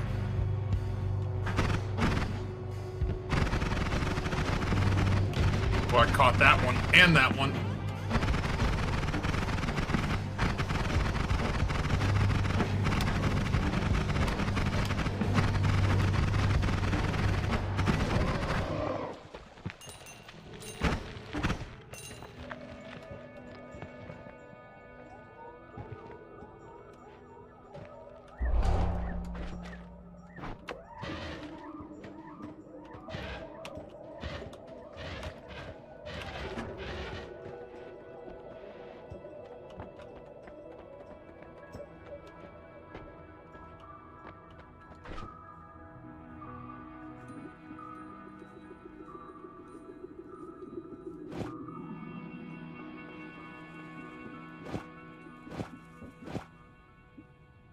Piercing scares the shit out of me. Yeah, no, Kiva, not only can it happen, but it fucking escalates. I don't think I'm ever gonna use these. I need to get rid of them. Not only can it keep happening, but it escalates.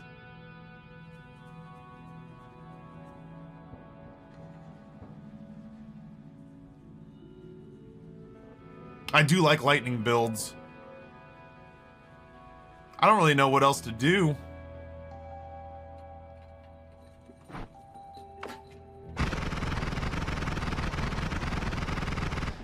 Feels pretty good.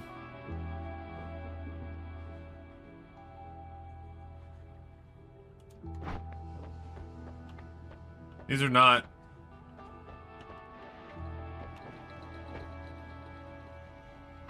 particularly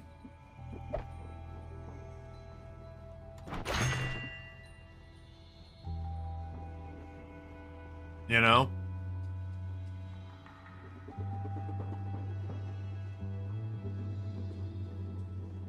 Yeah, it was nice having Steve be on our team for one run.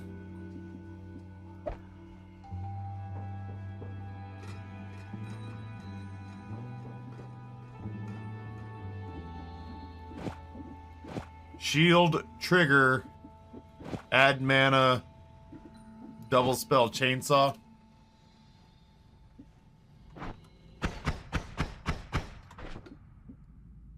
Light.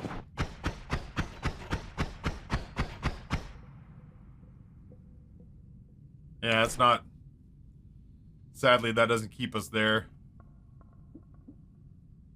How'd I have this again? And this...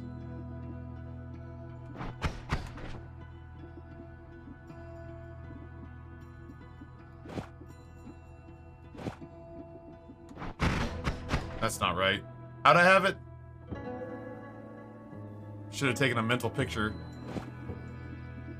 Like that. Yeah, it's the one.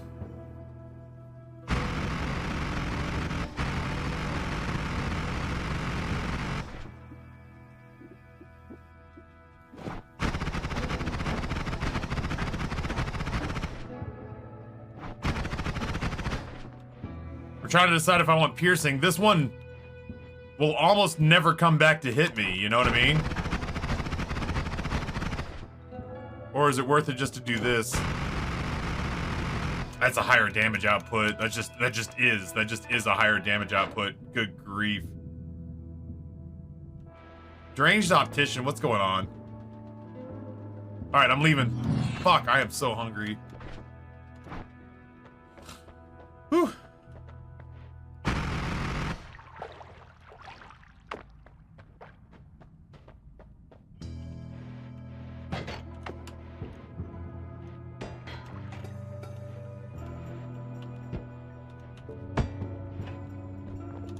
Hi, wife. I love you. Ooh, bad.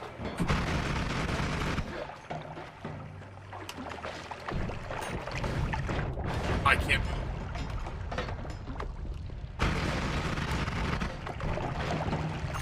I need to not be in this little...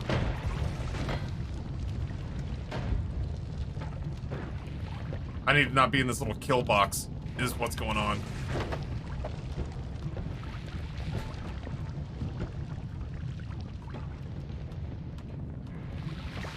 I'm still on fucking fire. There we go. I don't like where I am. I don't like where I am. I don't like where I am. Whew.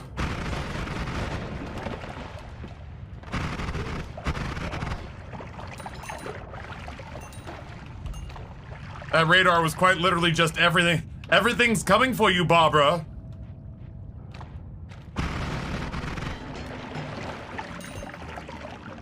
I didn't like that this thing was right here. I didn't like, oh my god. I didn't like that I was on fire. I didn't like that no matter which direction I went, there was more shit just waiting for me. I literally could not, oh shit, run away. I could not take off this rock lest I be engulfed in flames.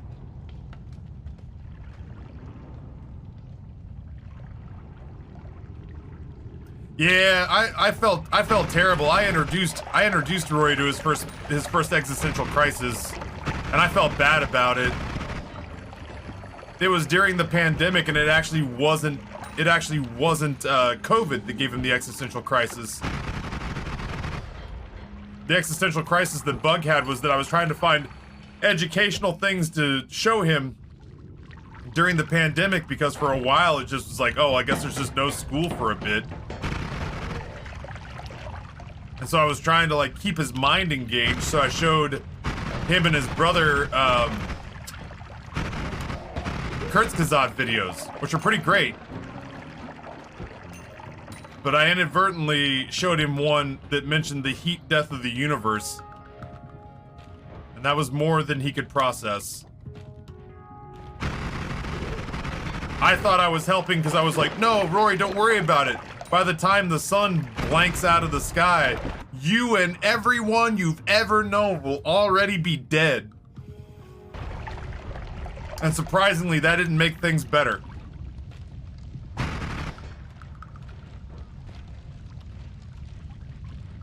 Like, Grayson took it the way that I wanted him to take it. Like, Grayson was just like, wow, that's really interesting. The universe is a big and scary place and I want to know more. And Rory was just like, the universe is a big and scary place and nothing we do matters. Nobody's gonna survive this. Humanity will go extinct. And I was like, well, listen, I don't know that you're technically wrong, but I also don't know that this is what Daddy wanted you to take away from this.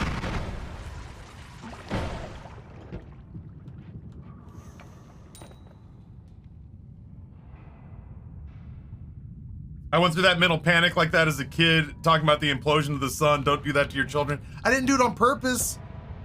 Kurzgesagt is all sorts of like, I mean, yeah, there is a bunch of like There's a bunch of gloom and doom with Kurzgesagt that has to do with like oh boy.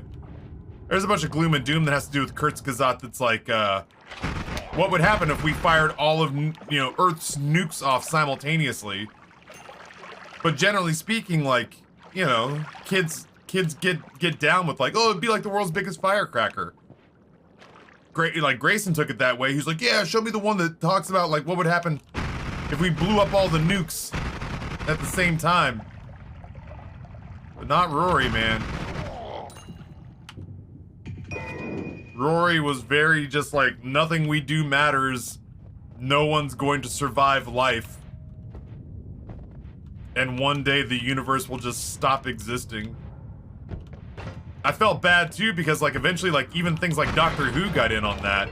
You know what I mean? Like even Doctor Who would do like episodes where it was like, here's us at the heat death of the universe. So there was really like once the idea was always out there. It was just sort of like how he was gonna end up receiving it. But I felt terrible that he ended up receiving it as a result of me trying to do something helpful. I was just trying to keep his little mind entertained with like quite literally anything during the time of the pandemic where it just felt like we were all trapped together.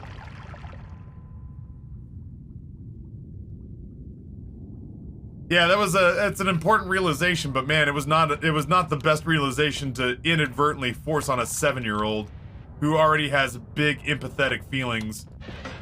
The same 7-year-old who once went and drank a whole bunch of hot chocolate and then stood outside T-posing like he was Jesus Christ.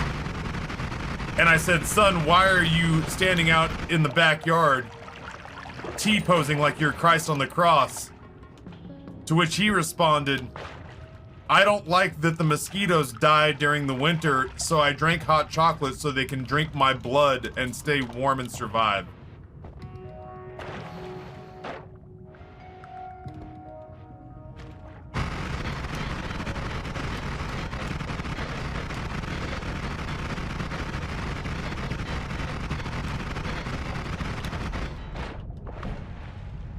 He hated the idea. He hated the idea that mosquitoes had to die off when the weather got cold. He thought every creature deserved a fighting chance. This is the same kid that when he met Noah's wife Erin and she revealed to him that she was a vegetarian, he got excited as though he had just met his favorite YouTuber. He spent half a baseball game sitting in a luxury box in a place where, like, well, let's be fair, food and drink's all free to him because I'm paying for it, but like in a place where there's quite literally soda fountains where he can go get whatever he wants whenever he wants it and not have to give them any money. And he spent an overwhelming majority of the game going like, Dad, did you know Erin's a vegetarian? Oh, I can't wait to pick your brain. And he talked to her for like 3 innings about it.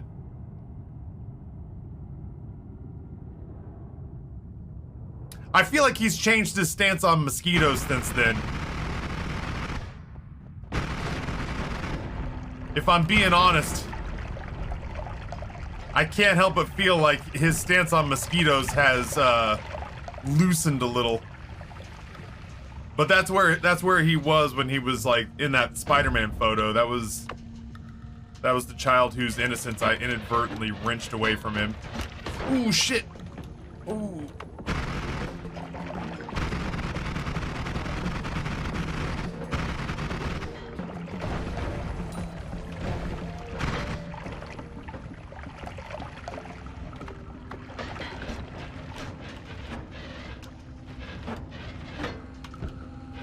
I felt pretty bad. Grayson handled it just fine. I'm pretty sure Grayson's one of those people who thinks death is a thing that happens to other people.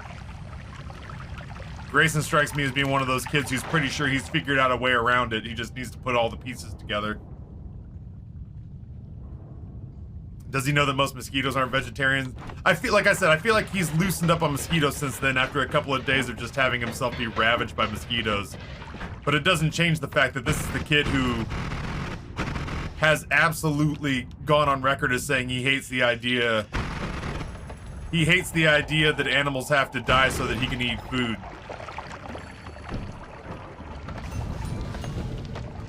So if he, you know, if there's any one member of our family who's gonna go vegetarian or vegan, it's gonna be that kid.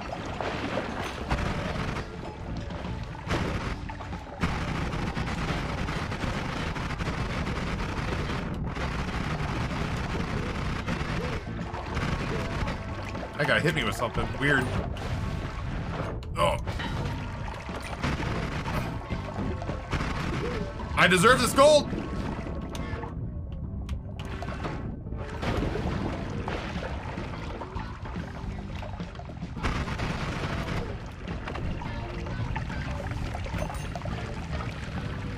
I did watch The Last of Us. It's an excellent translation. The only part that gets me is that it is such a faithful adaptation that it makes me wonder if there's any point in time where I'm gonna feel like excited about watching it. Not only because like I know what's gonna happen, but also because like it's not completely a one-for-one shot remake, but it's really close. And I'm just kind of like, it's cool. It's very faithfully done. But I was musing earlier, they did change a few things, but I was musing earlier, like, this is not like, and I, like, yeah, listen, I understand, Game of Thrones sucked at the end. Nobody's on that train more than I'm on that train. But Game of Thrones, for the most part, you know, was, as a medium, went from paper to images. So that was pretty cool for people who were Game of Thrones fans. But generally speaking, like,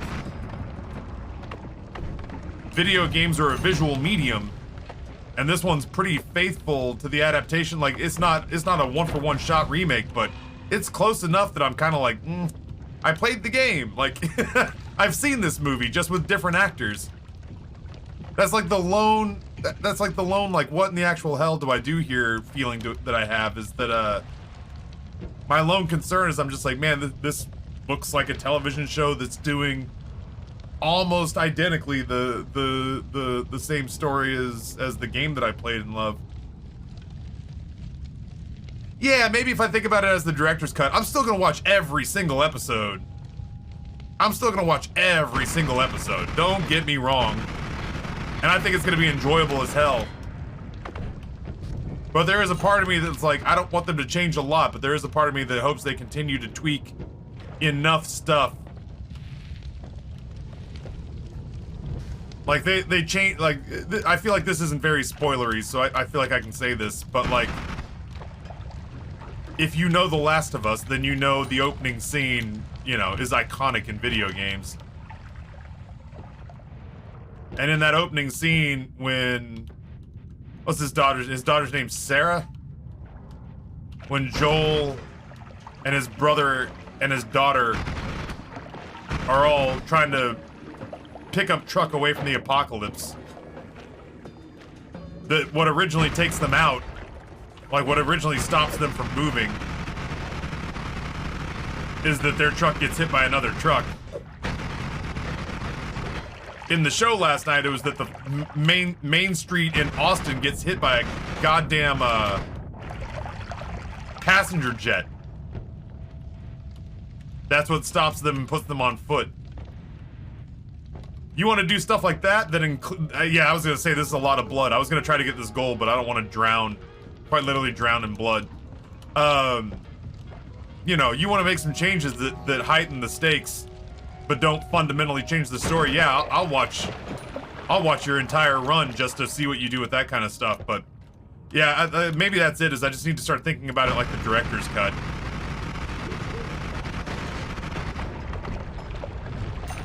Because yeah, genuinely, there is a part of me that's watching it going like, man, like I've seen this. Not done with quite as high a budget, and certainly not live action, but I've seen this.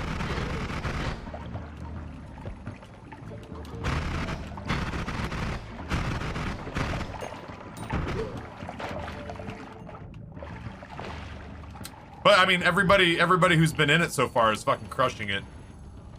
The score is good. The cinematography's great. The score is great. Cinematography's really good. Pedro Pascal's killing it as Joel. Oh shit! All right, well that was active. Bella Ramsey is killing it as Ellie already.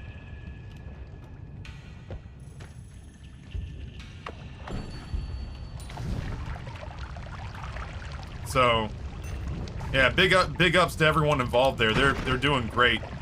There is just genuinely a part of me that hopes that I'm able to appreciate it as its own thing, because ultimately I struggle to not just spend the entire time thinking to myself, I've seen this, I've watched this, I've played it, I've been the one in control of the route they take.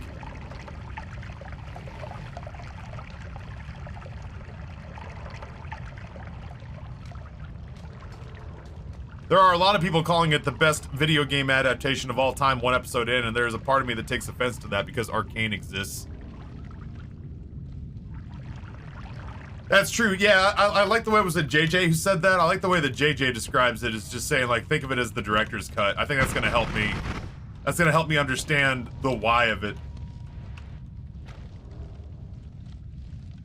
That's the exact problem I had to get past with The Boys. I'm gonna guess you read all the... I'm gonna guess that you read all the graphic novels, and so for you, you were just like, why am I watching this? I know exactly what's gonna happen. I've never seen Castlevania, so I can't speak to it.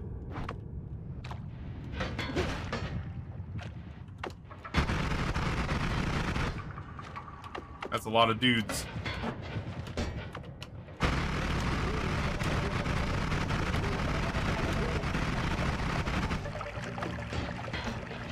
That's my gold.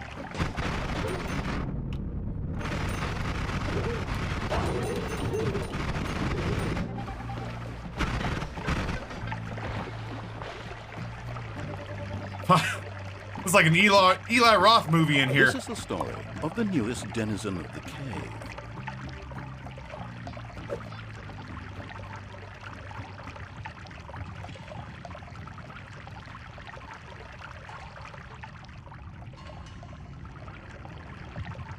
Sir Bougie, what's going on? Rory, tier 1, 16 months, gifted stuff from Devons. Sure doesn't feel like I've been here that long. Glad to be here, friendos. Much love to everyone. Dude, I hope you're doing well. Happy to have you in chat. Yeah, this is where I come back for vampirism. There is just blood everywhere on this floor. All I'm doing is just making sure that this thing doesn't come back down to haunt us. So anywho, I don't know. It's good. It's very good. If you were somebody who was getting hyped about The Last of Us, one episode in, I feel very, very good about saying that this is where you're gonna find me on Sunday nights for the next couple of months.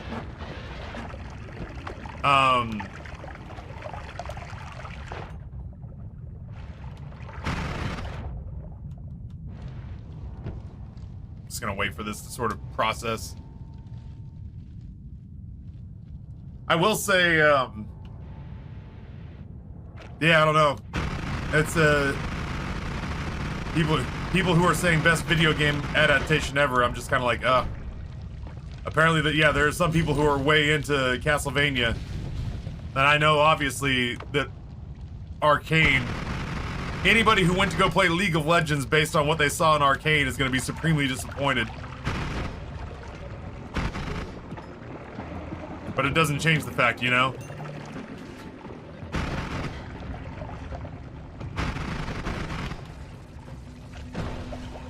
Super Mario Brothers. Huh.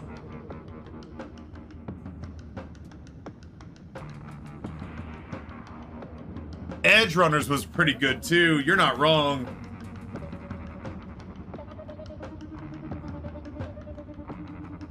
Makes creatures hit by a projectile grow tentacles in a chaotic manner.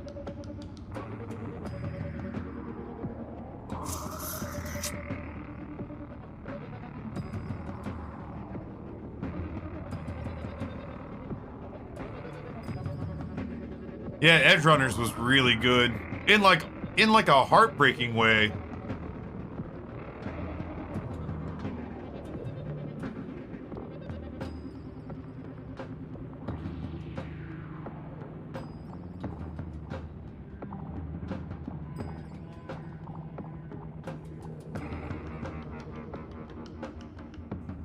I hate that always cast. It doesn't seem like it would be good.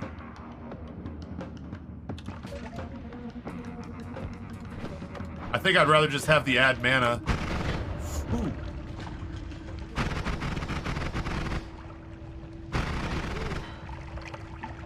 Shot that man in his face.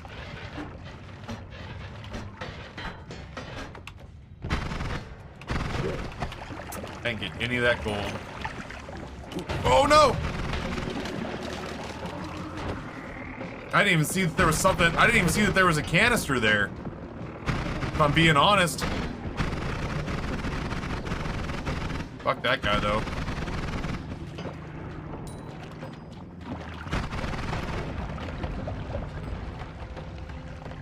Dude, Hisi is intense.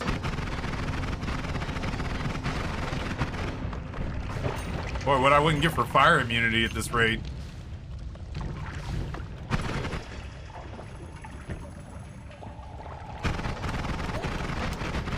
Oh, I caught that bullet.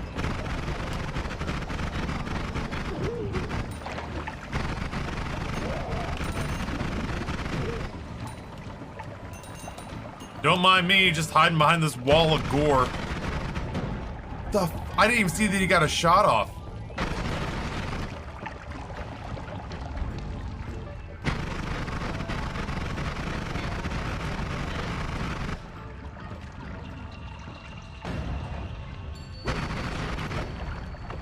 It's nice to see that this level's being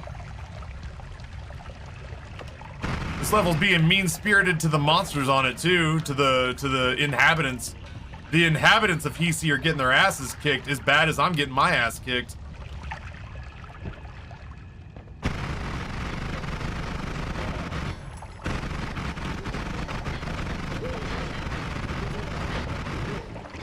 It's tough to know where you're supposed to aim sometimes, because the bullets are curving prematurely.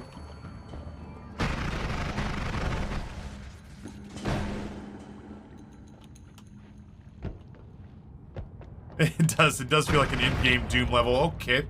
Okay, I believe you.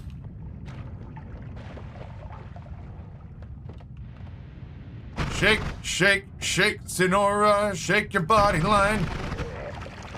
Work, work, work, Sonora. Holy shit, work it all the time. Work this place. Come on, take a breath, Hisi. I'm exhausted for you. Jesus Christ.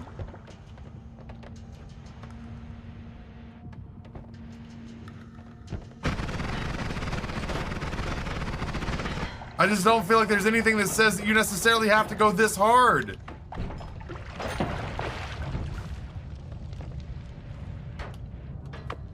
Fucking phone it in. Give yourself a mental health day. Was I super on fire? I feel like I was super on fire for a second. Ooh, scary.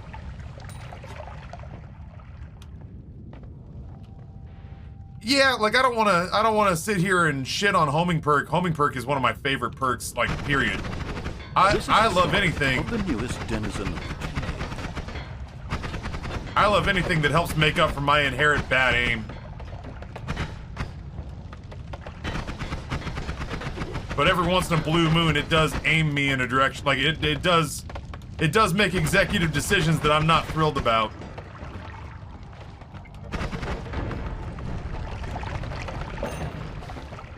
Every once in a while, it makes executive decisions I'm not thrilled about. Geist gives a half year of tier 1 subs to Lurtz, a highest quality snipe. Thank you so much, Geist. I appreciate that. This is incredibly kind of you. Ferret King, tier 1, 18 months. Thank you, thank you, thank you.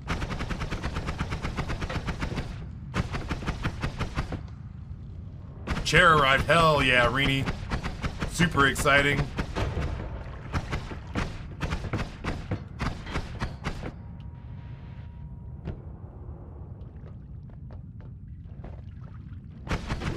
Now I'm a hungry boy.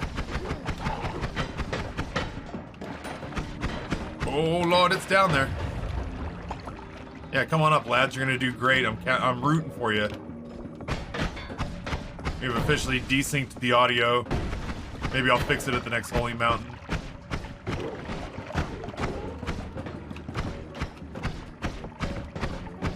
There's officially so much going on that my computer has given up. I do have a tracking number, which is nice. I have a tracking number for the new computer.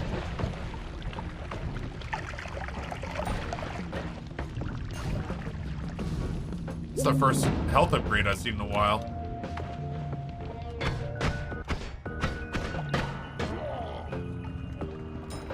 Little desynced. Whoa.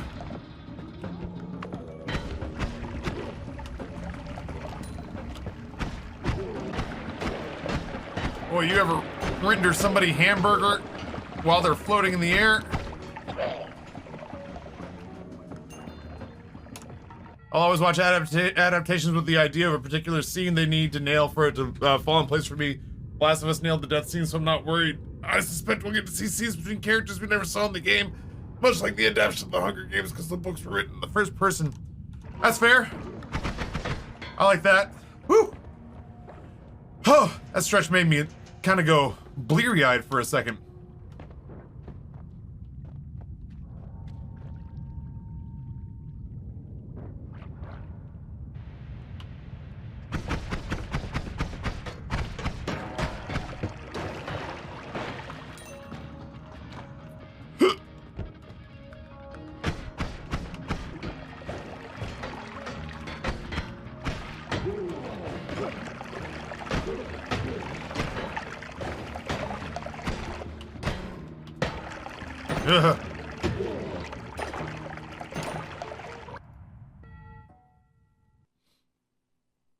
Yo, coffee sounds good.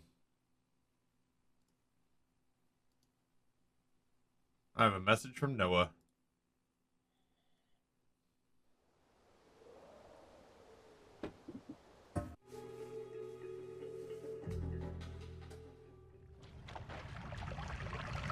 Sure, Maryland Maverick. I'll always take suggestions. I am playing Knights of the Old Republic again, which is nice because it means we're getting. Oh, I do want that spell.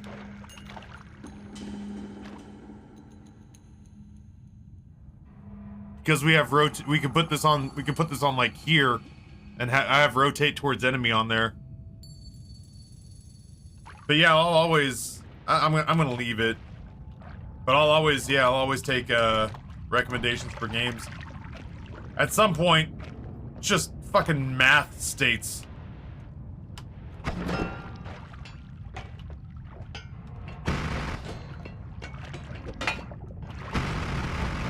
Math states that we have to finish Knights of the Old Republic 2, which means the new games will show up again. I didn't see that. I didn't know that there was an explosion or explosive device in there. I might start working my way towards the exit.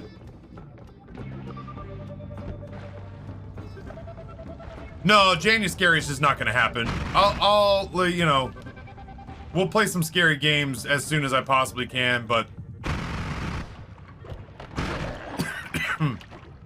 the subathon kind of threw my scheduling off in a pretty bad way. I mean, like, in a good way, as a broadcaster. But, my scheduling shot all to hell.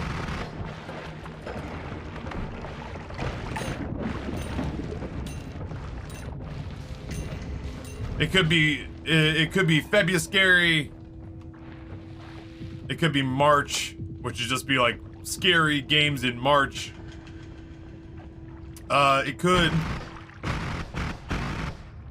become April Ghouls Day. We'll have to figure it out, though. That's all right. Thank you so much. Would you bring me Frank's Red Hot? Yes, please. I'm gonna zhuzh this up a little bit.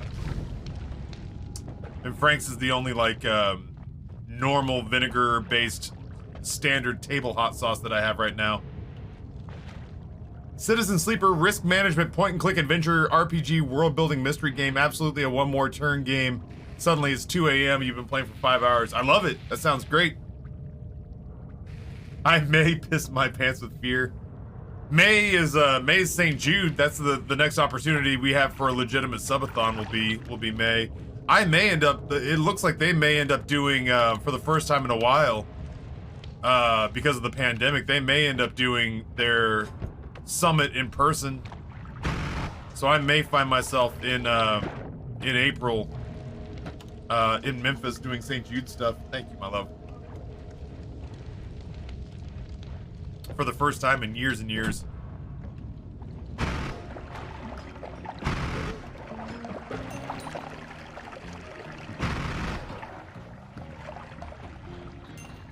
So much blood on this floor. Yeah, March. Just sounds like I'm a surprised Bostonian.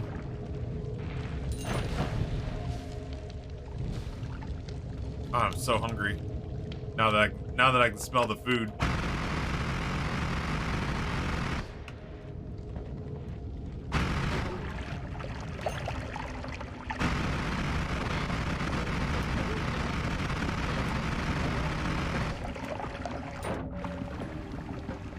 Clearing out the house.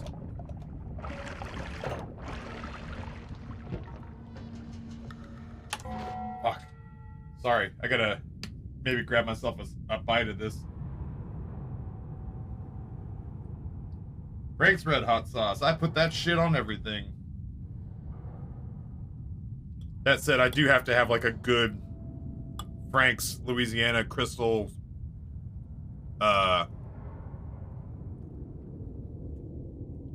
the classic from Hot Ones is really good.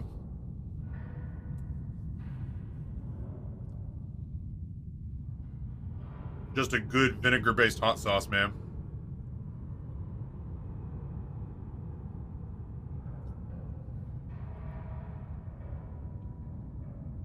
I hadn't eaten. This is not great food.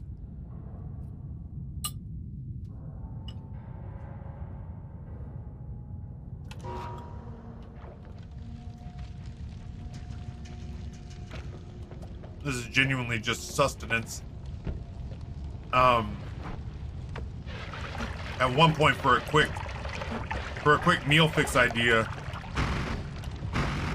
Amber, how did that hit me? At one point, for a quick meal fix idea, Amber at Aldi grabbed this jar of like pumpkin. What was it? It was pumpkin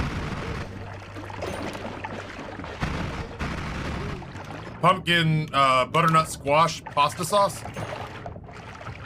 Just a jar sauce. It's not bad.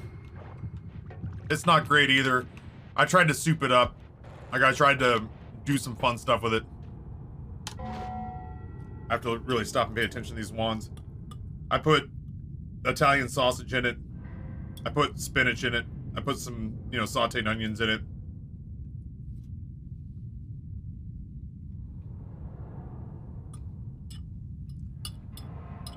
It's not bad. It's supremely edible. But when I also have homemade birria tacos in the fridge, that just aren't nearly as old, the birria tacos would have been. I really crushed these tacos.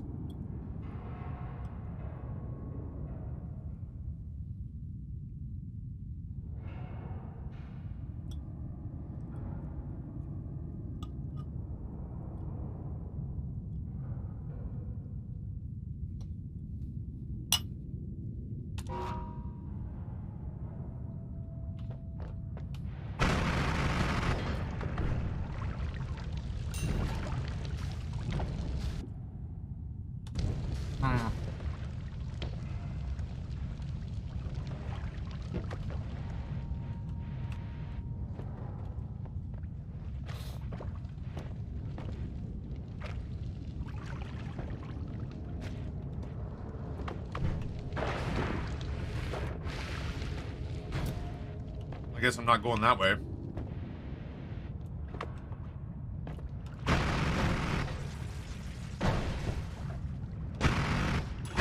I got one of them.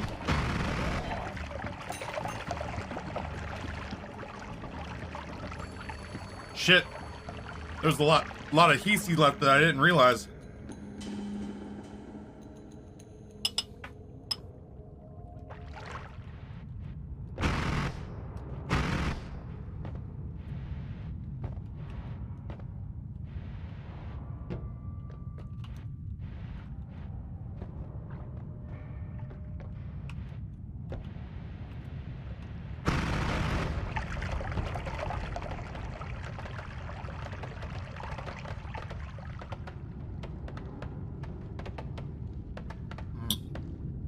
The hot sauce helps it.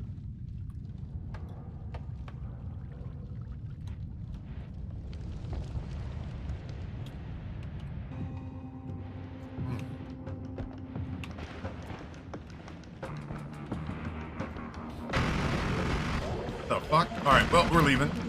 Ugh.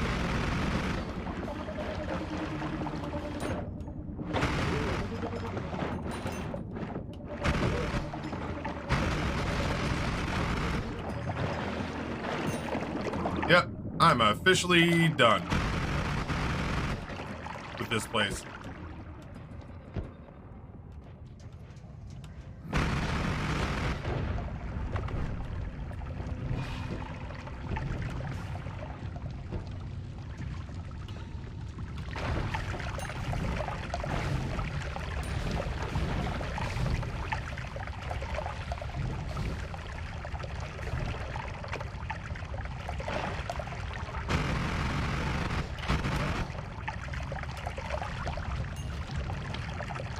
Nope.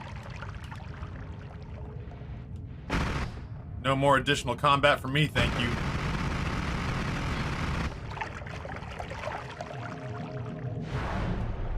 I'm hopeful I didn't piss off the gods again. I've killed most of the worms I've encountered. I'm gonna pause and just truck the rest of this. Enemy radar helps so much. It informs pathing so much. This is so much better just drowned in hot sauce. I finally got to Cobra Burger.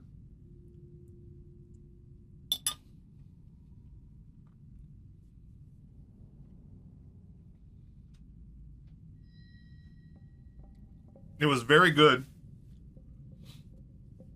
Their French fries come in salt and pepper. Or salt and vinegar. Which I feel like I'm upset that it took me until now to find a place that did that.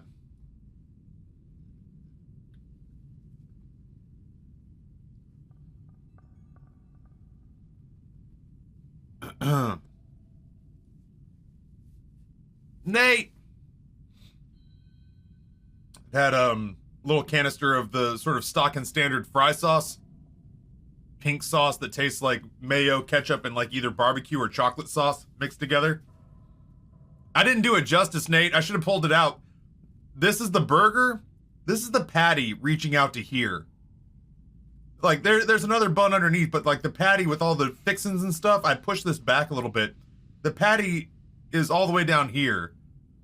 They had really good crunchy fries that they hit with, I'm gonna guess, like, they hit with, obviously with salt, but I'm gonna guess they hit with white distilled vinegar. And then they have this like pink dipping sauce. These are in-house pickled onions that were like sweet. Like, sorry, like they were like sour. A little sweet, but like mostly sour. And I could have eaten an entire, is it normally malt vinegar? Seriously? I've never known that. I could have eaten an entire ramekin of these by themselves. Shredded iceberg lettuce, melted American cheese. I will say, and I don't know how I feel about this yet, but I did eat this entire thing and then think to myself, I could have eaten 2 more of those. Yeah, I didn't know that. I mean, like, I always do malt vinegar with fish and chips, but I didn't realize that, like, when you buy, like, salt and vinegar potato chips, you're doing salt and malt vinegar. I didn't know that. Today I learned it. This is the first place I've ever been to that does a smash burger patty. that the entire patty is the Maillard effect. You know how with a lot of like smash burger patties, you get the Maillard effect where everything gets like thin and crispy, almost like a meat chip. They smashed both of these patties so flat that the entire thing was the crispy brown edge. I don't think I could do that for every burger. but I could do it for this one. And then underneath they had some house-made sweet pickles. This was very, very good. I wish I'd gotten photographs of the inside of the place. The inside of the place was like, had signs, and it was very much mine and it was very much Justin's place, but it was also very much my people too. They had genderless bathrooms. They had a sign on the wall that said abortion is healthcare.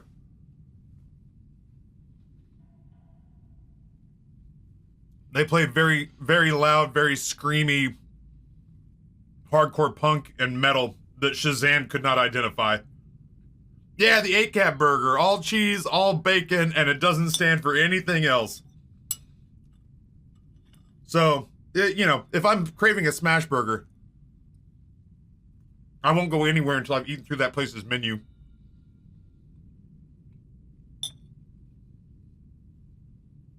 Yeah, Cobra Burger, man. They keep weird hours, which is the only real gripe I've got. They only do dinners, and then they do lunches and brunches on the weekend. They're not open for very long. They did show me. I asked them about this burger press that they had framed.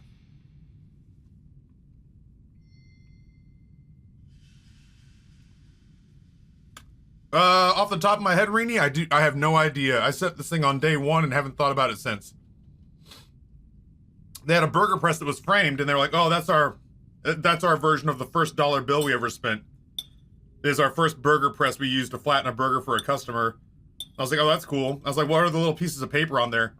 And he goes, "Oh, that's actually pretty fun." And he pulls them down. And Miles, my bartender, goes,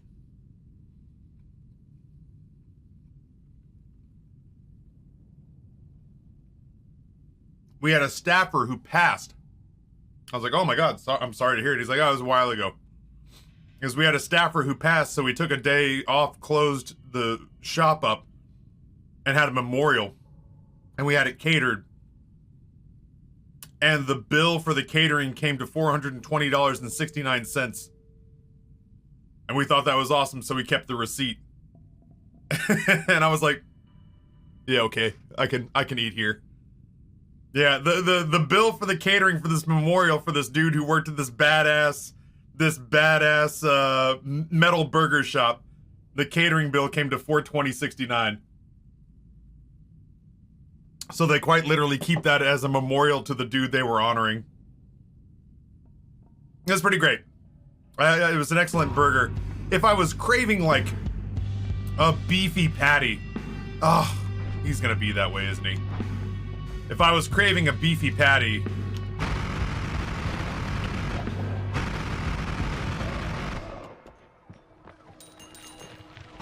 like a thick beefy patty. Hello? This is not gonna be the place that I go. But if I'm craving a smash burger, where the majority of the burger patty is the crispy edge,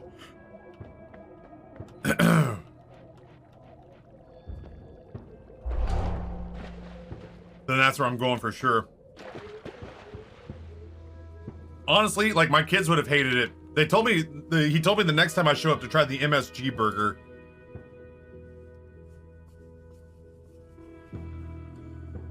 I wanted to make sure. I had popcorn recently? Oh, that's a red pepper.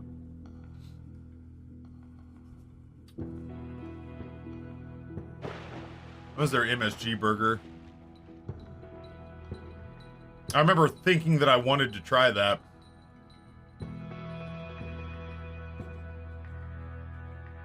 Stavari just translates to cop. Yeah, MSG stands for make shit good. Yeah, this is where I was. Burger voted best restaurant to piss off your papa at because we say frickin' listen to music too loud. But yeah, this one, I say they smashed the shit out of the patties. They smashed the shit out of the patties.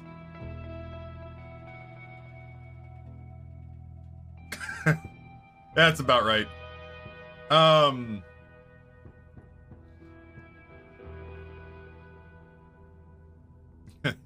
ACAB, it stands for all cheese, all bacon, and absolutely nothing else.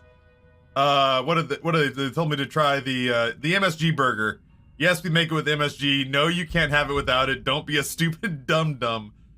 Patties, cheese, burger, venom, patties, cheeseburger, venom mayo, soy, MSG, pickled shiitake mushrooms, and runny, Sylvanqua farm eggs with green onion.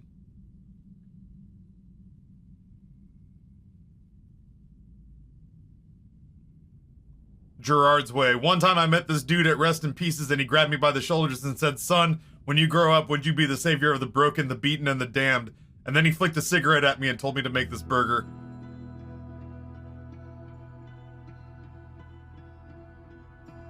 They used to have a kimchi burger, which breaks my heart that it's not there anymore.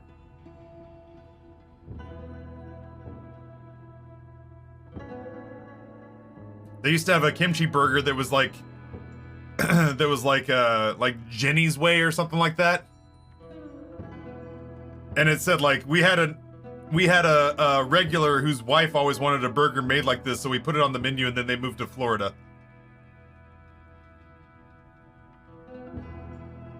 The Ohio burger. Patties, cheese, dills, tartar, and shreddis. I don't know. There must be somewhere in Ohio that does it like that.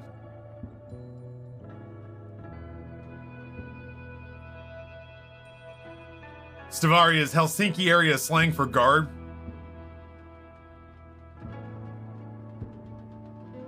Anyway, yeah, no, that's that place is pretty great. I'm dedicating at least one day a month to going and trying places in Richmond. I've already got Energy Shield. I will always buy that. I'm trying to find more time to go out and give a little attention.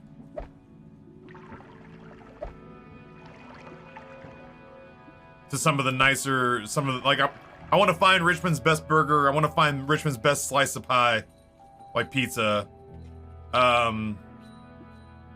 You know what I mean?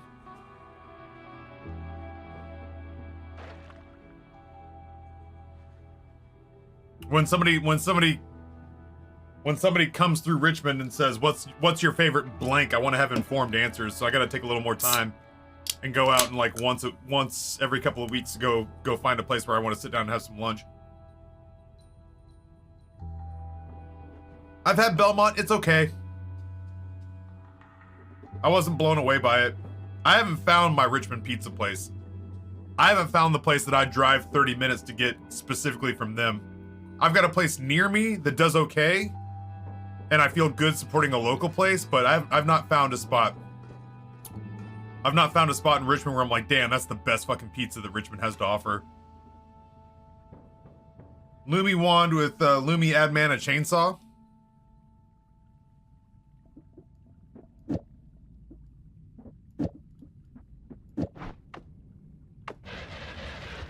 Yeah, that does solve that, doesn't it? Good call. I don't see a world in which I do anything different than what I'm doing right now. That's still that way? What happens when I put it in the front?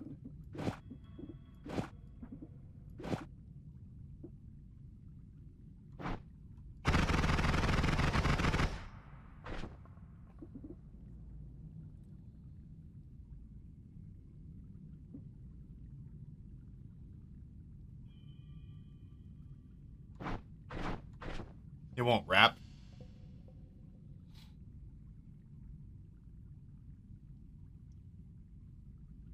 You don't get gold from petrified enemies? Boo! Ooh. Well, that's dumb.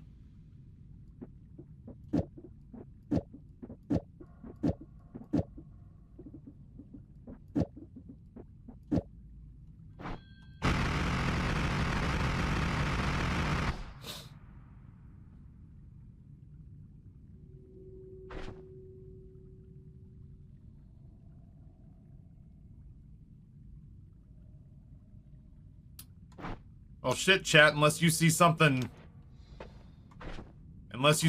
you're interested in.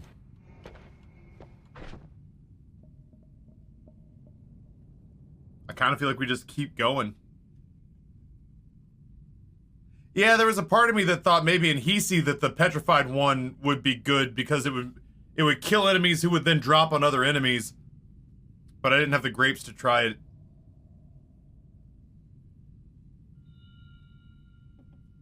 Yeah, I could buy the second shield, but I'm not using my first one, yeah.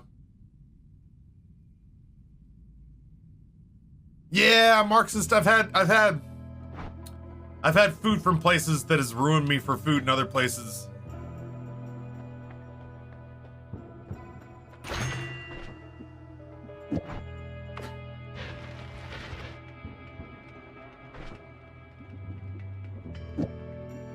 Oops.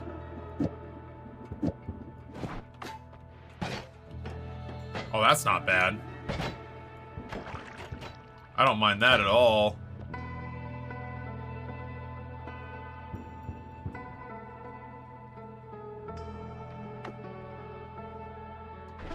And now just whenever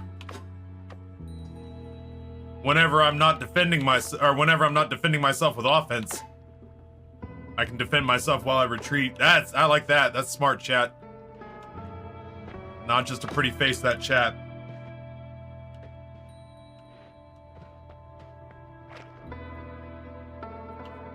Yeah, I have not found what I would consider. Can I help you?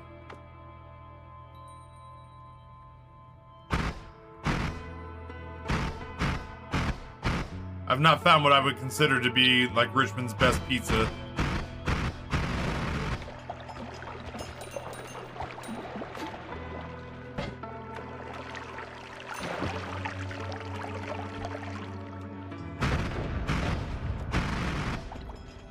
Dude, JJ, you became so, like, listen, the moment I got that $151 check out of my mailbox, you became so handsome, you know?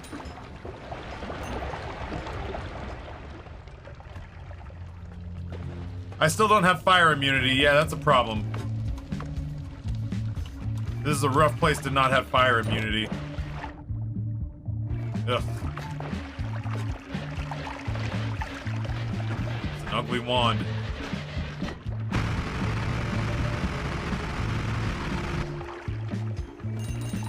Yeah, bring your happy ass in here, idiot. Yeah, Richmond's best pizza is a 7-hour drive to Jersey to hang out with Brizzy.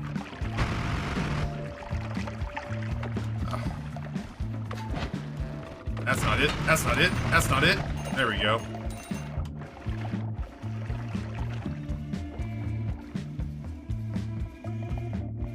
A monthly, honestly, Pinnacle Chips, if I'm being real with you. The fuck? So you're the asshole that's pissing Steve off. This is the story of the newest denizen of the cave.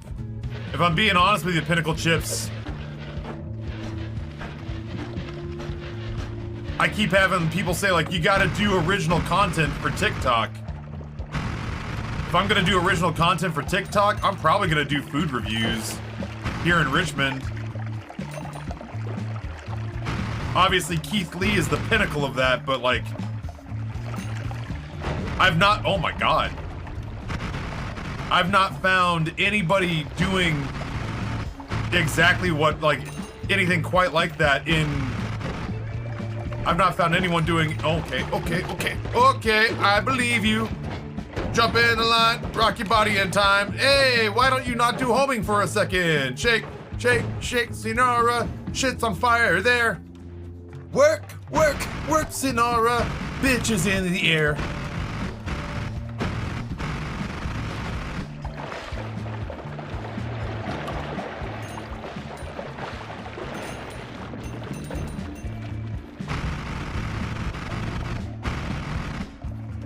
Anyway, I've not found anybody in Richmond doing like I've seen stuff on TikTok for people in Richmond doing like, you know, hey y'all, me and my besties went out and got food at such and such place. It was pretty good. Bye. But I don't know if you know him. There's a dude in North Carolina. I was looking for people near me. I found a dude in North Carolina named Mr. Chime Time. His shit's dynamite. Like, he does great reviews. But like, I haven't found anybody in Richmond who's just doing like straight up like, I bought the food and I brought it to my house, or I bought the food and got into my car, and I'm gonna break it down and literally just hand you a 1 through 10. The only real problem that I find with that is that if I want to do it and do it as well as I would want it to be done, if I'm gonna try, if I was gonna try to do that as well as I want it to be done, it suddenly means that I have to. I know this is gonna sound like a real trial here. It means that I have to start committing to eating 2 to 3 meals on the weekends for content at restaurants in Richmond, because I'd need to do at least 3 or 4 posts a week. So I'd have to do it in my off times. And that sounds really fun, but it also means that I can't take my kids with me. I can't take my wife and kids with me on that kind of stuff. Because in essence, it would be work, you know? I can bring stuff back and I could get enough of it. I can bring stuff back and I could get enough of it that I could share with them. But you know what I mean? Like, it's kind of like saying like, oh, you play video games for a living. That must be so fun. I'm like, yeah, sometimes, but it's mostly just work, just like any other job. And I feel like this would be the same way. Like, it's all fun and games until you realize that without making any money, you've spent several $1,000s on food. Plus, I will have effectively given up my time off on the weekends to become an amateur food reviewer, you know? It also means that I probably have to go and look into buying the kind of like vehicle. I mean, I guess like if I bring it home, that's another thing too. You got to figure out format, right? Like, you got to figure out the format. It becomes a little bit of like, am I one of the people who just does it in the car in the parking lot? Am I one of the people who does it inside the restaurant and cuts it up later? Am I like Keith? You know, am I like Keith? Do I come home and eat it at home and just reheat it if it's a long commute? But like if I'm doing it on location, suddenly you're talking about like certain tripods, certain cameras. If I'm doing it, oh shit. I was trying not to do that. If I'm doing it from my car, then it sounds silly, but there are little things that you have to get. There are little things that you have to get, like there's a certain tray that you can get to make things easier. I have to make sure that I have everything necessary to get a good high quality shot in the car. You know, because I'm just not gonna half-ass it. If I decide to do it, I'm not gonna half-ass it, and it becomes, oh Jesus! It becomes just a whole new thing. It would be a cool thing, and I would like that very much, but it does frustrate me that I don't have anyone, like, Richmond is such a good food city, and I genuinely don't feel like there's any, on TikTok there's voices for almost every city in the country, but there's not a good Richmond voice for, you know, reliably telling me what I can expect to be spending my money on in places. Food reviews, that's what I'm saying, Sir Bougie, is that ultimately a lot of these people I see doing food reviews who do it in the front seat of their car, like, it doesn't seem super comfortable. Oh, dude, I would never buy a Tesla. Not at this rate. Maybe before Elon opened his mouth and revealed to the world that the myth of the silent genius is just that. There's also a part of me that, like, no offense to the city of Richmond, but Richmond is real hit and miss as far as safety goes. There's a murder in this city every day. And there's sure as shit, like, in the wrong spots. The newest denizen of the cave. There's a lot of violent crime. So there's a part of me that's like, if I go to a good restaurant in a shitty neighborhood and then set up a bunch of AV equipment in my car to eat and record, there's a pretty good chance at some point I'm getting robbed at fucking gunpoint. At some point, one of my reviews is gonna become, hey everybody, what's going on? We're doing a subathon to raise money for brand new AV equipment for the TikTok experience because I was a dummy and flashed a bunch of technology in a part of town where I ought nota.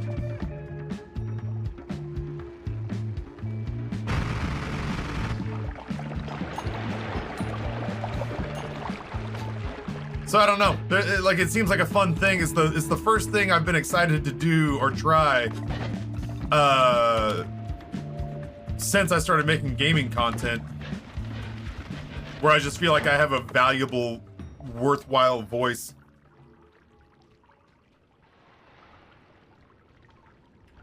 Zombie Ron Swanson gives a tier 1 sub to Ryan and then gives a tier 1 sub to Pew.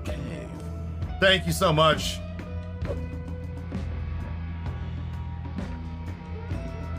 Yeah, I was seeing that article where people were like, Tesla owners were feeling ripped off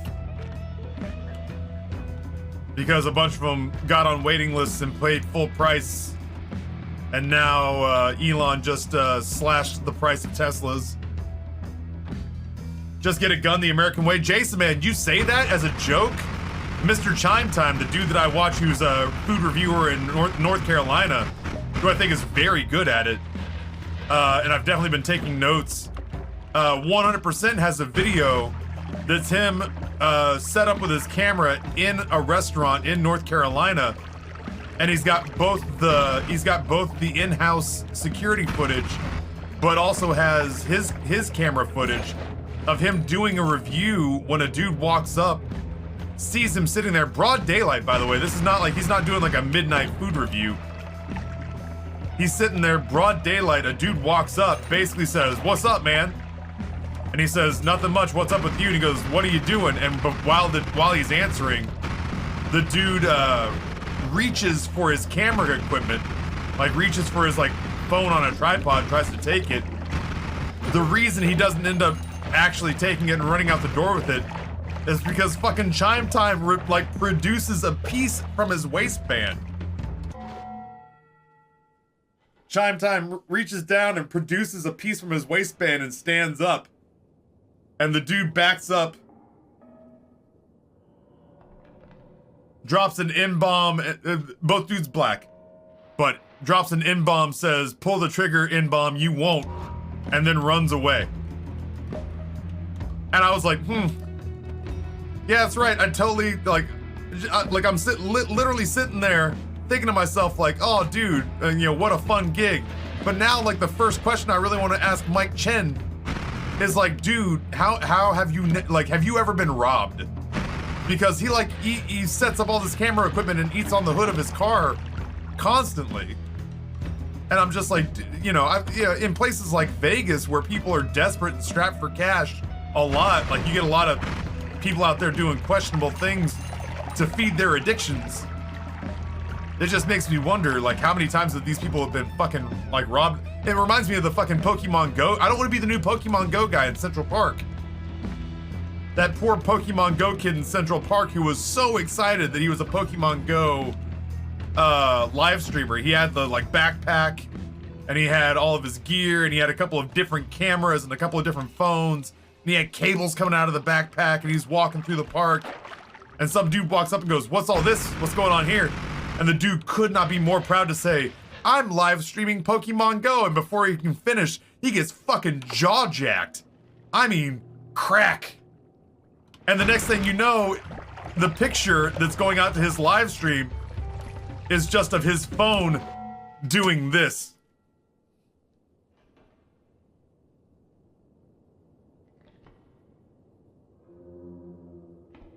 And then about 4 minutes later, the cameras of the dude who hit him going like,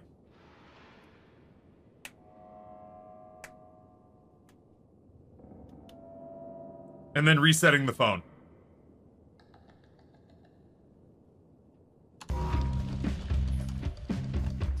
And I felt so bad for that kid, but I'm also like, I can see exactly why it happened, because what he was doing was born from a place of like innocent optimism. You know what I mean? He was just so happy to be out of the house and streaming and doing a thing that he loved to do and doing it for an audience.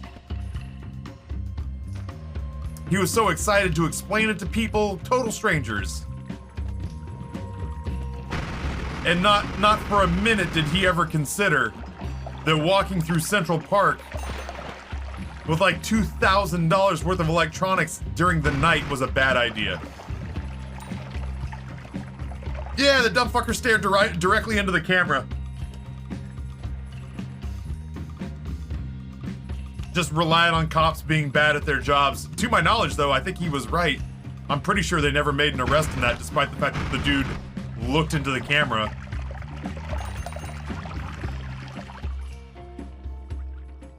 Lamb of God's been one of my favorite bands since '02. I've seen them 4 times. My friend used to make mixtape CDs, and they were on one of them. Yeah, Lamb of God, Gwar. We got such a weird Avail. We got such a weird music scene here. I wish I liked music more. Like, I like music just fine, I guess, but like, I don't get moved by music the way I used to get moved by music. Yeah, is that it? There you go. There's Mr. Chime Time in the attempted robbery. That's the worst. That was my least favorite Harry Potter. It's Harry Potter in the attempted robbery. Oh shit, I don't know why that's so funny to me. Oh god. Oh man. Oh god. Okay, sorry. That one tickled me.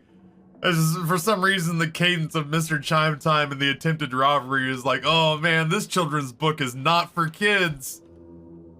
I've seen Gwar 3 times because Lamb of God used to open for them. Now they open for Gwar. Yeah, Gwar is like the... Gwar is one of those things where I think like Gwar forced Richmond to accept that it was metamorphosizing. Like Gwar forced Richmond to accept that it was no longer a city of like old money and southern gentility. That it was Diet Portland, you know?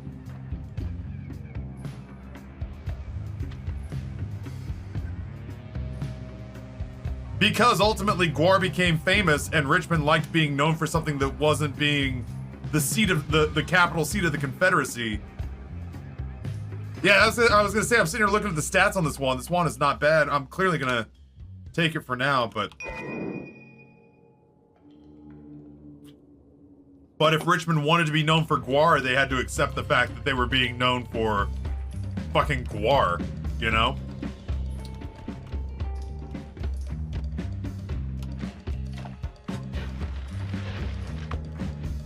And ultimately, I feel like they came around on it where they're like, okay, fine, we'll say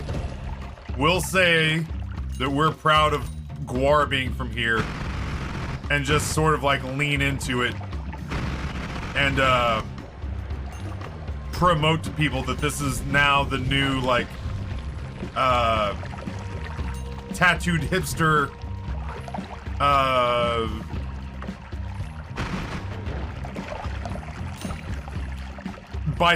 bicycles and tattoos and IPA mecca instead of the seat of southern gentility. Sayreen, what's going on? Sayreen, are you the one that I met at MagFest? It wasn't until I got back that it was you. Okay, good. It was a pleasure to meet you. It wasn't until I got back that I realized I know a couple of Sayreens. I had a handful of people that you could have potentially been based on usernames. So it was nice to finally narrow that down. Better think twice, Spider. I told you I'd shoot, but you didn't believe me. Oh, my gold's melting.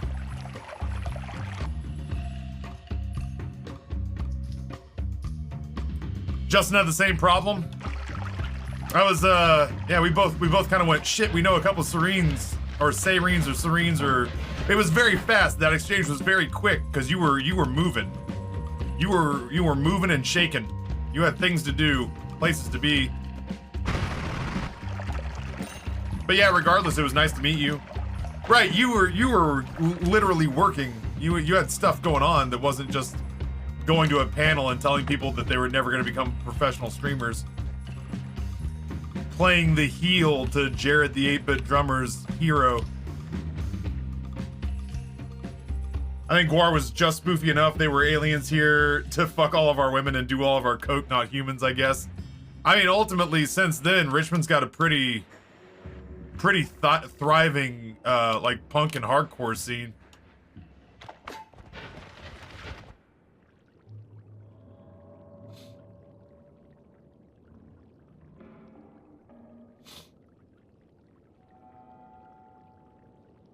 Sorry, I'm just scanning real quick.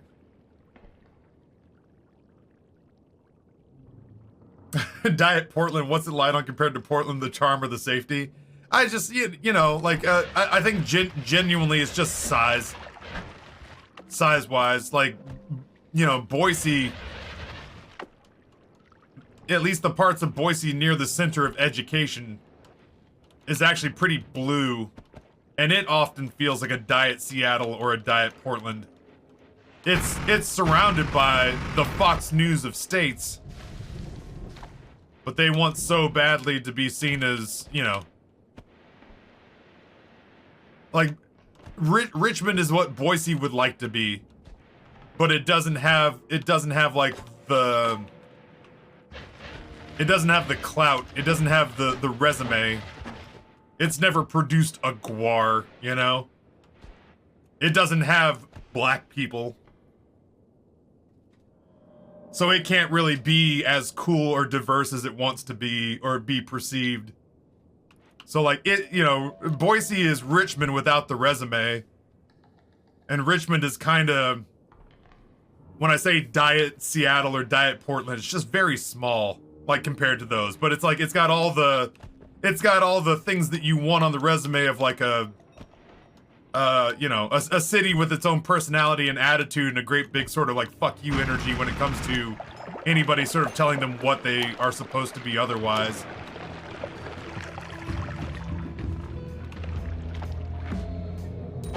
Fucking Idaho, man. It's hard. Like, you bring somebody who spent the overwhelming predominance of their life to a place like Richmond. It's hard to get them not, like, literally to not stare at the diversity in the citizenry.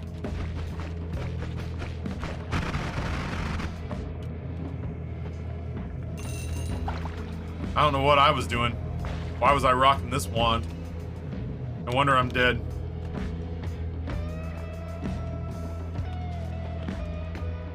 More surprised than scared? Well, it depends on which one you ask. It's, you know, it's less bad in Boise. But like I said, the rest of the state is just the physical incarnation of Fox News. So in that instance, it can be, you know, every bit as bad as the South. All of Idaho that's not Boise is essentially just Alabama without the accent.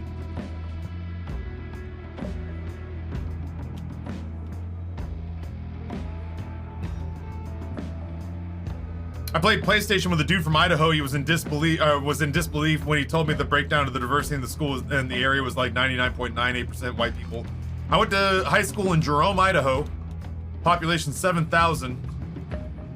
When I went to school, there were no black kids in that school. Not one. Not one African-American kid. When my sister graduated, I believe there was one. It was like 75% white kids, and then like 25% the children of migrant workers who like genuinely spoke very little English. It was there was the Latino culture at our school, and then there was just all different kinds of Christian white kids, mostly Mormons, but with a sprinkling of like Catholics and Baptists. But yeah, when I graduated from my high school, there was not a single black kid at that school. So when you bring somebody from like rural Idaho to a place like Richmond, or really anywhere on the East Coast, or the South, and they see like actual racial diversity in cultural centers, it is genuinely jarring to them.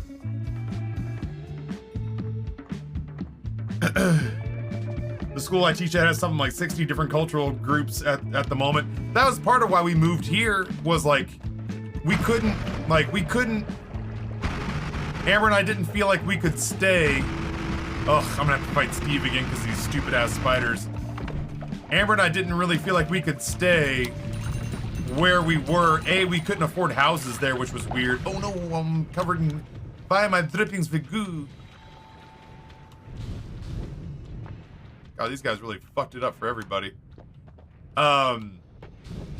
We couldn't afford houses there, which was weird because the school was terrible. And so we had to come out to where we could afford the houses. But we didn't want to just engage in like white flight. Like we still wanted our kids to be surrounded by people different from them, so that they could get a better idea of like what America is.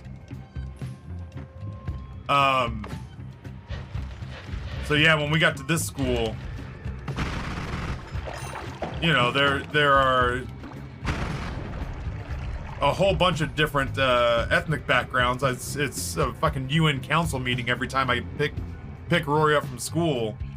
But then also, you know, we have Sikhs and we have Muslims, and you know, it's just like it's nice that they don't like. I hated leaving. I didn't hate leaving Dallas. As much as I like saying I'm native Dallas, man, I don't want to live in North Texas. But I hated leaving the diversity and population of Dallas behind to go to a place that had one traffic light and where the people quite literally were outnumbered by cows. That's not even a dig, that's just a statistical fact, and I just didn't want to take my kids out to a place where it was just all they ever saw was, I mean, I'm not even a Christian, so like I didn't want them to go to a place where all they saw was like white Christian kids and nothing else. I wanted them to, you know, in much the same way that I won't let them just eat like chicken tenders or fucking hamburgers for every meal. Like I want them to have some diversity, so that when they get out into the world, they're not the kid who's staring slack-jawed. They're not the kid who's staring slack-jawed at the population of the first real city they go to because it doesn't make any sense to them.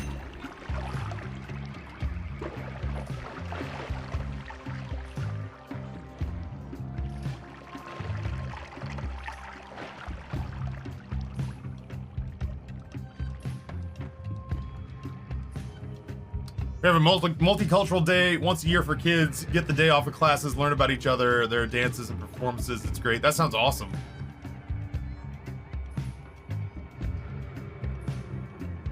So anywho.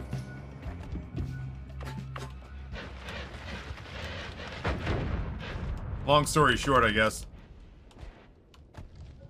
Oh my. Oh my.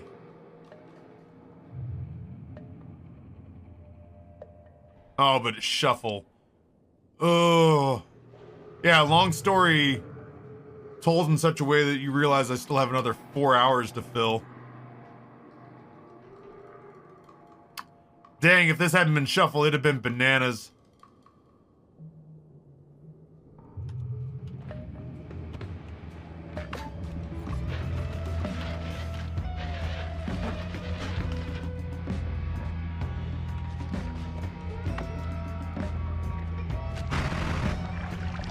Oh no.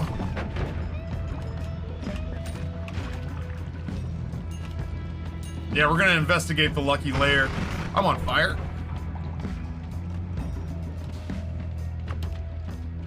Let's run something else. What the fuck? I couldn't tell what was hurting me.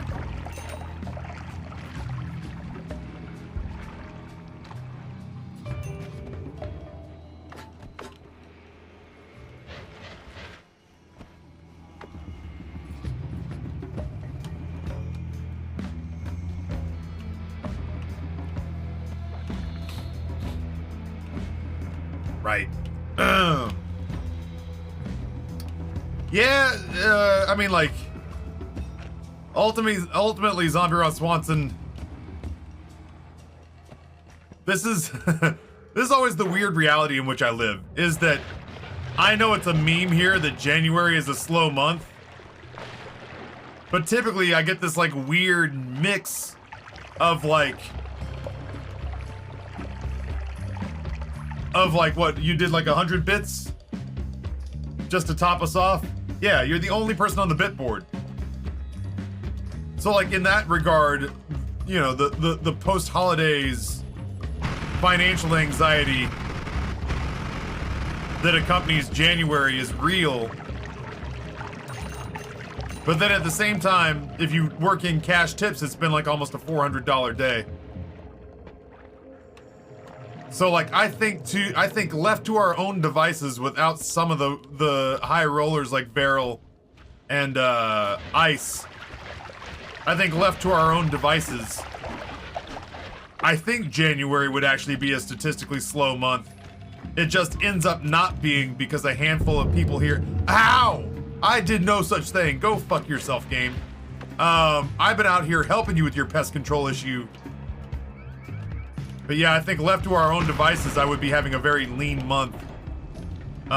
Except for a handful of people who just refuse to let it be like that. Hello? The fuck? It's a worm?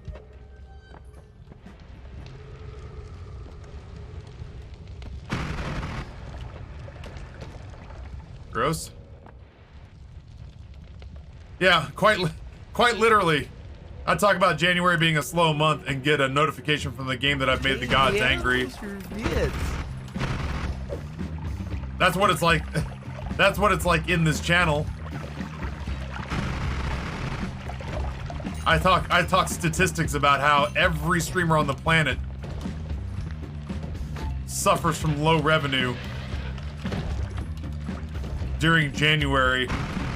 I anger the gods, which in this case are all of our high rollers. You can't stand on those, huh? And then the next thing I know is, yeah, one of them takes it personally enough to play Heroes or From the Heart. Bud drops $3.25. Woohoo! Threw away a bunch of money this weekend on sports bets. Let me throw another $4.99 your way. I'm sorry your sports bets didn't go well. I genuinely, you know, I don't make a habit of it, but because I have this free,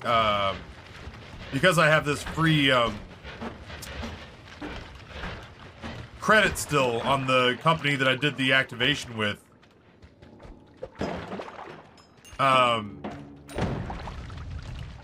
100% saw the value in making games that you wouldn't otherwise care about be entertaining.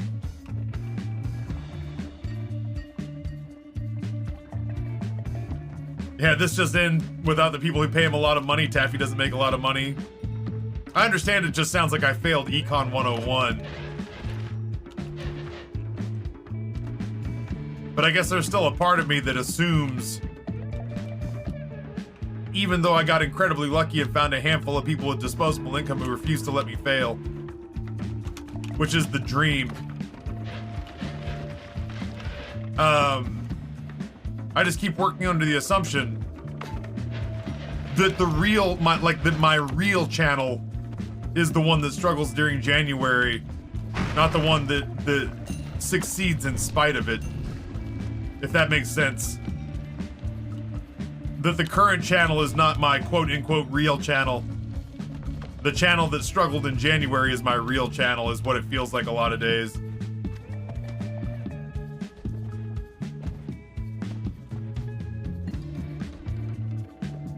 Taffy said it was a slow month and chat took that personally. Fuck them kids. It's been something else. It's weird because like I still have a lot of people who come and ask me questions about streaming, and they'll say, Taffy, what do you think about X, Y, and Z? And I'll give them advice based on what I've learned from dealing with my audience. And they'll stop and go, All right, now, do you have any useful information? Because I don't have 35 whales who constantly try to outdo each other. And I was like, oh, well then no, in that case, I don't really have any thoughts. Oh shit, I guess here we are.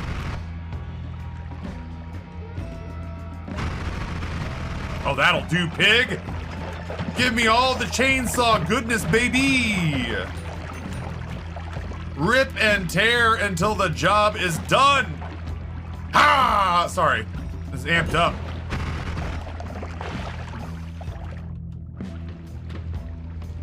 Amped up, man. Oh my god, I thought that was an enemy.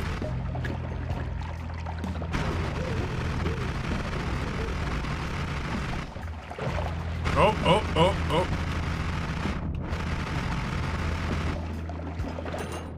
Yo, dog, I heard you like blood.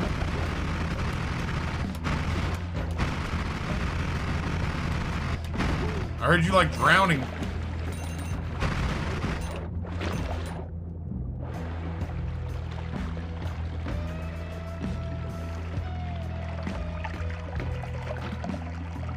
No, that term's not exclusive. The original time, the original time that I heard the term whale was when I first started to learn more about casinos. That was the first place that I'd ever heard the term whale used in that respect. Was that if you were a whale, a casino would send a private jet or helicopter to pick you up. But yeah, I heard of that term like obviously now it gets used with like, especially with like This is the mobile games of the newest denizen. Fucking Diablo Immortal is built basically so that it just needs a few whales to succeed. It was essentially built for whales.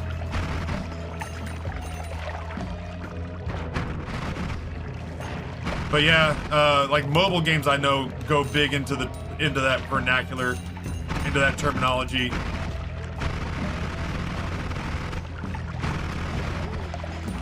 But originally, yeah, for me, as far as I knew about it, that was the first time I'd ever heard that term used was in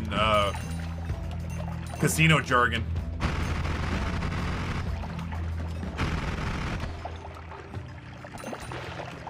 Sorry, things got aggressive for a second. Rhodesius, tier 1 8 months, thank you so much for the continued support. You look like you're good at calculus. I don't know who lied to you. I wanted originally to be, when I was in college, I thought for a brief second that I might want to work at Blizzard, back when working at Blizzard was a good thing.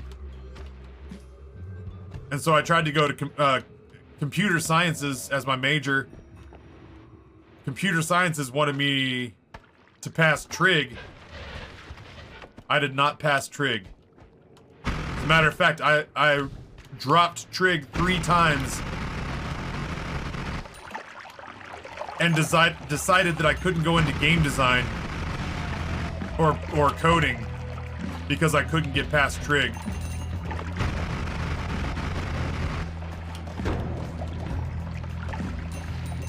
But I couldn't get past calculus. I actually aced trig. Trig and pre-calc, oddly enough. I was told that I only had to show up for test days if I did all the homework. I did all the homework in a single weekend. and only went to 4 days of class the entire semester and got a 98%. He was like, if you know it, you know it. I'm not gonna make you be here. He's like, so if you just want to show up for the test, you can just show up for the test. So I just showed up for the tests. That was the easiest class I've ever had.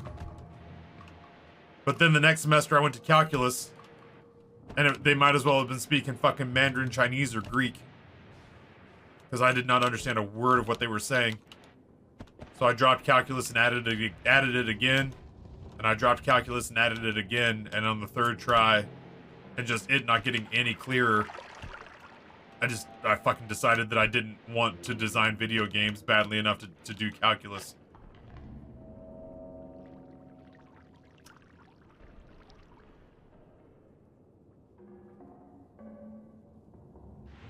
Everything today is geared towards making you do things you may not initially want to do. Coercion from the moment you open your eyes to the moment you close them. We're struggling right now with that with Gray. Gray has decided that school is not his bag and that homework sucks. And while I can't necessarily disagree with him, I also can't in good conscience as a parent tank my son's career or future based on some sort of like form of based on some form of like a social objection, you know?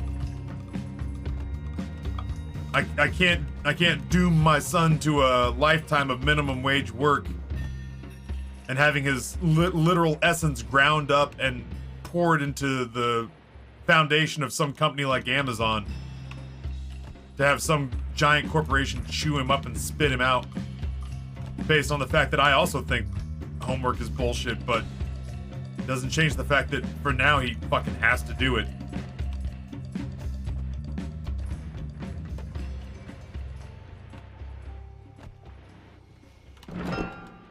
It's so funny, I went through with him.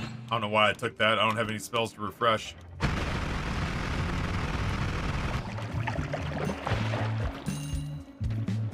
I went through with him and actually showed him a list of like the most desired jobs by people who have not gotten their high school diplomas. And while a bunch of them are not bad jobs, none of the good jobs off that list are anything that he's even remotely geared to handle. Like, they're just not a part of his, they're not even remotely a part of his, like, skill sets or interests. Oh, shit! Oh, that's poison. Can I bathe the poison off me? I did. Okay, yeah, the fart clouds are filled with poison. Fart clouds are filled with ominous liquid.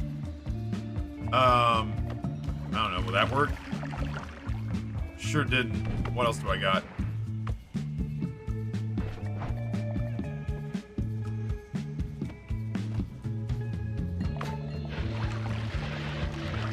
Hear me out though. I want that. I guess I can just see what that is.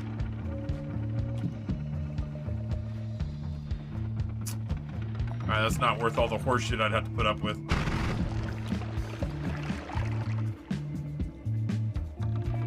Anime Girl, welcome back.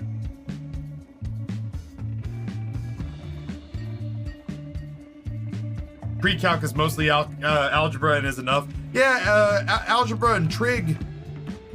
Algebra and trig I zoomed through. That, like I said, that was that one class where the...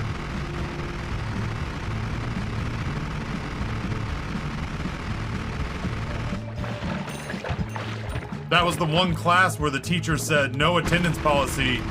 If you know it, you know it. Show up for the tests. So for a full credit load class, I was only in class for 6 days. One was orientation.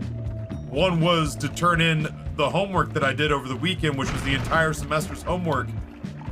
And then the other 3 days were the days where I came in for testing. It was great. I loved it. That thing looked weird. That thing died weird. That thing made weird noises when I shot it. I wonder if that's the type of spider I've never seen before.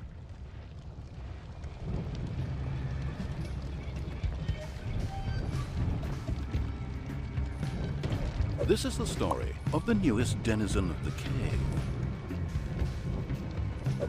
16 Angry Bears, Tier 1, 8 months of gifted stuff from Glitch. Appreciate the shit out of both of you. Scout's awesome when you know the tools at your disposal is basically do the math, but the faster way. Just has a nasty entry, barrier to entry. Yeah, I mean, like, it sucks. I kind of, you know, just out of personal pride. Oh, shit.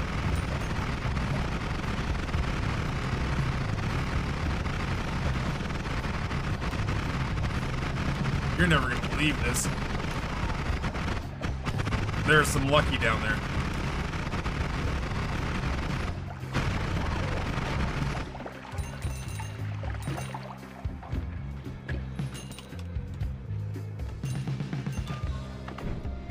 As a point of personal pride, I wish I had stuck it out just to finish it. Just to say that I did.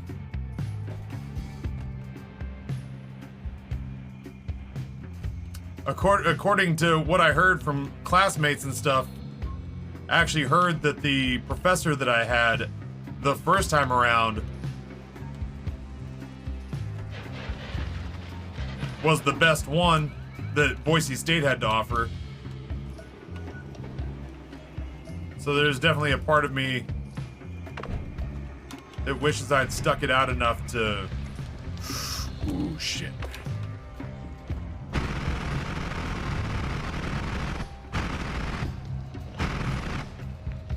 There's a part of me that wishes I'd stuck it out enough to say that I finished it. Yeah, it's true. If I'd stuck it out, maybe I'd be making video games at Blizzard and I'd be embarrassed to be employed by them. I'd have a lot less money and a lot less crunch on my resume.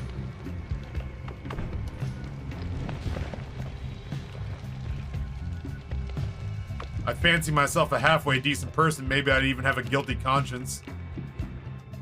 I'd be the first one of those at Blizzard. What the fuck is going on over here?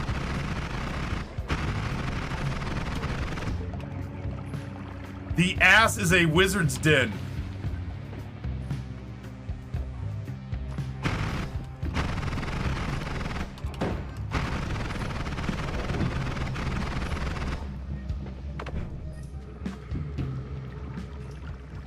I have never been here before.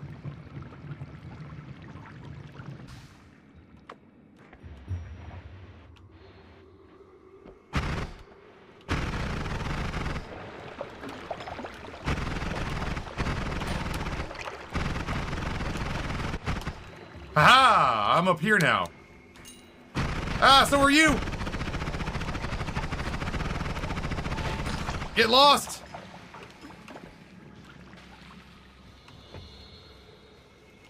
Seems chill.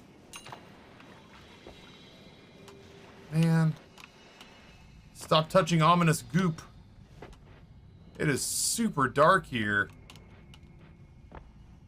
Your mileage may have varied, but as someone who stuck it out to say I finished it for their PhD, let me tell you, it came with a lot of trauma and never working in that field again. Oh yeah, don't get me wrong. Like I got no gripes about how I chose to go about it. Oh my god.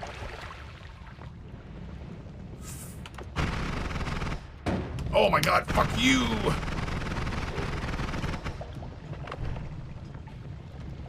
Well, this place is intense. A lot going on here, none of it good.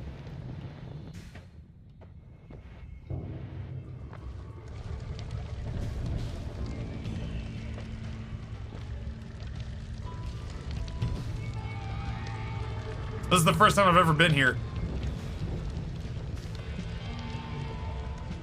A little spicy spritz. I'm torn. Do I want to try to get a victory or do I want to die exploring? I feel like I want to die exploring.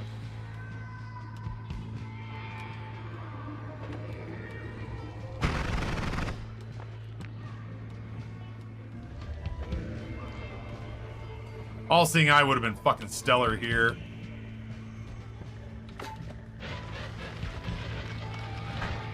I feel like I would much rather explore and meet my end exploring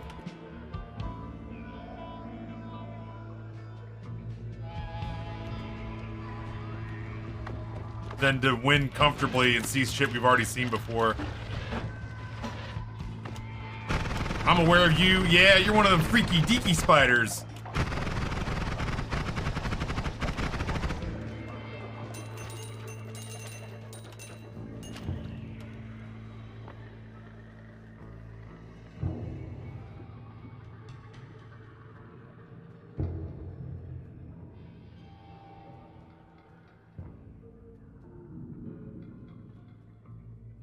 Okay, I'm in. It's so dark. The fuck was that all about? I'll burn you out.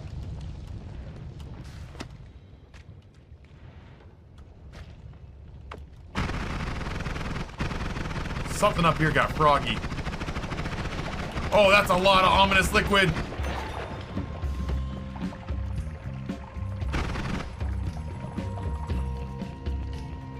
Is this the daily? I didn't even know there were dailies. If I'm being honest. Fuck me, I had no clue. Oh. This game keeps coming so close to giving me just a god wand.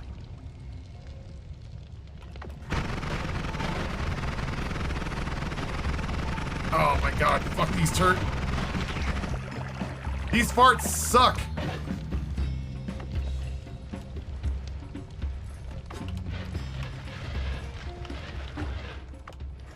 Where the shit am I? I'm up here now.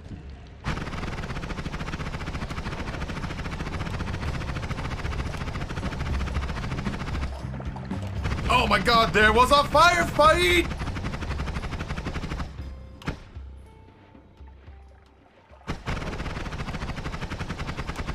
Take that, Zoidberg.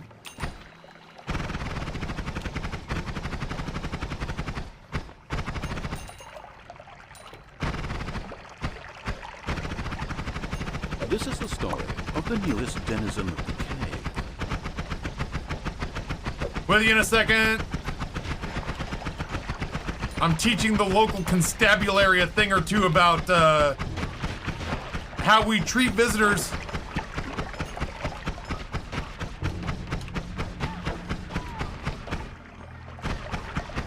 Oh, that one stung.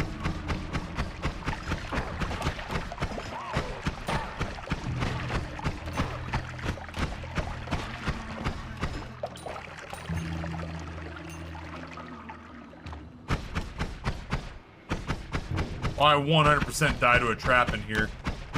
There's no way.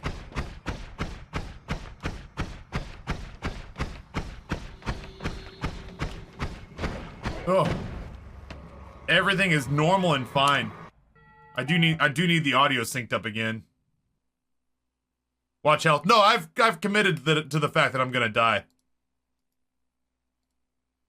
But I'm gonna die exploring. I mean, I can watch my health go down to 0, but I can't do much to fix it without leaving.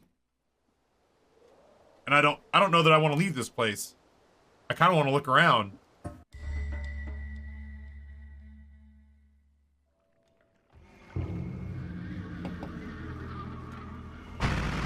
Fuck. Well, maybe we should go.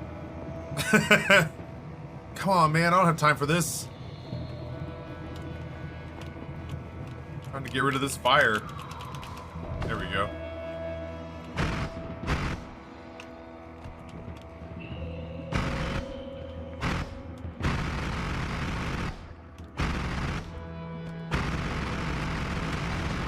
Eat shit, Zoidberg.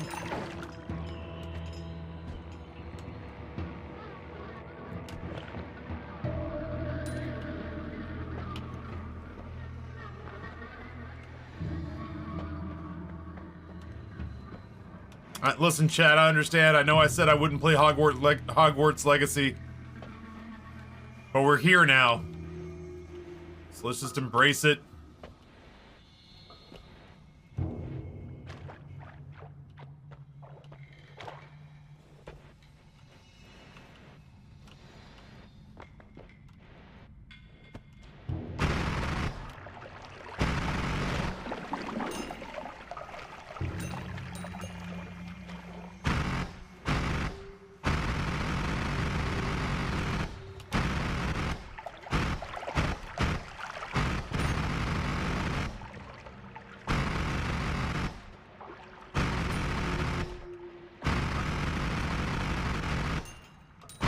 ha, ha!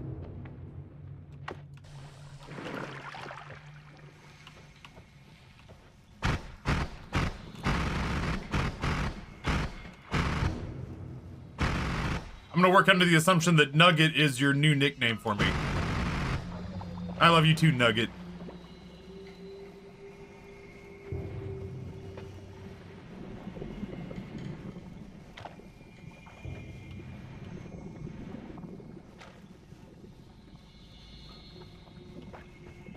That's right, we're here to kill off all the turf wizards.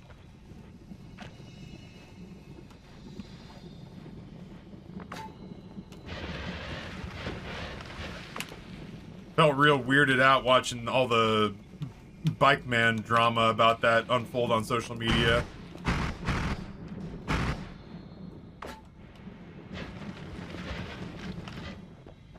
Oh my god. Jackspot, what's going on, homeboy?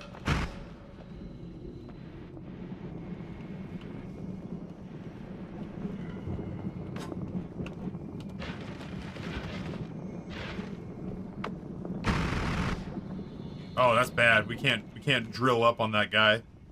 He'll fucking dump on us. Like he'll quite literally dump lava on us. This is the story of the newest denizen of the cave.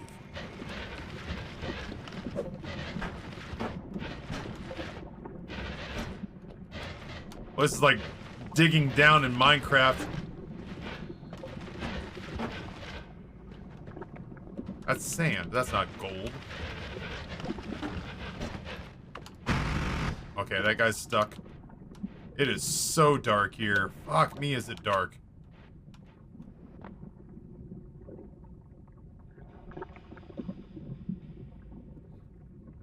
That was so dumb. Yeah. I don't know, Bikeman. I'm up here now? That's bad! You prick!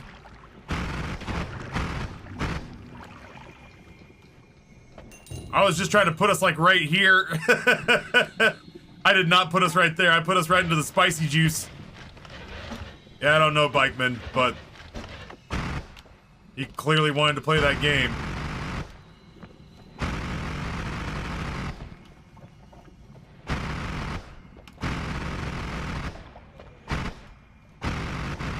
It sucks because, like, he must have been conflicted about it because he was like, oh, I'll just give all the money I make to the Trevor Project. But then, like, the LGBTQ, specifically the T in that community showed up and they're like, nah, man, that doesn't make it better. And he was like, oh, damn, because I'm gonna do it anyway.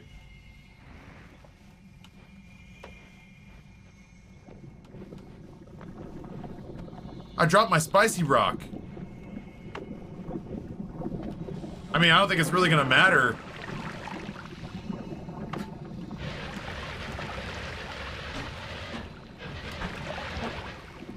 Maybe I can get it back.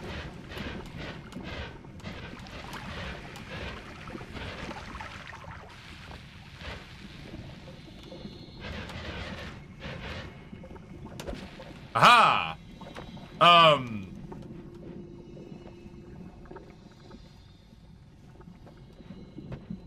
Yeah, it was just weird because, like, the people who were expressing discomfort at the idea of his plan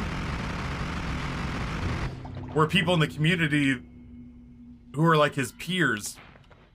And he's like, what do you think if we do this? And people, like, Lil Sia and Bloody Faster were just like, I think that's a band-aid on a broken arm, my guy. I don't think that accomplishes what you think it accomplishes. And he was like, ah, I'm gonna do it anyway. He was like, I was really just hoping everyone would say yes, but they aren't, so I'm gonna just do it anyway. And mute everybody and start blocking people who kind of say that this is not the right way to go about it. I was like, God damn, dude. Alright.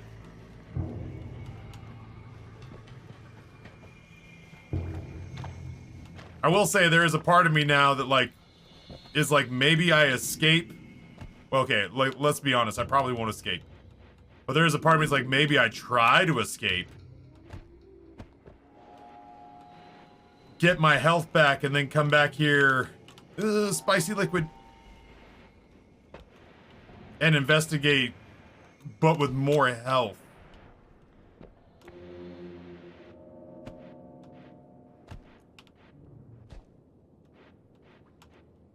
Did Taffy break someone's arm with a hug?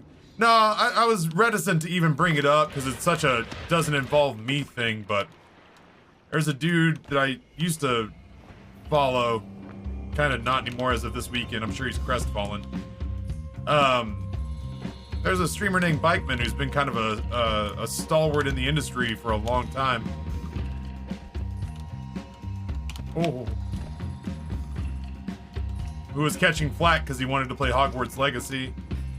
And when people were like, man, we really wish you wouldn't, he was like, all right, well, how about this? I'm going to play it, but any of the money I make while I'm playing it, I'll give to the Trevor Project.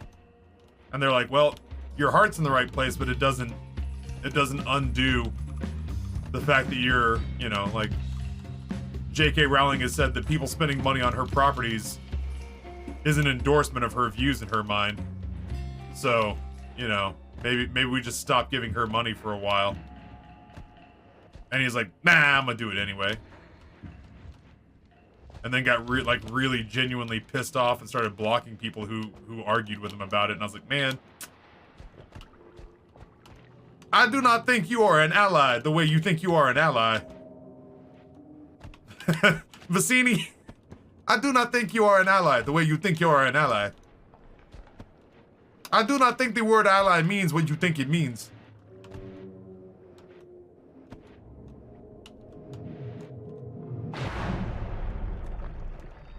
Oh, Jesus, Steve, what did they do to your place?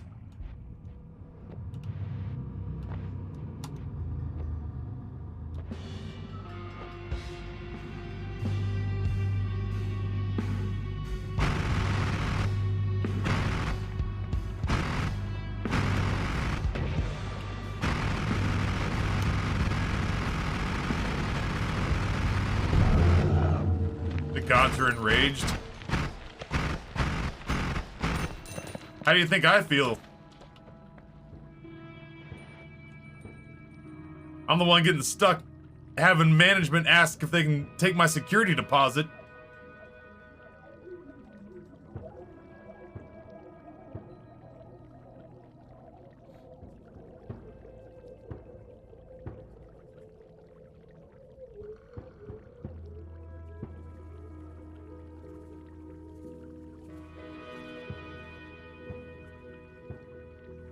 Honestly, as a kid, I waited years for a proper Hogwarts game, and I've taken on the opinion that I don't care about the politics behind the author's recent controversies. It ain't ever gonna change what I think of one of my childhood favorite things. Yeah, I mean, it's complicated because, you know, her creation is beloved, and that, I mean, that makes sense to me. It's like part of the reason that I don't go to Chick-fil-A anymore. I think their chicken sandwiches are awesome, but I just feel gross when I'm there. I did just take my kids to, you know, listen, my hypocrisy knows bounds. I did just take my kids to, the Wizarding World of Harry Potter in Orlando, so I can only talk about so much shit. But the more I've dug since I've gotten back, it's just kind of like, ugh. I don't know. I've kind of reached I feel like I've reached my breaking point with her.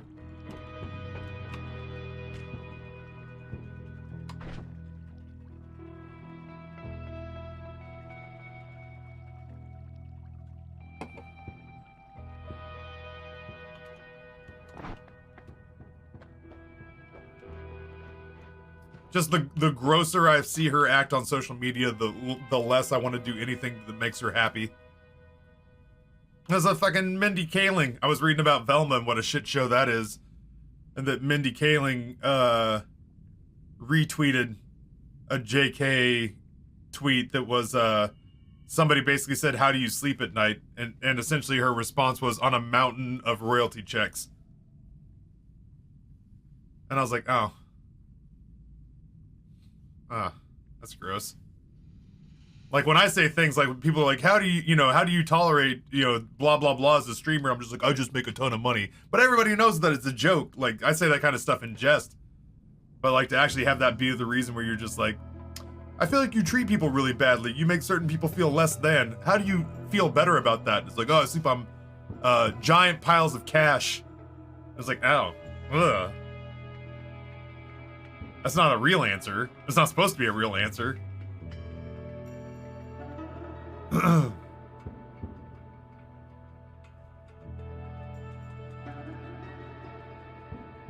Yeah, Kristen, I mean, that's the problem too, right? Like, what's his name? The dude who wrote Witcher is kind of a shitty person.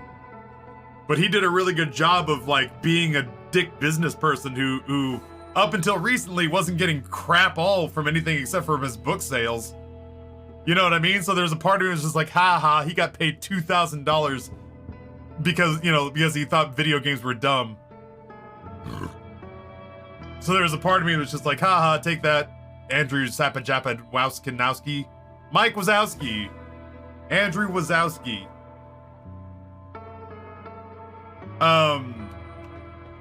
Yeah, I think it's gotta be Repulsion.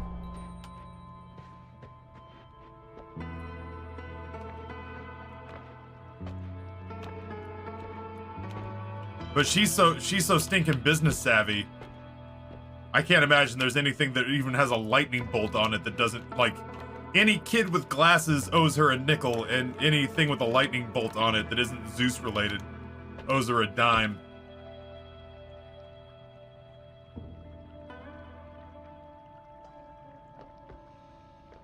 So anywho, Repulsion messes up black holes. Shit. I really do need to switch to Coder. She owes Pokemon royalties for that lightning bolt. You didn't have any right, lady, to make this kid, this kid a fucking, electrical type Pokemon. Could save wand stuff for tomorrow. Yeah, I feel like we kind of have to. I forget. Oh, it's that spooky joint down here.